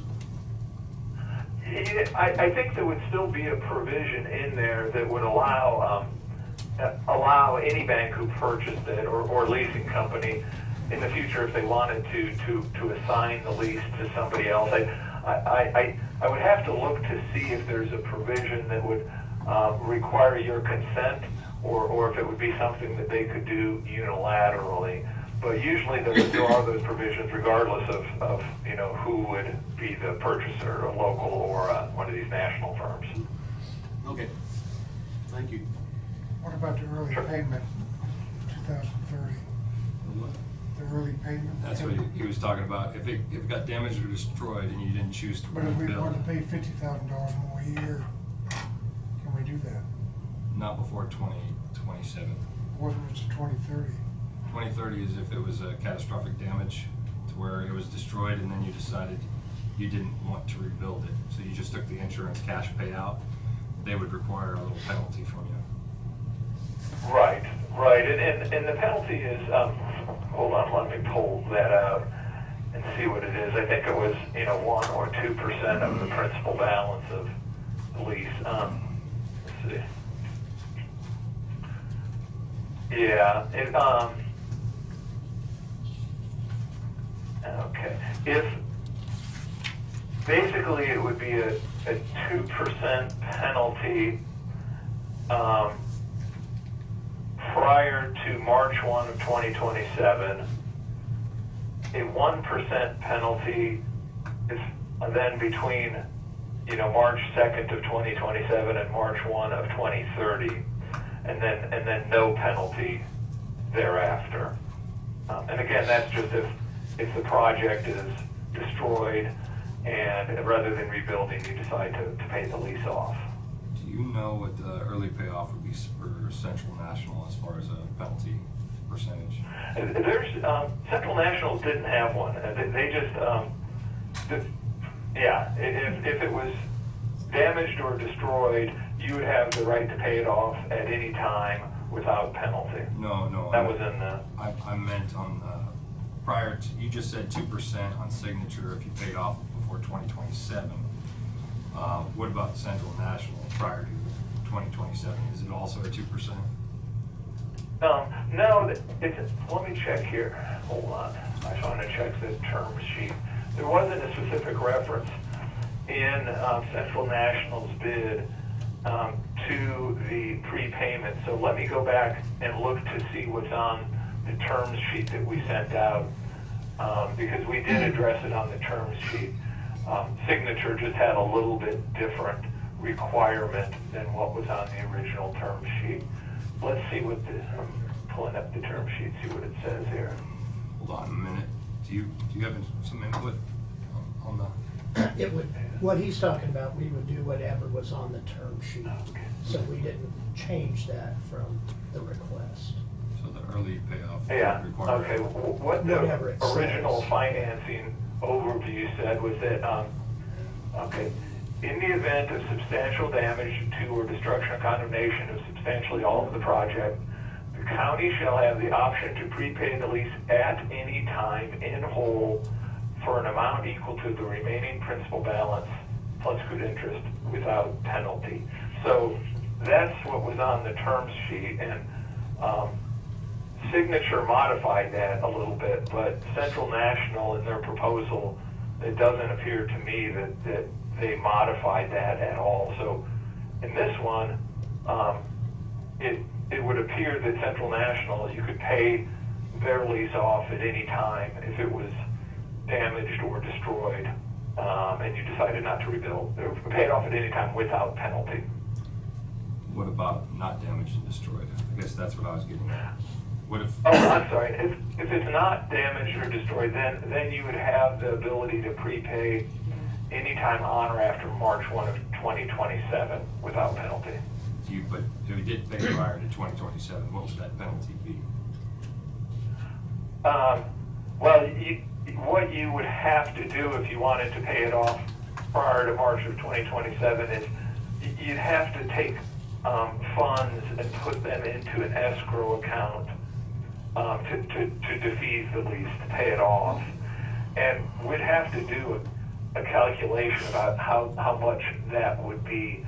A lot of it would probably depend on, at what rate of interest you could invest those escrow monies at. So unfortunately, it would be really hard to calculate how much it would take you to pay off the lease prior to March 1 of 2027. Just because we don't know how much it would cost to create the escrow. And again, that's only if you're paying it off because you've got surplus funds to do it. It's not because you would be paying it off because it was damaged or destroyed. Some of these others say that prior to 2027, it'd be a 102%. So it's a 2% above whatever cost. So yeah, and that's what I've been trying to get to is what is that as far as Central National? I think the other proposals, I think, maybe I'd have to look more closely at those.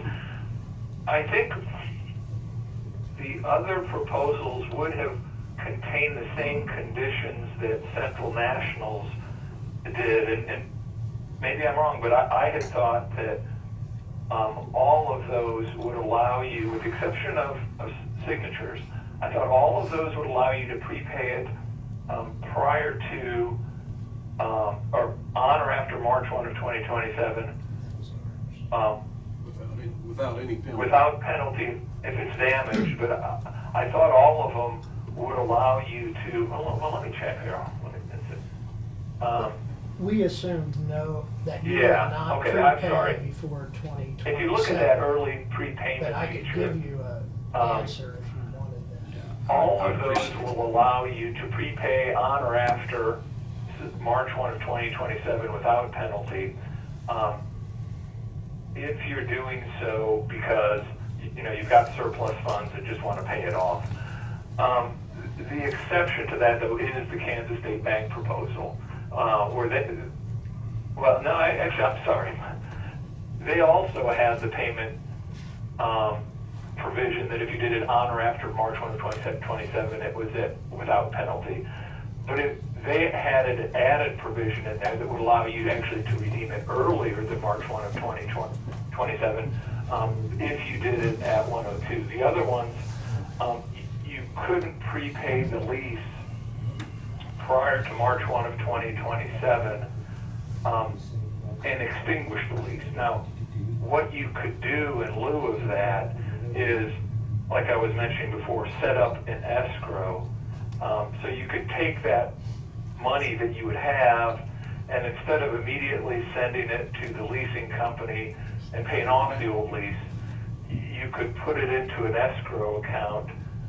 Once it's in that escrow account, that lease could be considered to be defeased, and then you would no longer have your payment obligations on it. So there would be a way to, so to speak, get rid of the lease prior to March 1 of 2027 through the creation of an escrow. You just couldn't pay it off in its entirety and completely eliminate the lease unless you use the proposal from Kansas State Bank, if that makes sense. Yeah, so basically there is no penalty. You just can't do it before 2027. Yeah. Right, I mean, you could do it, but it would involve creating an escrow and using that escrow money to pay off. That wouldn't extinguish the lease. No. The monies would be there. And You just wait set to aside get, the money like you were talking about. wait to get paid out. Exactly. Yeah. What we would do if you wanted to do that is, and this is a pretty common occurrence. I can't remember if we did this for the sales tax. We did. or not, but Yes, We did. you take the proceeds, you take the money that you have and you put it into an irrevocable escrow account, and usually you buy U.S. Treasury securities with it, and those Treasury securities will match up the remaining lease payments, and you have that escrow and those securities mathematically verified by an accountant so that they'll be sufficient. And then once that escrow is set up and verified, you can then consider that lease defeased, and you no longer have any payment obligations on it. The problem is that it costs money to do that, and rather, if it would cost more than 102%, I don't know. It would just have to be something that it would depend on what the interest rates were, quite frankly, at the time the escrow was set up. Is there any other way, Dave, that if we just put the money back in our own budget somewhere with that we can verify it at a certain point later on down the road, 6 years down the road, that we have the money sitting in our own bank account for that without paying for all the things that you're talking about? Yeah, I mean, if you wanted to just set up a fund where you set aside money and then, use that money to, you just set aside a fund and kept that money in that fund and then use that money to make the future payments on the lease, you could do something like that too, yeah. Okay. Mr. Chairman, what was confusing about the request is that normally there is So I guess what it comes down to, there are definitely ways that you could pay this lease off before March 1 of 2027. It would really just depend on whether or not it would mean immediately paying off the old lease with, penalty, or if it would mean setting up the escrow. We have a question from the Central National. He's here, and Okay. he's going to shoot us a question, then we'll be right back with you, Dave. probably not a question, but in the proposal, I didn't even consider that as an option like Kansas State Bank. So to me, it wasn't even an option, and now it's being brought up as a possibility.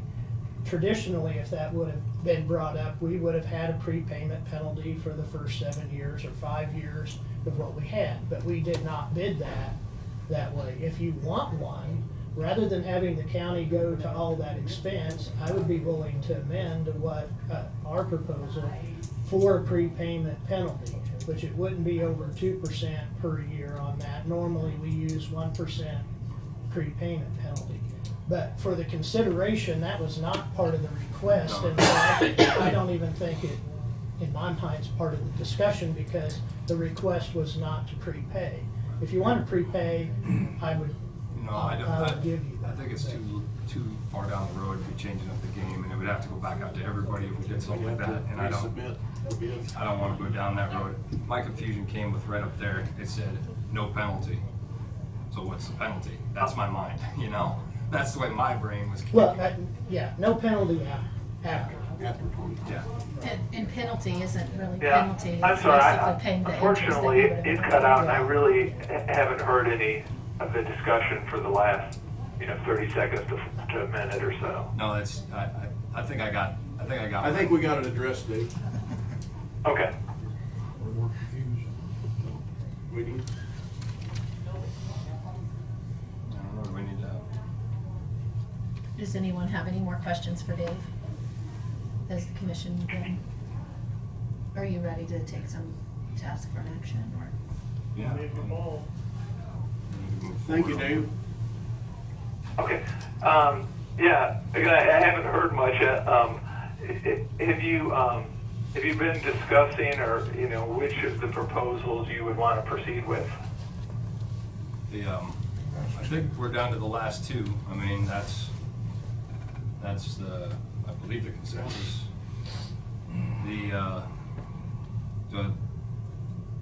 Do we know an overall value for both of them with interest included? So we don't have an amortization schedule, right? Is that what you're talking about?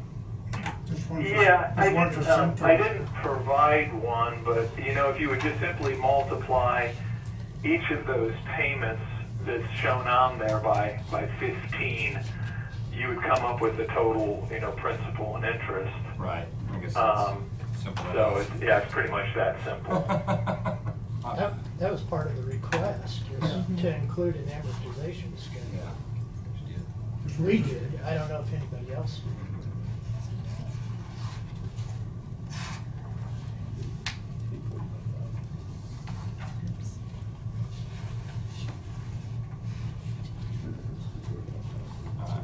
Do you want the numbers? Yeah. Well, 155,438 from signature times 15 years, I come up with 2,331,570. And then from Central National, I get 2.377440. Correct. That's a difference of Here's Central. 45,870. How much? I believe 45,870 if I did that. Okay. Does that fall within our local percentage?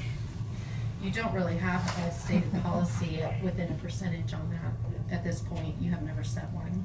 So, but the percentage would be 45. Oh, I don't think so. If you're prepaid, you also have to if you're thinking about prepaying, you take a third of that off the difference, so instead of roughly $45,000 difference, or $30,000. Right. Difference in Get down payment. towards the remaining 7-8 years. Plus the it's not much, but there's $600 there in the beginning too, so. Sign off. Dave, are you all right, or do you need any more information from us today? Again, I'm really not, I'm only catching bits and pieces, very small pieces of discussion. Well, If you could put me closer to the speaker.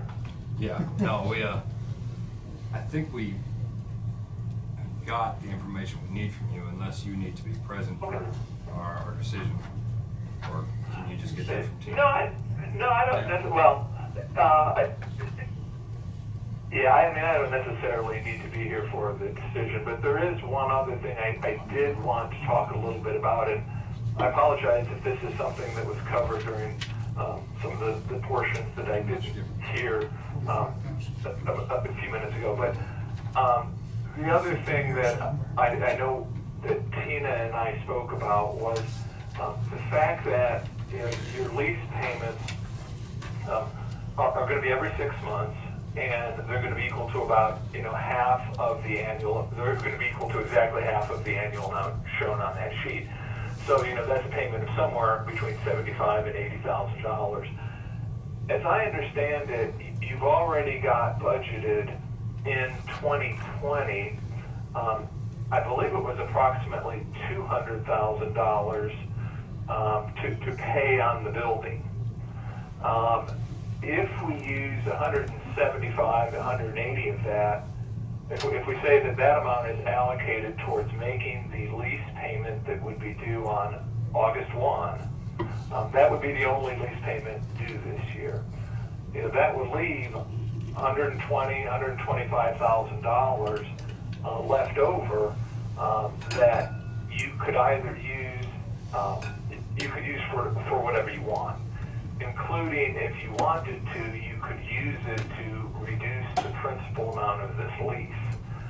So instead of having a lease for $1,875,000, you know, you could reduce it by, you know, so if you reduce it by $100,000, that would put it down to $1,775,000.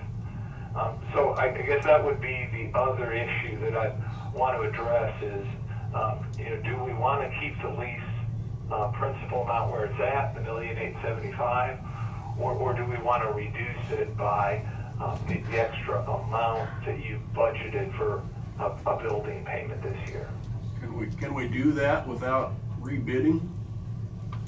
Yeah, with just that small of a reduction, I spoke to both Central National and Signature, and they were both okay with keeping the rates where they were at. If you were talking about reducing it $100,000 or $150,000. That's what I had mentioned earlier. That's what Tina had said. So, I think at this point, we just need to move forward in which one of these entities we're trying to go with, right? We can always address the extra funds towards the principal. Yeah. Well, if we want to reduce the size of the lease immediately, I mean, if we want to create, when we structure the new lease, if we want to have a lower principal amount, you'll need to make that decision. Let me look at the calendar here. You don't need to necessarily make that decision today. We could probably, you know, put that off and have you, if you want to, make it next week. But when we have the final documents for execution on the 3rd of February, those documents are going to need to contain in it the actual principal amount. So we probably would have a week or so that you could, if you wanted to, wait to make that decision. But we need to have the, you know, who the leasing provider would be. We need to have that decision today. Okay. Okay. Okay, I think that's everything. We'll take this into consideration, probably come up with a motion and a direction, and we'll let you know how that turns out. Okay. Yeah. In the meantime, if you, in your discussions, if you have any more questions or anything, feel free to give me a call. I'll be here at my desk. Okay, very good. Okay. Thank you. Thanks, everyone. Bye. Bye.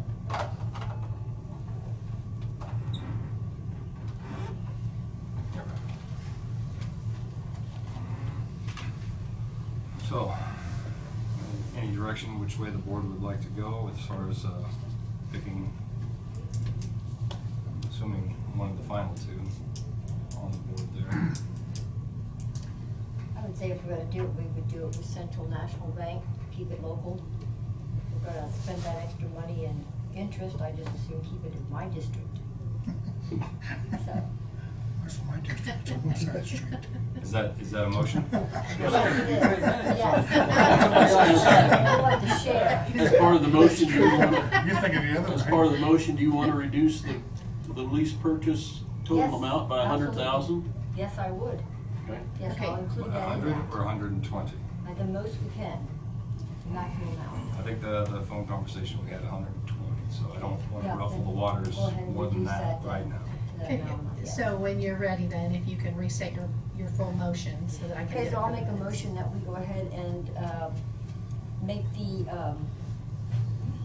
go ahead and propose to Central National Bank in Marion for the lease payment for the transfer station to also have the option to reduce the amount of money that we're gonna borrow here within the next week or so. Wrong, $120,000. Okay, so the motion, if I understand it correctly, is to award the bid to Central National Bank Yes. for the lease purchase of the transfer station Yes. at a principal amount of $120,000 less than what we had bid. That's what I said. Okay, very good, thank you. So moved. I'll second it. Any other discussion? Ready? No. I was going to get you a second. All those, did you second? All those in favor? Aye. Aye. I want to abstain because my son-in-law's an officer of the bank. Okay. Wait a minute, I'm going to change my vote. No. make it legal. I think it doesn't directly. Mr. Chairman, thank you very much, and the $45,000 difference. We do pay taxes in Marion County, I and know. I think over the 15 years, we will pay more than the $45,000 difference compared to signatures. And there's a few other branches in Marion County too, so they also have employees that will pay taxes. Exactly. Yes. We thank you very much.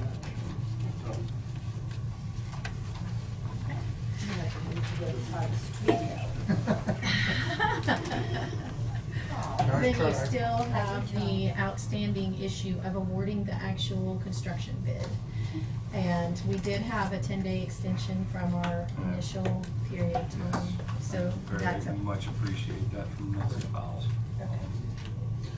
I would go ahead and make the motion to award the contract of $1.7. $2,000. Here. Sorry, I have it.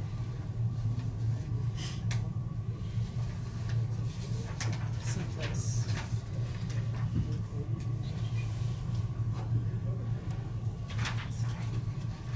I think it's in the packet, actually. It's right down there. It's never easy to pull those papers out exactly when you need them. 1.761? It's 100,000. Less than, because we put 100,000 in for contingency. Well, yeah, so the actual bid was the 170. 11761 Here it is. I'd make a motion. Sorry. It's down here. There it is. There it is. There we go. Right there, sorry, it's that 1.7610276. Yes, that's what I had. I would make a motion to approve the bid award to Nelson Fowles in the amount of $1,761,020.76. And I appreciate them guys holding through all this process. Okay, and I think Ken seconded it. Can't second. Any other discussion? Okay, all in favor? Aye. Okay, and I think we have a notice of award that will need to be filled out. Well, I like to see paperwork. the red space for my building. Paperwork.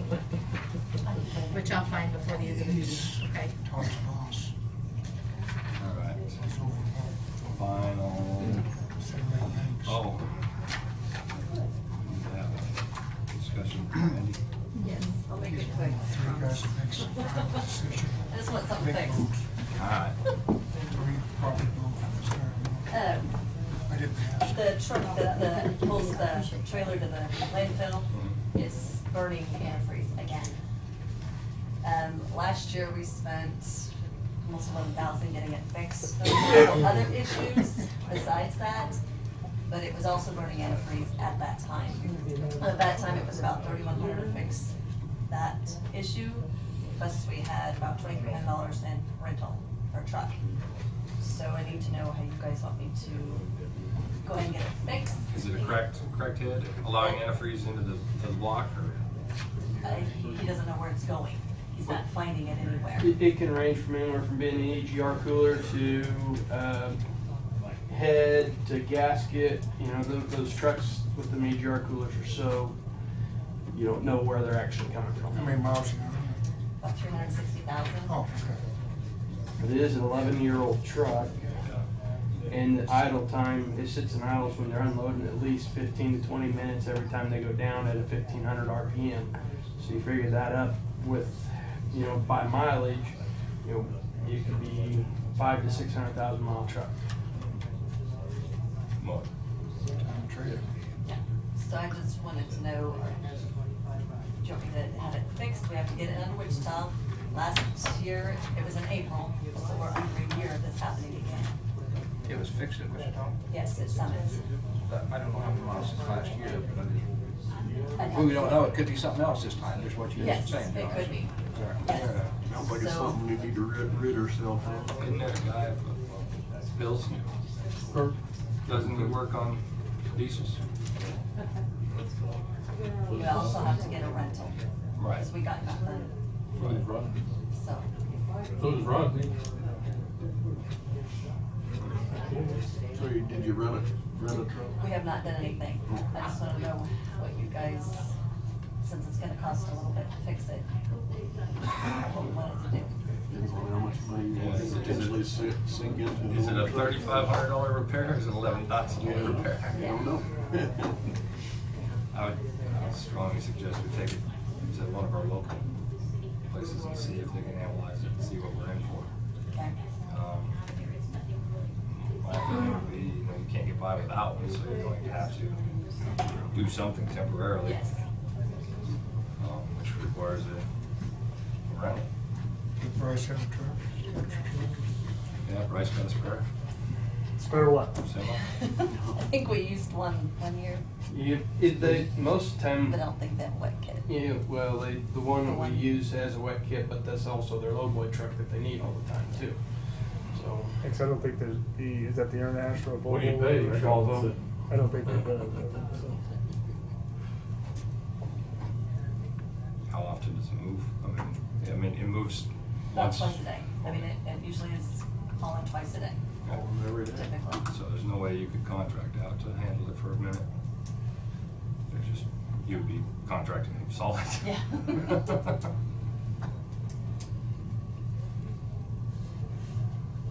So would it be wise to get some prices on, I'm not saying new, but different units too?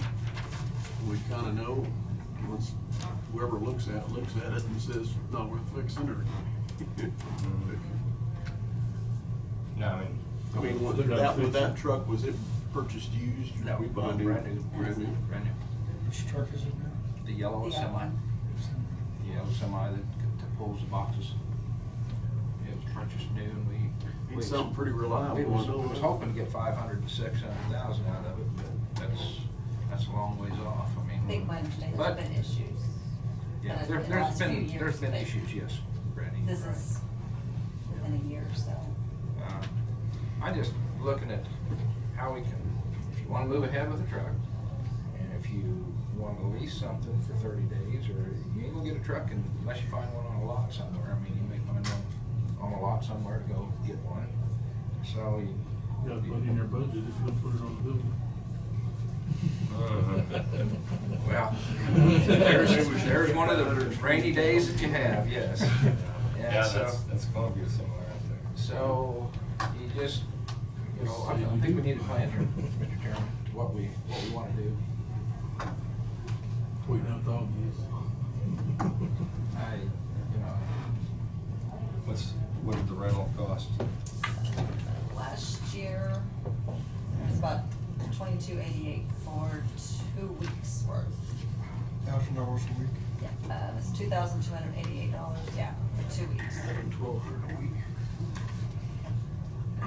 So, yeah, a month, 30 days, if you get a truck within but you gotta have a wet kit on it, and it's some time to put one on if you don't find one with it on it, so. We went through Rodney, where that truck, that was Williams and Florence. But there has been some issues with it, I'm not gonna say there hasn't. Regardless, you talk about upgrading a truck or whatever, in order to get rid of this one, you've gotta have it in working order, otherwise somebody's just gonna be like, no, I'm gonna get $1,000 for it, you know? Yeah. They're just not gonna give you what it's worth. Wonder if you was to go take bids, go with Mr. Williams and see if he would give us a bid on a new truck, maybe put a loaner out between the time we get, if we like his bid, it'll give us a loaner between now and then. And then we have to figure out maybe if he trade off price, I don't know. Just an idea. What is another option, the white truck that's in the pits? I mean, you can keep it to keep pulling it out, or could you take the yellow truck, put that one in the pit and get rid of the white one? Especially if we're gonna go through a drive-through pit, that truck ain't gonna get tore up as bad as it is trying to back into a blind hole. You know, once in a while they hit the fender, but you know, accidents happen. But then we'd have at least a decent backup if something was to happen to that other truck. We'd have a backup that we can hook up and go. You'd rather keep the yellow truck. That's what you're I saying. think that's what the guys, yes. And that's most likely true because the white one's, what, it's older than. It's a rough truck. Rough Yeah. truck, okay. So, I don't think it's real roadworthy, of my No. understanding, so. that would give us a chance to get this other one fixed, get the yellow one fixed to put up as a second truck then. Okay.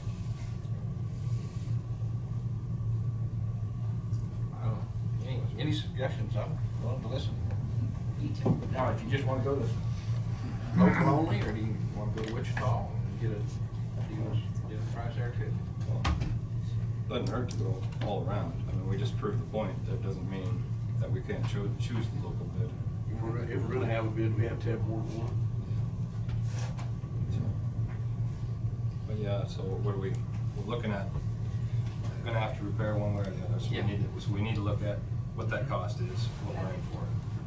Second off, then I suppose we need to look at what, even if we don't do it now, we still need to know what we're in for when it comes time to replace this thing, so. Either way, we still need numbers. And then, yeah, you're not gonna get by without a loaner or Yeah. a rental, so I would, you gotta do your business and maintain however it takes. I was just wondering if you're looking at a new truck, trying to get your rental for this 30 days or whatever towards the purchase of the new truck. Right. That was my, Yeah. that's where I'm headed. I'm all about it. You talked to Rodney? I haven't talked to anybody. Does this happen? I think that's a good idea. Oh, we can. Communicate to What have you been doing? him, Add antifreeze. because we gotta have something in the meantime. It's not gonna work. No, Yeah. Be fair with that.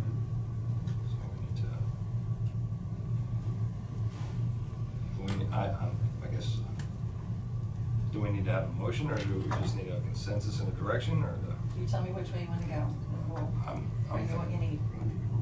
Yeah, you're gonna need a motion for you to bind it anyway, including any kind of a lease or arrangement for one in the interim, because we're gonna spend money in some fashion. So, yeah. It is a motion. need a motion to find the pricing? And also, well, are you looking at going further than that? At this point, are you just looking at getting bids? How much time do we have, or do we have to have it now? Well, that's She's what gonna I have to rip, she's gonna have to rip something. He's burning up about a half to a gallon a week of antifreeze. That doesn't mean that tomorrow when he runs it, And then it's not it's a concern for it to be going into breathing that in. yes, so my concern is taking it, figuring out how much it's gonna cost and getting me a rental to get by. The only thing is, if that, whatever's doing that breaks tomorrow going down the road, then we got a problem. Yes. I guess I'd make the motion then that we go out and pursue bids from at least 2 trucking companies, at least local company and another company somewhere else, that we pursue a new truck of the same caliber that we have, unless there's some modifications that somebody will make to us. I mean, I think the truck we have is sufficient. It'd be nice to have a little more power, because as we go up the hill, sometimes we don't have enough power with the loads we're taking up there. Okay. So I'd like to at least have 450 horse minimum. Okay. I'd like to go out and pursue 2 different bids. On these bids, that pursuing a new truck, that having a loaner for 30 or 40 days to use in the purchase, the rental price be towards the purchase price of the new truck. If somebody, I don't know if they will. Everybody get that? I would second. A motion and a second. Any other discussion? All those in favor? Aye. Aye. Plus, once we do that, we could even decide if we want to put it on a lease purchase. Yes. So I guess I have one question about the action you just took. What if they won't allow that to go towards the purchase price? Is she still able to go ahead and get the rental that she needs? Does I need, to- Right now, she don't need one. Okay. Right now, they're using unless it breaks down. We want to just get it back here as soon as possible so we can move on it. okay. So you want them just to drive it? We don't want to take it out to see how much it's gonna cost to fix it yet? This is still planning on queuing, right? This is the yellow one. Yes. It don't take, do that too if you have time, I mean, but you gotta have a truck to go down the road. Right, that's why I say, that's why I was instruction, if you wanna just do this. Do this first, And then at the worry same, about at the repair. same time, can't you, I mean, you can do that. Well, we can get a rental, I just didn't know if that was okay. No, I'm not saying a rental, I'm saying get the truck out to get it looked at. Okay.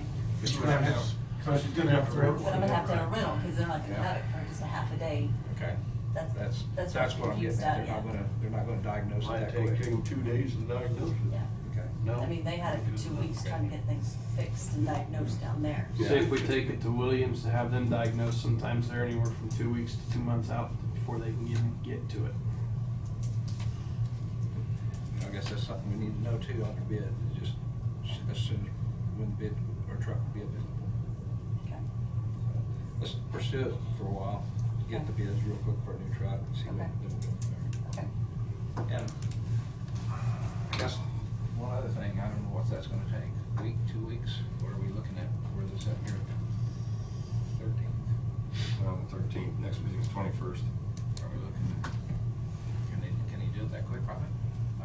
Turn around a bid? Yeah, turn Oh, around. yeah. I think the biggest thing you're gonna face there is finding a day camp. Those are hard to come by, everybody's going with just extended cabs and sleepers and just like standard cab pickups. But, you know, you, obviously, Rodney being international, you ought to be able to have as much, you know, supply as anybody to try to find one, but that's the biggest problem with that. The reason why we went international the last time was for local maintenance. Sure. Yeah. Yeah, That's the reason why we went. I'm just saying is that trying to find day cabs, that's the problem. See what we can do, 7 days, see what we can do, see if you can get it back here in 7 days. It'll be 8 days. If someone has a lot of inventory sitting down there, I don't know, that's the right thing about it. Yeah. Like a lot of units on the ground. Put that kind of horsepower in there and see what comes back. You know, bucking the wind going down there, if you got a headwind, you know, you're flat footing it and you're maybe doing 50 mile an hour.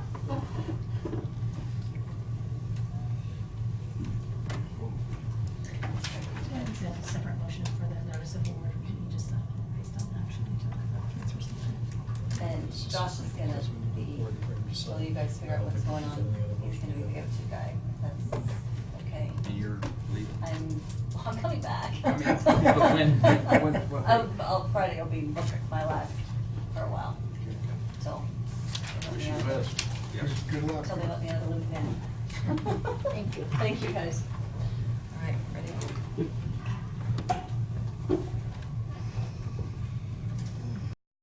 We have one more item to, Well, the We need notice a- of award needs to have approval and authorization Authorization for for the signature. chairman to so, sign. need a motion for the chairman to sign. That's on the transfer station. Notice of award for the transfer station. I will make that motion for the chairman to sign that piece of paper there. That one right there, this is for For notice of award. notice of award. For phase 2, phase 3 Marion County Transfer Station. Yeah, I'll second it.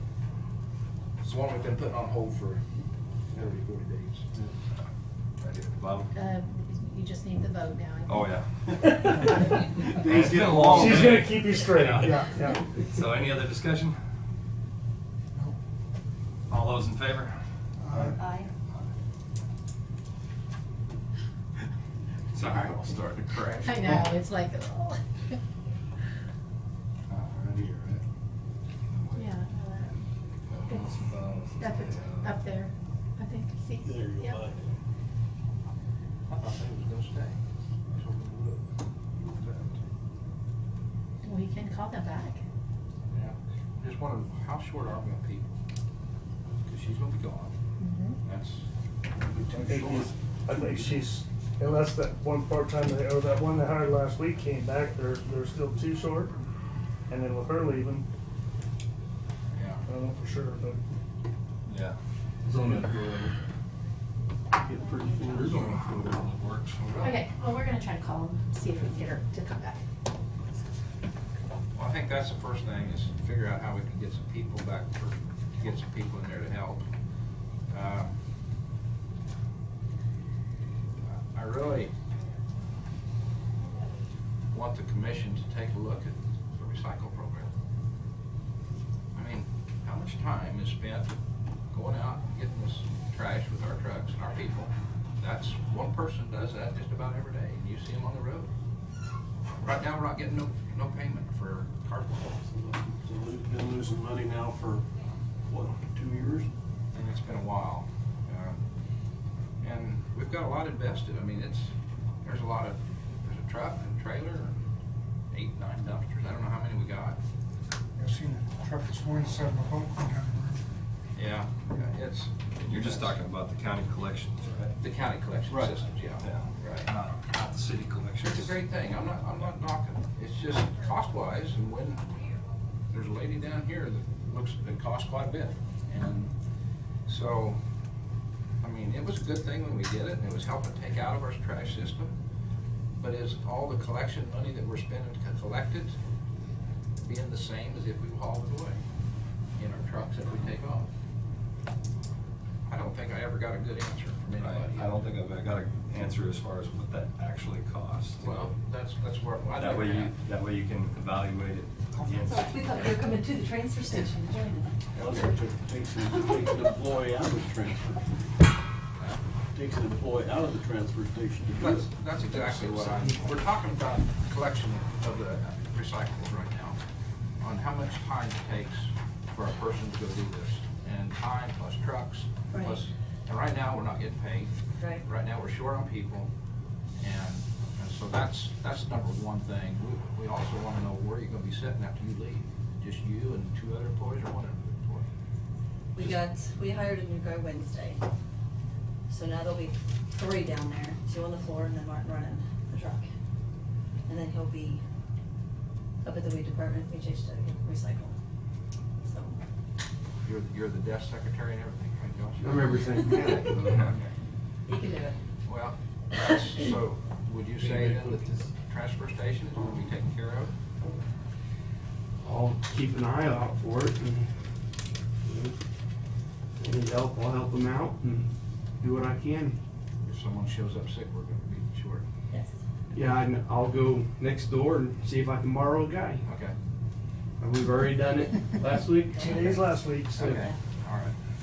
Well, so you think that's pretty well, except for weeds, and I mean, the office and stuff like that right now, which is open a half a day, It's open every day when we're there, all day, or half a day? all day. Do you have much walk-in 4. at the weed department, other than maybe? HHW. Okay, It's that's, yeah. terribly busy. Lots of paint and old stuff. Right. Yes. Yes. That needs to be moved to our new transfer station, so that we're not, when you get to the transfer station, they tell you, take all your paint, goes back up here. Right. I mean. But then you have to get KDH involved and you have to build a certain. It's all, yeah, You know. but it's all possible. Yeah. Right now, our system is spread out and it stinks. You can just move us down Well, I'm saying that Yeah. it can be. there. Yeah. We've Do got we to have- do it. Do we have to be available every day to receive that? Or could you just designate a day or 2 that someone would man that? The way that Bud had looked at it, if we're there, we're gonna take it. We're not gonna turn the public away and say, because it used to be only on Fridays from 8 to 4. And he's like, we're here, we're not gonna turn somebody away and say it's not till Friday when you have a whole pickup load of stuff. So if we're there, we take it. Yeah, but I mean, if Josh is gonna be there and all of a sudden somebody calls him from the transfer station and say, we got issue. We did have it even with when we first bought the transfer station, we had it down there too, and then it would move back up there. We would take loads up there when we took over and stuff, so, but that's another hassle. Yeah. I mean, a lot of time consideration, stuff like that. So, just out, we decided today to put a new building up. We're gonna have a new building. We need to look in the future to see where this HHW comes in. Maybe we can see what it comes down to. There's a new officer already sitting right down here at the building. I foresee somehow, except for the trucks, getting down there within a reasonable time for one office, and then just get a facility. But that's more money to be spent too. So, but the thing here is, with the position going up right now, Bud left. There was a lot of talk before Bud was assigned of moving it under Road and Bridge. At that time though, Road and Bridge, Bud didn't get along with Road and Bridge. That's when he left the Road and Bridge, and so it wasn't pursued at that time. We have an person under Bryce that we are substantially paying a fair amount of money. I know he's busy, and if Bryce would tell me probably that it would take too much away from him, I would probably look at somewhere else. But I would like somebody else to be, you still have to have a weed person, it has to have the knowledge, a lead person in your department be in charge, and then be available to talk to a supervisor and see if things they need. I don't know exactly how that works. I did not get to another county to find out exactly how it goes on, but I know other counties, at least 8 or 10 around somewhere close, perhaps does this. So it's just a thought of where we need to go in the future. As commissioners, we're sort of, we like to see smooth operations, but we also need control too. So I guess that's where I'm at with this right now. I just wanted to bring it to everybody's attention. If we want to pursue this, it takes everybody to pursue this. Number one, Bryce, what about how far would that go with your assistant? Well, the biggest thing is putting it under me and or, just under my department. Obviously it's gonna tax us a little bit more. I mean, we've been taxed with trying to get these roads and bridges and everything else taken care of. That is the biggest issue, yes. Well, and honestly, anytime I take someone on, I just wanna try to do the best I can. So I don't know if I could give it the due diligence. Second of all, I guess I'd like to say, for Brandy and Josh's benefit, I think they would be fantastic doing the jobs. To do that, I realize because it's, they've, like the time that they've spent getting ready and taking the certification and everything else, that's the other thing. Whoever takes over that department now has to go to all the education and certification. There's a lot more time with that. The time we're doing that is either was me or Jesse takes away from that department. We're trying to make good strides doing that. So that's the biggest thing I see is, right now, I don't know if we could give it the time to due diligence to change that. And I guess I honestly think that these two would be, however it works out between the two, or with the two together, so whatever the case may be, I think they're plenty capable and would do a great job of doing that. That being said, that's just my personal opinion. Well, I appreciate that, Bryce. I mean, that sounds very honest. Yeah. And that's what I've been hearing throughout the community myself over the past course of the week. So I just thank you for being so honest and upfront. So the biggest thing is trying to fill a couple of vacancies at this point. We've not had much luck. You say you did hire someone last week. We did. So at least there is a few applications to dribble in. Yes. That's why I said dribble in. Yes. Hopefully it works out. So then with this new individual, how far are you gonna be short? We'll be back up to staff there. But he is filling in right now Fridays and Saturdays. So with me being gone, he's still gonna be down there. Because before we had a part-time person that would do Friday and half a Saturday. Yeah. But then when he came over, he was just kind of wherever, we department HHW recycling, then Friday and half Saturday he'd go down there. Well, Correct me if I'm wrong, that's, Kent or Diane, I don't think Jonah or Dave was, somewhere Bud come to us and got done away with your half-time position in order to have a full-time position. yes, But now it sounds like that's what you really need. Yeah. it is. So, I don't know about you, but I think the two of us can handle what's up here. But the transfer station, he works 5.5 days a week, constantly, so we need that, I think we need that extra part-time back down there, and I can take care of them.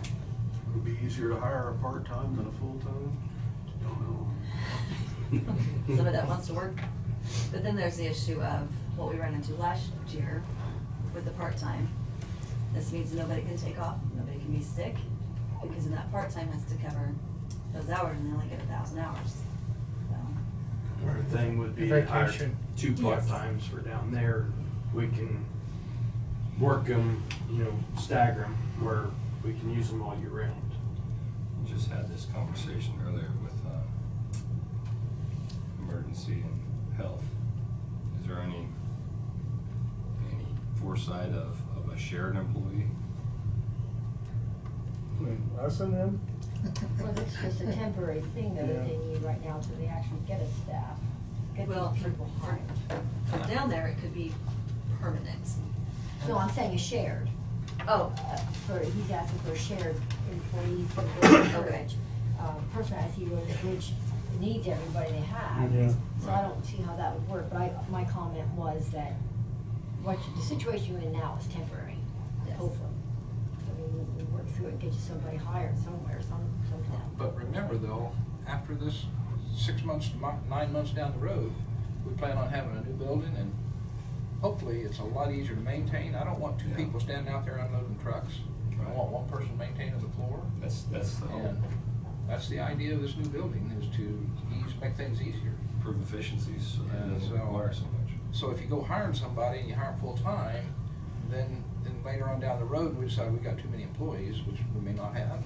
I'm just saying, I don't want to cut somebody off. You could transfer the road and bridge. I was gonna say, we can always trade some road and bridge, cause they need all the help they can get. Wow. There might be And some- I'm standing up for you. Wow. We're trying to get you more people. Okay. We're trying to get. There might be a couple of road and bridge employees that want the extra hours, and they could work transfer stations. That doesn't allow them to get overtime though, because Well, there's no right. department. The biggest problem that I face, maybe not as much as them, is even being full staff still hurts. Because I got guys that take off a week at a time, and what they're gone a week at a time, I have to try to cover for them. And, around the holidays, we tend to get a lot more than that. So then that, they don't have as many employees that would have the longevity and the leave that I do, but man, that kills me at times. And I can see how, and the other thing that hurts you so much is we plan on X people showing up in the morning when somebody calls in sick. Oh man, you're totally rearranging things to,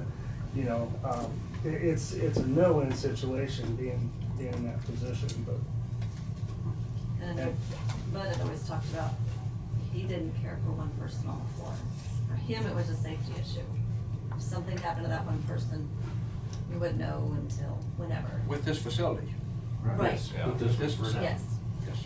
But still, it could be an altercation, and I don't know. I don't know if you guys are still okay with that, but just 1 person on the floor. Me personally, I wouldn't want to be there by myself. Things can happen in the equipment, you can go, oh, my mistake, and here I am. Now, there's nobody to help me until somebody from the public shows, that's not something that's However, gonna happen, but, out of everyone that I went to, you had 1 person on the floor. okay. So that they was there by themselves, they took care of but they was just pushers more or less. The public, took care of everything, because especially at McPherson, they throw it over the ledge. Right. And throw it in. Now the other place up there, they even backed out on the floor, and he sat right there, when we was sitting there talking to him, he sat right there and just watched him, so he didn't get out and help on the Gotcha. floor. Okay. So, I think after we get to that stage, then we'll see what needs to be happened, but I'm hoping it's a safer operation than what you have today. Hope so, yeah. I mean, that's definitely number 1 goal, so. Cause like we were talking, a part-time person, we have a pile of tires out there. Corps of Engineers just bought 30-some tires in, orphan tires. They are piled up out there. Can't get out there to get them. All the little pieces of metal are out there that we might have picked up, but we can't get out there. And then when the trash starts blowing from everywhere, right now we can't get out there to keep it clean. That's what I thought, even if that part-time person is just sitting there, you can go out and, pick up if there is the downtime. There's always things that need to be picked up.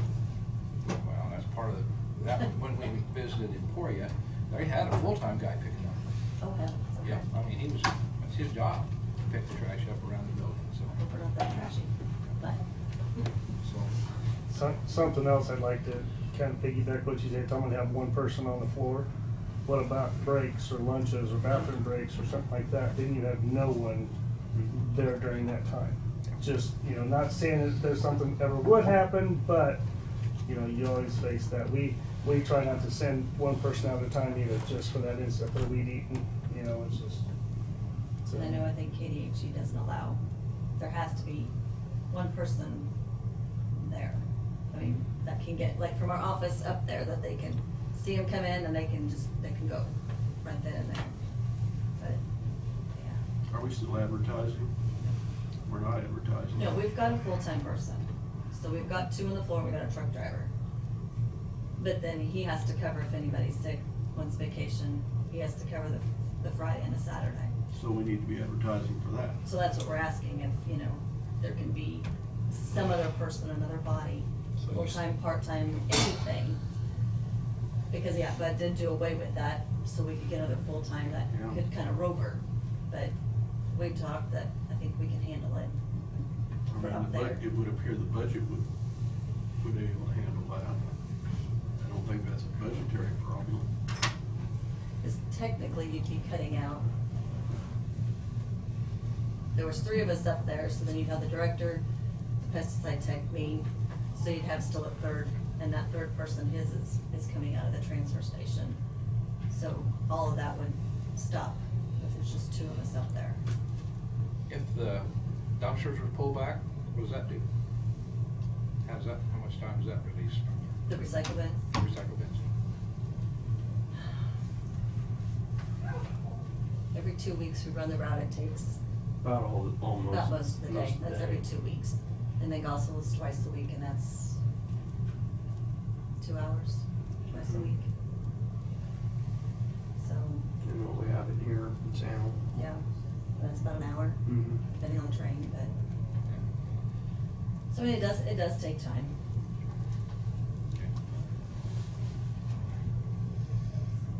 I'm done, let's move on, see if we can, get them some help, but, you know, right now, we're in, just gotta get by till we can get a new station built. See how things are changing. So we'd be advertising for another part-time person. It sounds like almost need a full-time. Then they get the new place built, you let the guy go. I mean, Oh, that's a little rough. everybody's looking for help though. They want to work, they can find a job. There may be a person out there that might want to do it for a while too. Yeah. Oh, temporary, Yeah. yeah. Might be.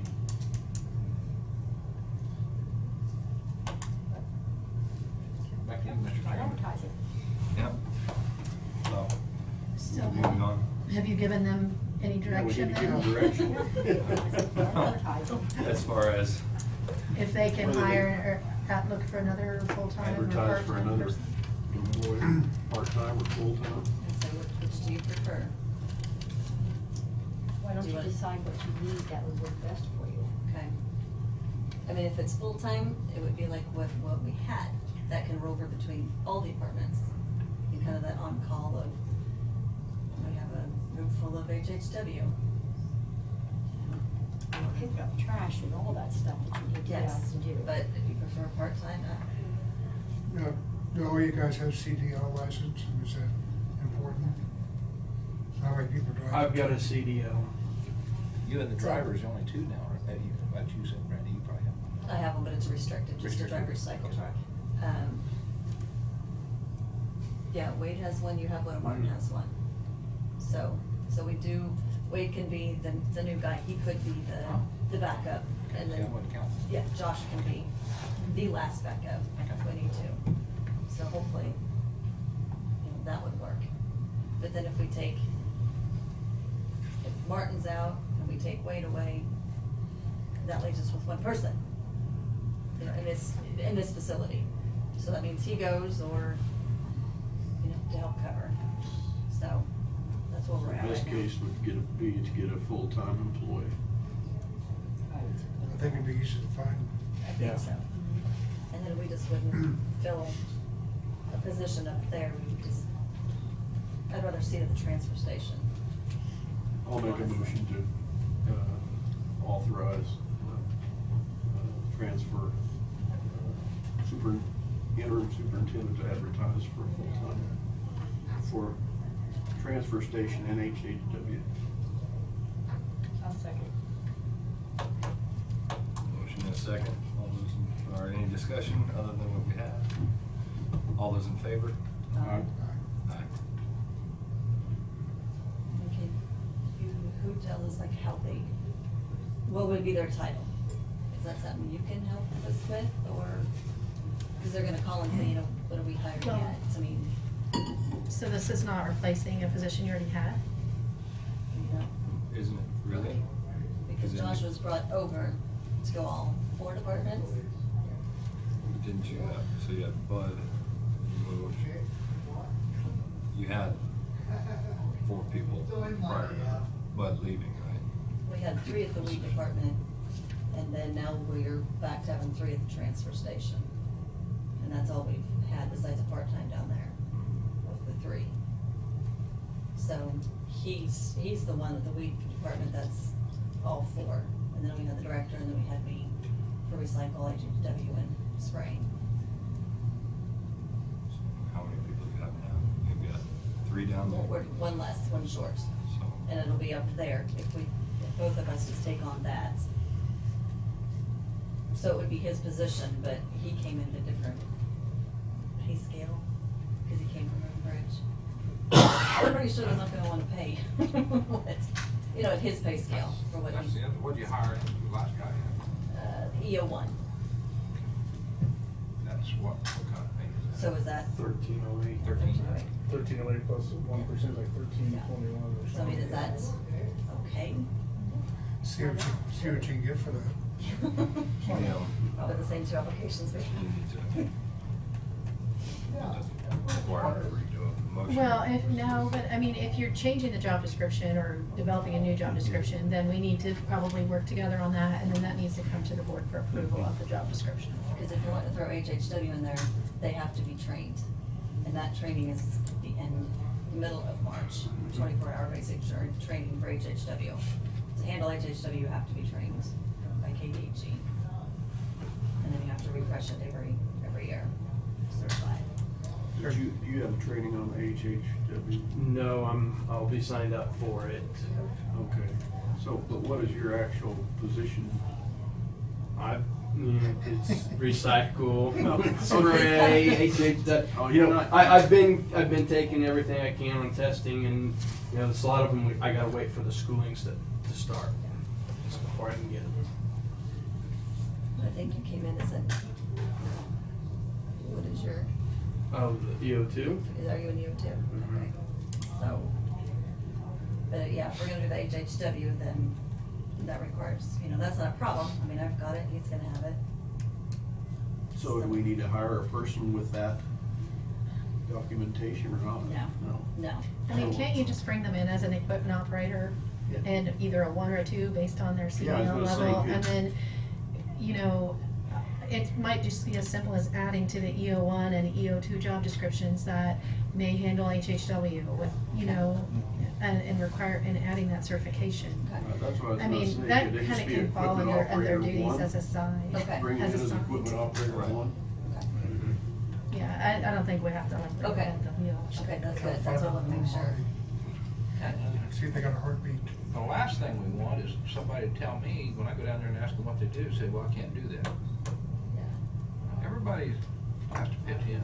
They all have to be, maybe not driving trucks until they get a CDL. But if they gotta work the floor, they work the floor. And if we're gonna have a weed person be able to, vice versa, they should be able to do both. I mean, I think some of them feel that maybe there is a sign where they would never go to the weeds. What is the other guy's name down there that was there? Shannon? Shannon? Yeah. There's Martin. Martin's the driver. Martin Shannon. Shannon's. What's his title? He couldn't go to weeds right now, could he? He's not weed, he's just a transfer station. Okay. Yeah, and that's usually what they are. We're the ones who float down there. Yeah. I'll go work down there, he'll go down there. So instead of necessarily hiring for a transfer station and HHW, I mean, the HHW is where you're coming into the issue, right? The question that you're having about the job description. Yeah, I just want to make sure that would be covered under there. Like I said, they used to take it down there, but when they get busy, it just gets set off to the side and forgot about. For a while. They also have to go to training. We used to have cabinets down there. Those were taken away, changed the operating plan. so they can't accept it down there. It's not that they don't want to, they can't,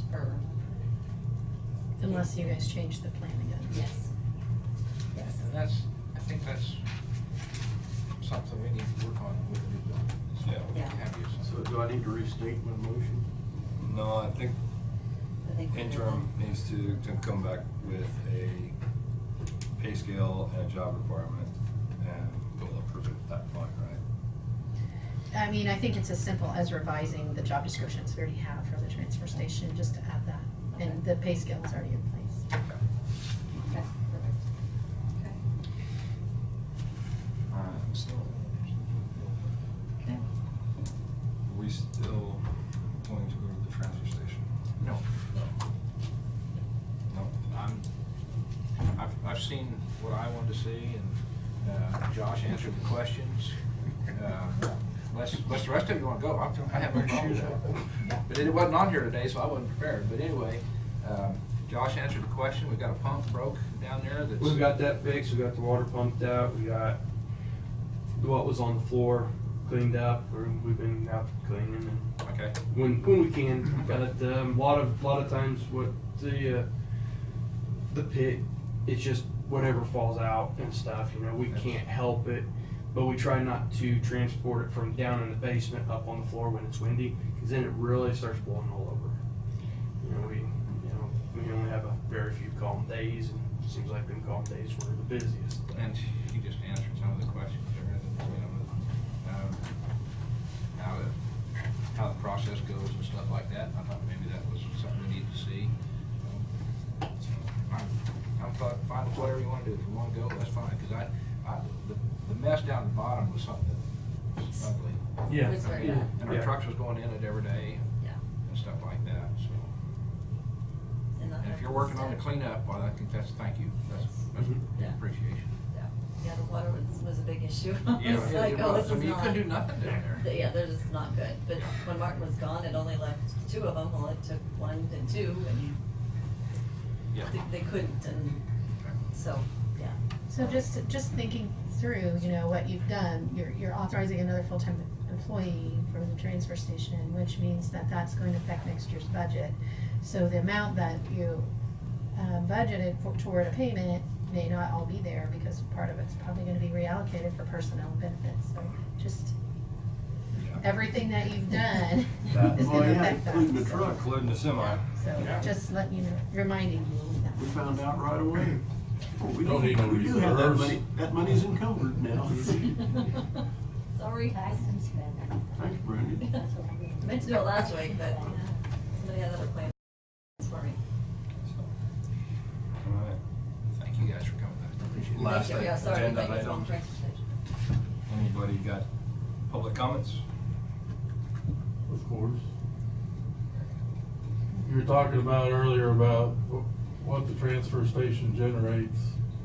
If you take $157,000 payment, start with 365 days a year, you take the weekends off, 11 holidays, you got 250 operating days, so you need $668 per operating day. If you make $157,000 a year payment, if you want quick math, you know how money works. Does that give you an idea whether you could make that payment out of the fees collected by the transfer station? Should be real easy to figure from there.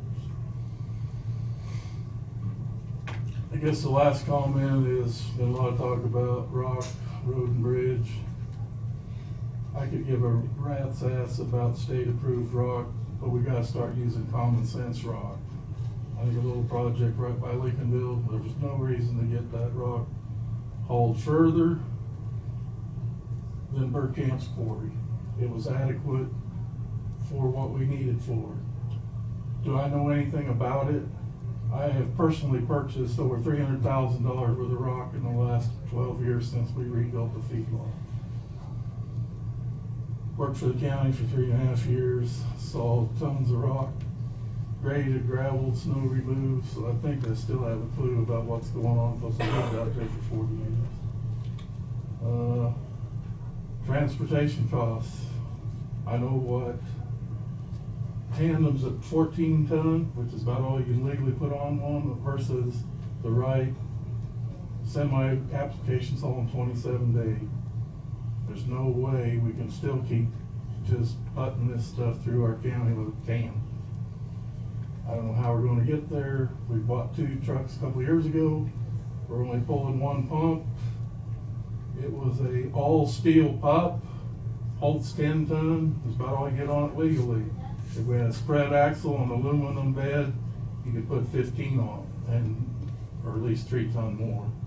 So again, we're looking at efficiency of stuff. We got go back to common sense. Forget the state approved crap.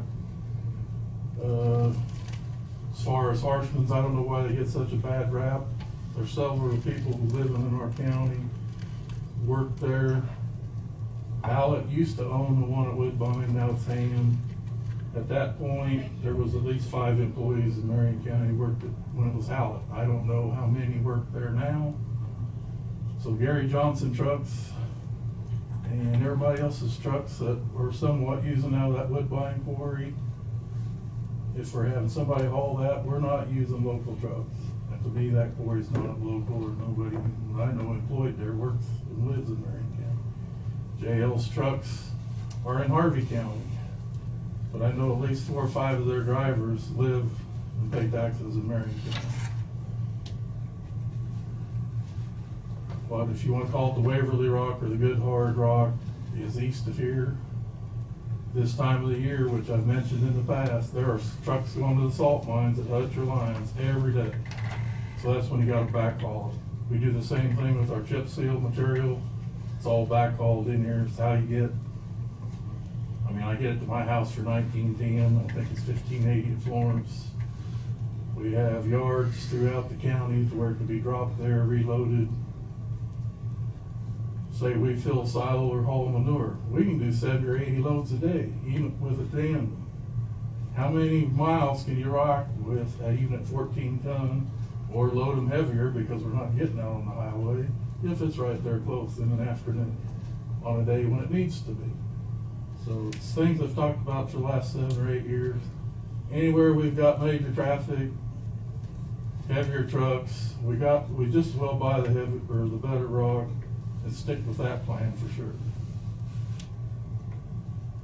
There's things from filling in washouts with core screenings at $5 a ton instead of $9 or $10 rock until you get leveled up, and then put a good coat of road rock over the top of it. So we're back to the same thing.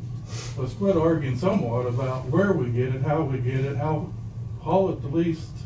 I mean, there's a common sense factor in this. And as far as I'm concerned, we just will buy another pump and quit hauling rock. I guess what, 17 or 18 ton at a time instead of 20, well, it'd be like 14, I guess, with about all you get on with that heavy pump we got. Yeah. Actually, there's a belly dump coming for sale tomorrow, so I was looking at, So there's ways to still improve this. Last thing I'm gonna say, and it's not gonna jeopardize second in command for road and bridge, but I as well say it because I've said it out loud to other people. I think our second in command is scared to make some of the everyday decisions, maybe even worse as Bryce has been here, because if Bryce would ever contradict his decision, we've lost some of our efficiency because he's just not running part of the everyday. He's letting Bryce being overwhelmed with some of the everyday operations that he doesn't need to be concerned with, and Jesse needs to make. And without fear of retaliation from anybody. If we make a mistake, I make them every day. I backed in my tractor the other night at 4:30 in the morning while it was raining because I had to, oops, so I did make a mistake. It's gonna cost me dearly. But again, the snow and ice stuff, sand stuff, salt stuff, we can drive on ice, gotta slow down. When the snow's 10 foot deep or the drifts are hood high, then you ain't gonna get through them. So priorities come to where we wanna be. We're strapped for money, we're strapped for taxes.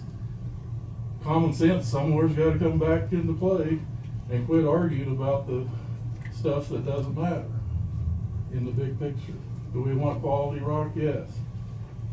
I don't think there's a ton of rock in that Woodbourne quarry that's capable of the hard rock from over east.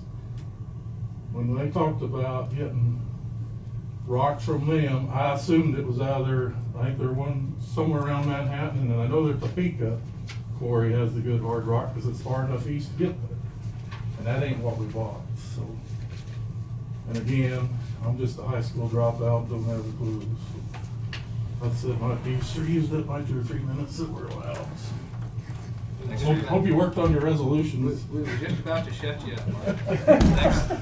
Thanks for Take your care. work, Mike.